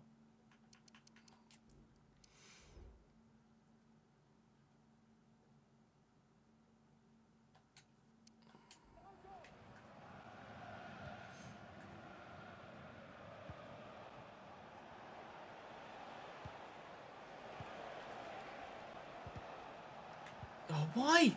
Why let me block it with one man and then make the other man... Oh, I'm getting annoyed. Obviously, the way that the results have gone today are probably affecting the overall mood in the camp. But in general, I'm getting a bit annoyed with the gameplay today. Kilic looking to beat his man. Can't do it yet. Runners around him, though. How fast is fucking shit? It's meant for Engels.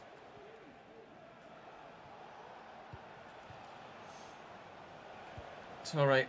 Oh, it's just going to get to him ahead of Ouattara. It's a good delivery too, but we've cleared it only as far as Eiling Jr., however. Diaby. Oh, it's a great footwork. Good block by Longos. We should be, and are, at half-time here. A really hard-fought game, but I do feel particularly hard done by that we're not 1-0 up.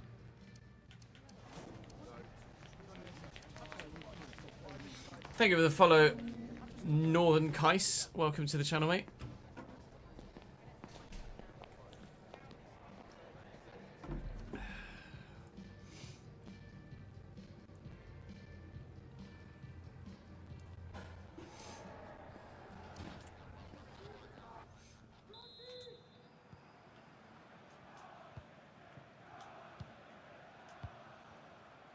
Rig at the beginning of the half.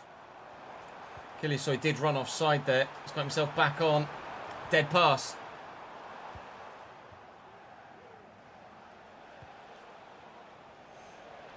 Torre. Out wide. Ouattara's going to have to come across it. Torre delivered well. Well up Longos. That is a dominant header. Ouattara just backed away from it for some reason. Cheers, game. I'm getting cheesed off now. I'm going to have to try and keep my head. But I'm getting particularly frustrated now. Keeper. Longos in the way. Keeper came for it. Defender was taking no risks. Moreira delivers again. Diaby with the ridiculous first-time pass there. Blocked. Corner. Villa pressing. Moussa Diaby going off now. Not sad to see the back of him.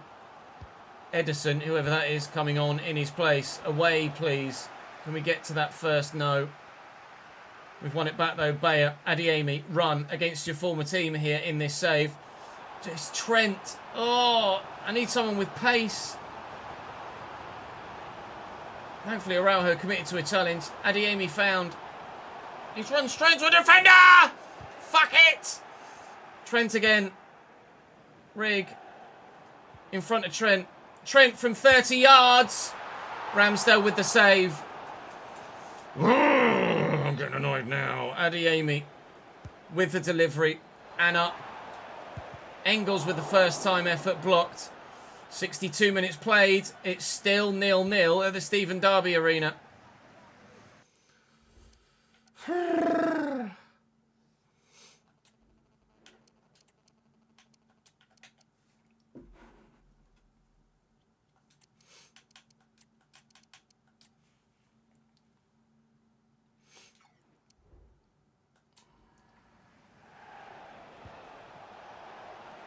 Eiling Jr. down the line. They've got me outnumbered here, Villa. We're in trouble. We're in real trouble. It's a very difficult chance to take, but he's got to take it. The pick out is unreal. And the volley, first time wide of the target. That was the game right then and there for Aston Villa. And they've just not taken it. Trying to work this about as best I can to get Bayer in. That's a brilliant challenge by Dubois. It's not a great ball out, though, by the other defender. And Bayer will look for Adeyemi, who's going to race in behind, but can't get there. Win this header, please. Why would you just let it drop to try and take it with your feet, you absolute moron? Why have my players lost all sort of football intelligence at all? So frustrating. Dedic down the line here, away from the defender that makes that stupid challenge. Looking for Kilic, sorry, looking for Bayer, is in behind, and delays taking the shot. Defender gets back, doesn't shoot, still 0-0. Stab me in the eyes with 7 forks.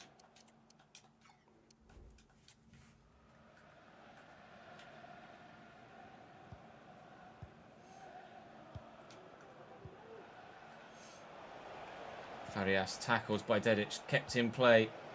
Farias gets back to me. Of course he does.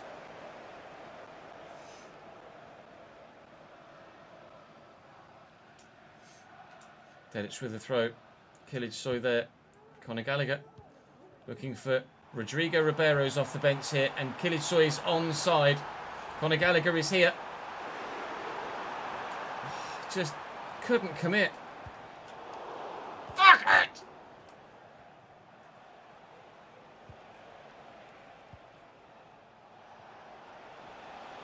Berryville, well in. Conor Gallagher, of course, has a touch that takes it straight back to friggin' Berryville.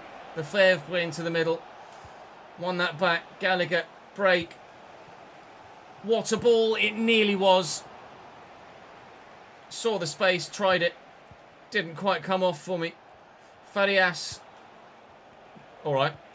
Where he's got that back heel from. That's a terrible ball. Ashempong will bring it down and look to race away. Valverde surely hasn't got the stamina and pace to deal with this. Inside to Trent.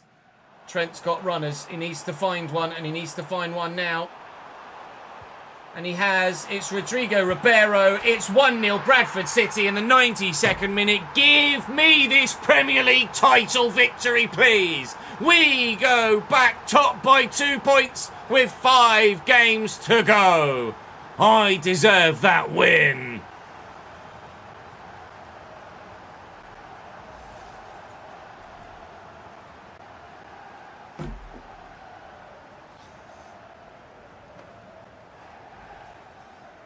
Don't get me started on the fact that the players just didn't make any sort of forward runs there until the very death. I just had to keep going with Trent until they actually made a run that was worthwhile. Look at Ribeiro's just stood there. Like, literally stops moving. It's only because I wait and then play the pass.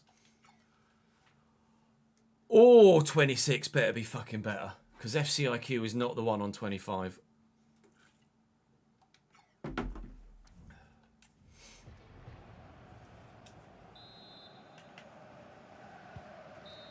Last kick of the game. I was nothing but furious for the majority of that fixture, but having gotten the win at the end of it, we'll say it's water under the bridge. Boiling water under the bridge, but water under the bridge nonetheless. Wolves next for us. We are top by 2 with 5 to go. We do still have some difficult fixtures remaining, including Tottenham Hotspur. But in the next one, it will be Wolves, Feyenoord, and Fulham. And then maybe we can think about simming the second leg against Feyenoord if the first leg goes well enough like it did against Frankfurt. But at least the home leg first. So we're going to have to make sure that we're good enough in that first leg. And I don't want to underestimate Feyenoord the same way that we did Bologna earlier, the same way that we did Rapid Vienna earlier in the season. So nothing is done yet, but we are top. It is in our hands in terms of winning the Premier League title. It is in our hands, of course, in terms of winning the Europa League. The treble is on, but still a lot of work to do. Drop the video a like if you enjoyed. Make sure you subscribe to the channel so you don't miss out on more. And I'll see you in the next one tomorrow. Chat, I am dying. It's so hot in here. Ugh.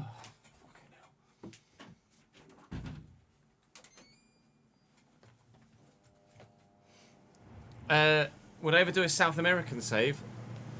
Maybe as a second as a second save. I might manage in South America for a bit in a journeyman, but I don't think I'd ever do a fully commit to a South American save. Plus, there's just no bloody leagues anymore, is there? Unfortunately, Joe.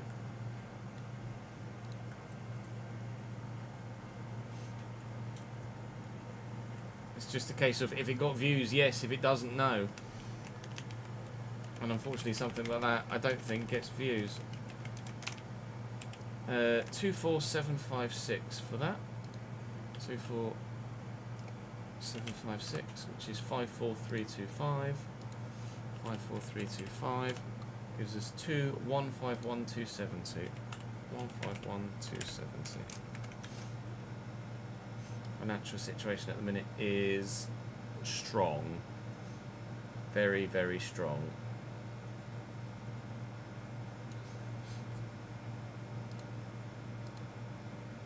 Bank balance is 250 million right now, which is a bit good, really. Just a little bit good.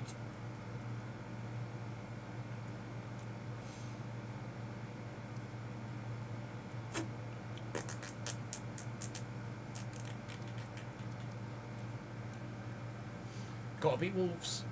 Got to win every remaining game. It's doable, but felt like it was doable today, and it just wasn't.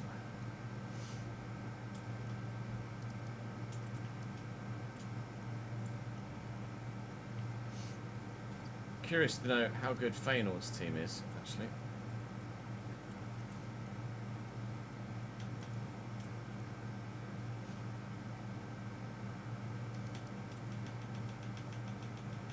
Eredivisie. Feyenoord.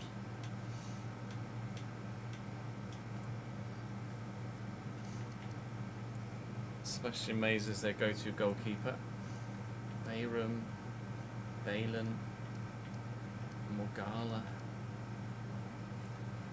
Kiriani Saba we know is good. Abakar Silla's pretty decent too. Midfield. Matthijs Amugu, sorry.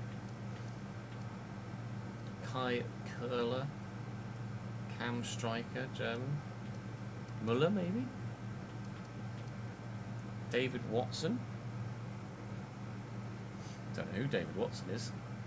What shirt is he wearing? Wigan, maybe?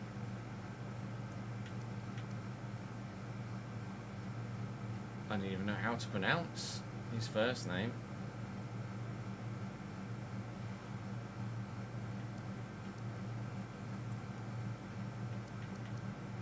Cole's at Feyenoord, look out.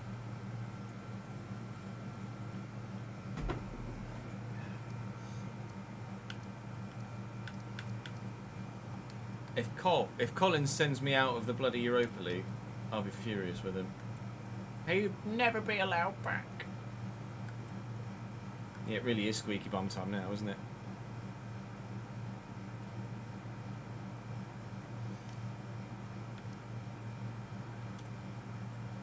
Right, what episode number was that? That's the question. That's the question. Plan for the rest of the stream is I'm just going to edit what we've just made, basically. There will not be any more recording for the rest of today, I'm afraid. I apologise. What am I looking for? What episode number is that going to be? 13.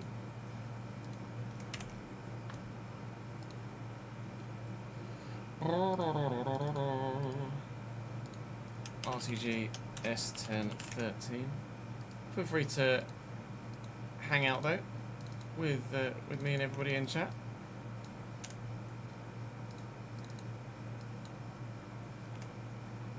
Today's episode, it literally goes live now. Literally now. This very moment. I can't believe it's Libertadores, right? It would be good fun, Joe, to do a South American save, but it wouldn't get views. An English-speaking audience don't care about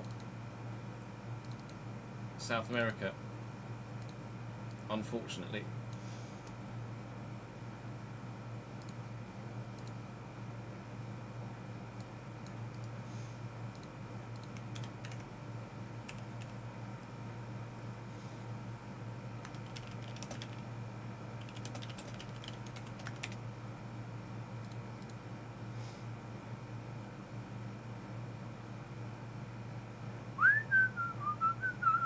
Where are you at the minute, Dylan, in your save?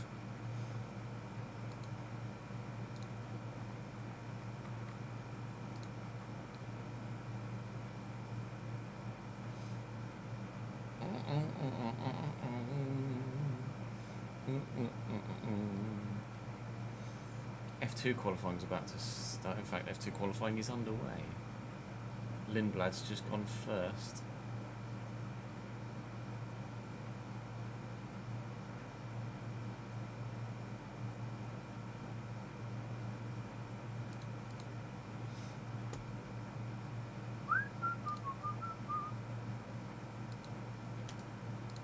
So we will be, what's today? Friday. Sunday I am recording but not on stream. So we will be back live on Monday. I'm not sure what next week looks like actually. Let's give you an idea of what the schedule might look like next week, shall we?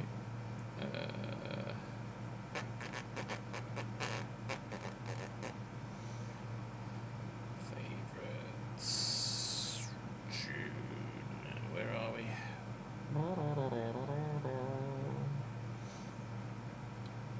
I actually don't know because I don't have Nat's January and Nat's July. Let me see if I've got an old July. I know I deleted a July. There we go. Should be a regular week next week. Obviously, getting ahead for holiday as well.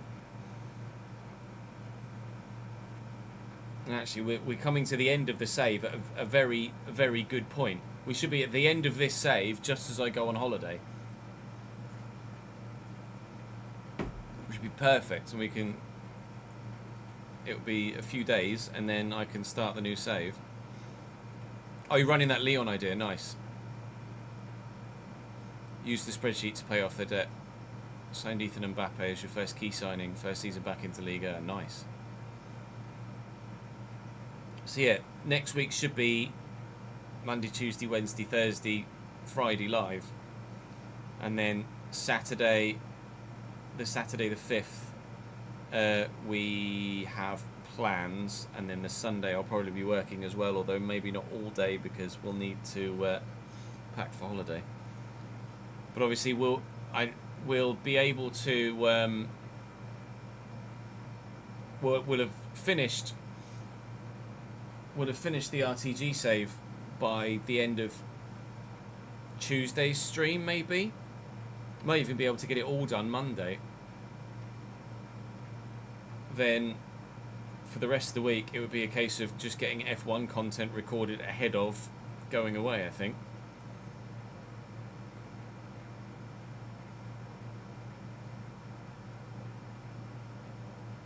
And obviously when we get back we'd start prep for Sunderland or Villa, whichever one wins the vote. I've only got Qatar and Abu Dhabi left of this season, yeah, but obviously we can push into season 2.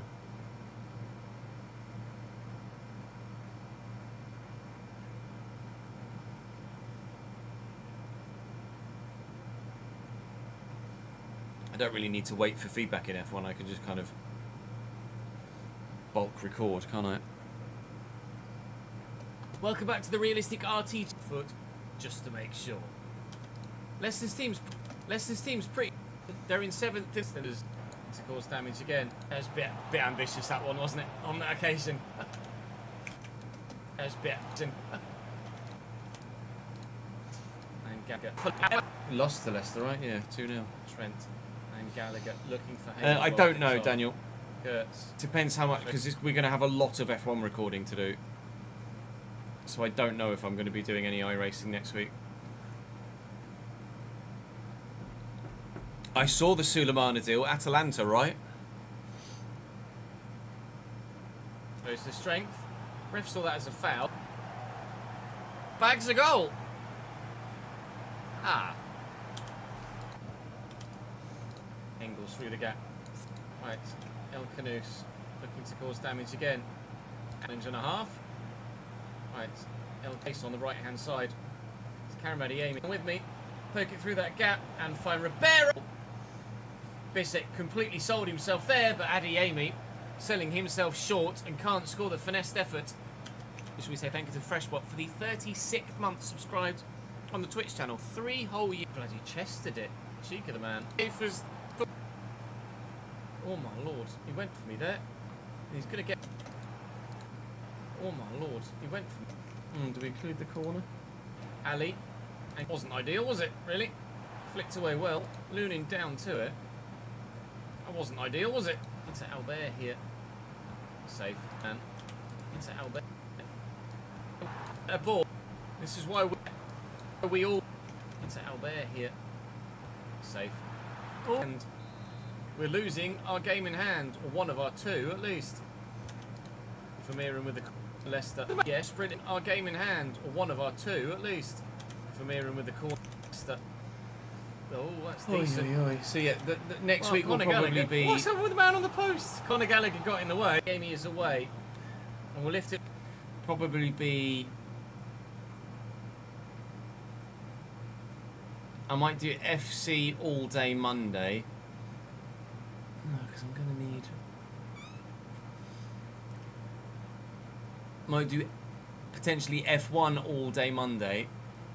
To then FC all day Tuesday. Cameron Adeyemi surely got the legs on Lucas Stevenson. Although, oh god, Monday's going to be down, it's like 31 degrees and I don't really want the console on, but yes. I'm not going to have much choice, am I? And the turn, oh, Trent trying to hold up the ball. I'm here. We've not been bad, have. Friends 21st. Cohen. Commit to the run, mate. Dedic will recover this. An hour played. And our title challenge is going to have a rather sizable hiccup. Great ball for Adeyemi, though. It's a great ball. One more at least, please. Yeah, you didn't get it, did you, dickhead? Davies. I think that's what we'll do. Leicester are starting to press slightly higher and harder here.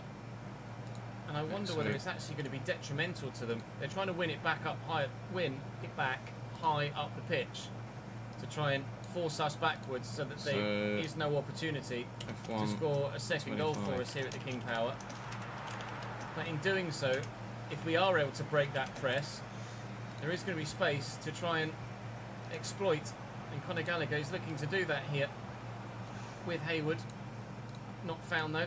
With Hayward found though. Looking for Ribeiro. Can he get there ahead of the keeper? No, he can't, and that might be the last opportunity we're able to create to give ourselves the equalising goal we crave. That was a really good chance. If the way that passes as was needed, then we are in and we are level. Albert ruining me there. Noni Madueke back to a teammate, and time has gone. It will be 2-1 or it will be 3-1, but it will be a Leicester win. And it will be by 3. Albert bags again. It's defeat to start the day. Not great. Austria tends to provide good racing, doesn't it, Luke? Hola, Elavaco. FC25. And that will be Tuesdays. So that's probably going to be the schedule for next week. Monday, all F1, Tuesday, all FC, and then all F1 for the rest of the week, I think. To start the day, not great. All good, thank you, Dylan. Right, the game against... Right, the game against Frankfurt, we are going... Which we should see. Versus Chelsea next. Liverpool, though, so far has been ridiculously good, Luke. Afternoon, Jack. How are we, lad? Eminem levels of self-deprecation. Club. Chelsea actually have dropped sick now that some more games. A little bit more difficult. I do not like playing against Calvini. Here. Such a position, is it? Hopefully. Still 0-0 here. Once we won it back here. The man! Santos space. You know what happens with his left foot from range sometimes. Good enough shot on this occasion. It was Šeško's goal, wasn't it? Blocked by Šeško. Top. Oh, wow! I was about to say we want Harvey Elliott of Liverpool form, not Harvey Elliott of England under 21 form. Goal to nil. Blanco. Gets away. Shesko. Decent, thank you, Reese. Vegas was offside. Move my attacks to the opposite side of the pitch. Shesko will flick that on, but it's their right back that's the weak spot in there. It's their back that's the great. That'd be great. Balls a killage. So back to me though. 1-1. Shesko. Don't let him do it again. My man. And the defender just bounced off him. He nearly did do it again. Thank you, Trubin. Don't let him do it. Shesko. Don't let him do it again. It was Lenny Yoro as well that he bounced off. It's over the top of the buffer defender as well. Apparently they're really piling on the pressure now, but pressure has eased. The goal. Preying on that poorer. I need to go down the left. I need to go down the front. Is showing great strength. Where are we this weekend, sir? George, thank you for the raid of 8, my man. Tara. I haven't Tara. Tara. Kill it, so can we get the better of that fullback again? No, seemingly is the answer. And Shesko played in here. Give me it back. Needed to double. Harvey Elliott's interceptions are really starting to annoy me. How so, Saints? Needed to double team Enlighten us. on Shesko to get it off him a minute ago. Enlighten us. Now got it back again, and we'll find Rig. And he's going to get away from Bulut here, who has pace to try and challenge with me. Leslie.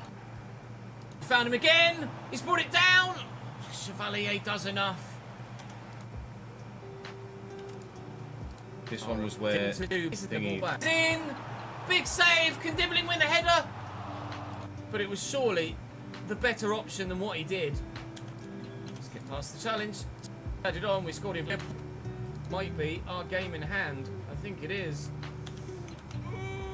We cannot afford to lose. This is the game we cannot afford to lose. I didn't, thankfully. Animation stuff. This is the game we. It is now an absolute minimum. Into Rig. Come on, please. Yeah, maybe, but it's one that we're still drawing only at 0-0 for now. Just hovering on the edge of the. A simple squared ball and a 1-0 goal. Why let me block it with one man? And we should be. It's just rant right. then, isn't it? Let's maybe cut out. Let's cut most of the ranting out, right. shall we? Out wide. Tara's going to have to come across it. Torre delivered well. Trent, 62 minutes played. It's still 0-0 at the Stephen Derby Arena. Eiling down the line. Put me out. And trouble. We're in real trouble. Amy's going to race in behind, but moron! Win this header, please. Why would you just let it drop to try and behind? And beautiful. He made it. He needs to find one, and he needs to find one now. He does. Ready, 1, 2, 3. He has. It's Rodrigo Ribeiro. It's 1-0 Bradford City in the 92nd minute. Give me the in. Moron! Last kick game. Enough to the same way that we do. Subscribe to the channel so you don't miss out on more. And I'll see you in the next one tomorrow. Lel. I did that one on purpose, sorry. And again.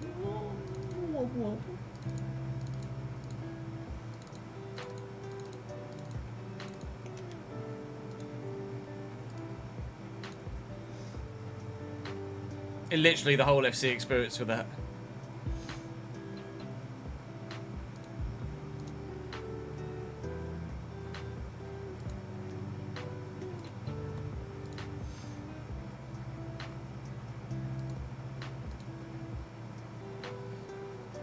Right, thumbnail.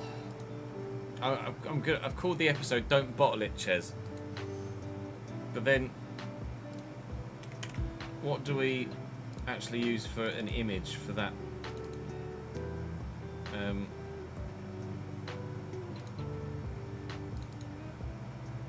Helps if you click on the right fucking thing, Ches, doesn't it? What do I then use as an image for that title? I don't know. Just the Premier League title? Premier League trophy.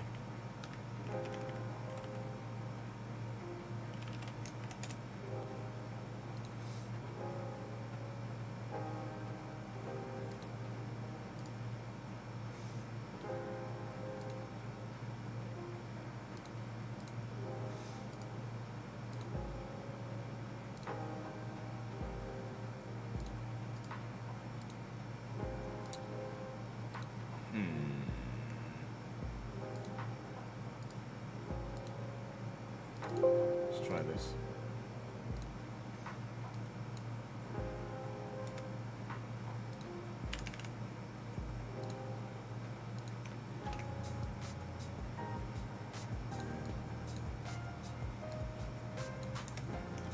That'll work.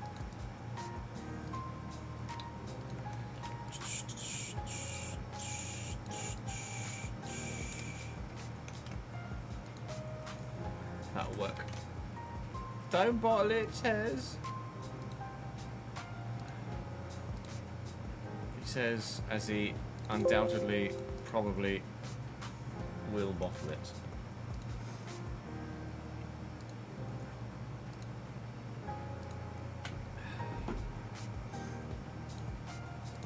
Right.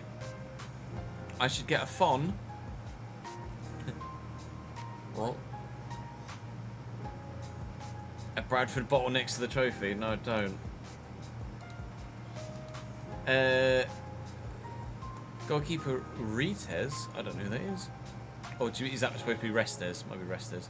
Restes, back three of Jared Branthwaite, Mickey van der Ven and Muric, who's a regen. Left mid Miguel Gutierrez, Elliot Anderson, Trent right mid, Salah, regen. Cam Noosa, who's amazing. Striker Marmouche and Saint Leonardo, but currently fighting for every trophy in the save in the Premier League, in the Champions League, and FA Cup and Carabao Cup, and you're struggling with the team. You haven't got money like that. But yeah, no, I can well imagine. Financially, it's more difficult, isn't it?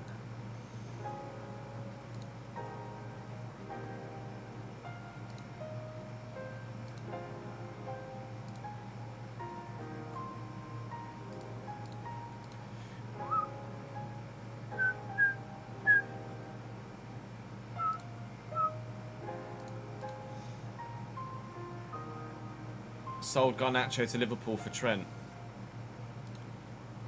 Good move, IMO. Trent's been really good in our centre mid, hasn't he? We've obviously not utilised him to the maximum, but he has been good. Right, chat, that is going to be me for today on Strum. A couple of things to get done before I am back on daddy duty. So, I'm not live tomorrow. I'm not live. So I'm not live over the weekend. But Monday we will be back with a double F1 day. So it will be the season finale at Abu Dhabi. Then it will be creating our livery and updating everything for season 2. And then it will be recording Australia for season 2. So big one on Monday. We're live every weekday next week, is the current plan. Should be 6 stream days next week. 6 stream days. Quick question, in a realistic artisan console, how would you suggest handling the crazy high/unrealistic wages at the start? What you can do, Aaron, is utilise the spreadsheet, because you're not officially taking season 1's budget. You're making your own budget. You could, obviously you can't edit things in save, Aaron, but in the spreadsheet you can change things so that everyone's wages at least attract your side realistically. So give them a more realistic wage, and then obviously when you come to renegotiate wages or sign players in game, you just kind of have to suck them up, the higher wages, unfortunately. But to start off with, if you wanted to, you can give players a more realistic wage. We used Football Manager as the go-to to figure out what people's wages might be. If you don't have FM or any other, in fact, what you could do is there are websites online where you can get relatively realistic figures for certain clubs' wages. So let me, for example, I just googled Bradford City wages, and you've got, I don't know how up to date this is in terms of the playing squad, but there are a lot of different websites that show you players' supposed wages and contracts, etc. This actually doesn't show wages. I guess this is, yeah, look, this Capology is one that actually has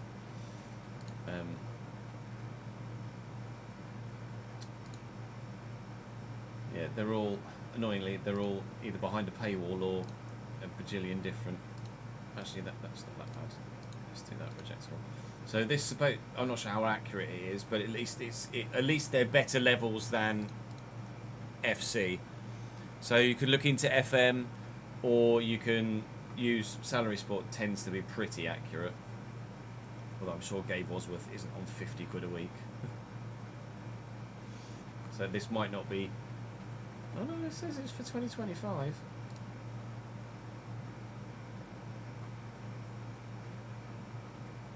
They must still be on youth contracts then, maybe. I don't know. But then you just track that with the spreadsheet, and then obviously when it comes to renegotiations or signing other players, then you just kind of have to suck it up. Unless you want to realistically, until you feel like you're at a level where you can realistically manage it, then just make up your wages for each player every deal. But that's just a bit too much extra legwork, really. Plus, with the spreadsheet and the way we track finances, you end up, and just because of the game, the way it works, you end up with inflated financial figures anyway.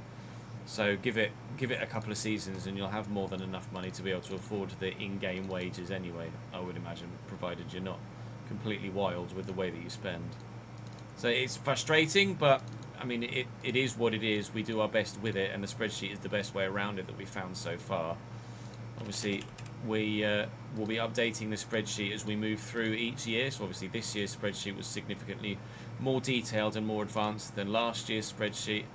And throughout the course of this year's spreadsheet, obviously AD has helped us out with the financial hub aspect of it as well. And once we get AD and Andy together in an email thread chain, smashing ideas back and forth, we'll be able to make FC26's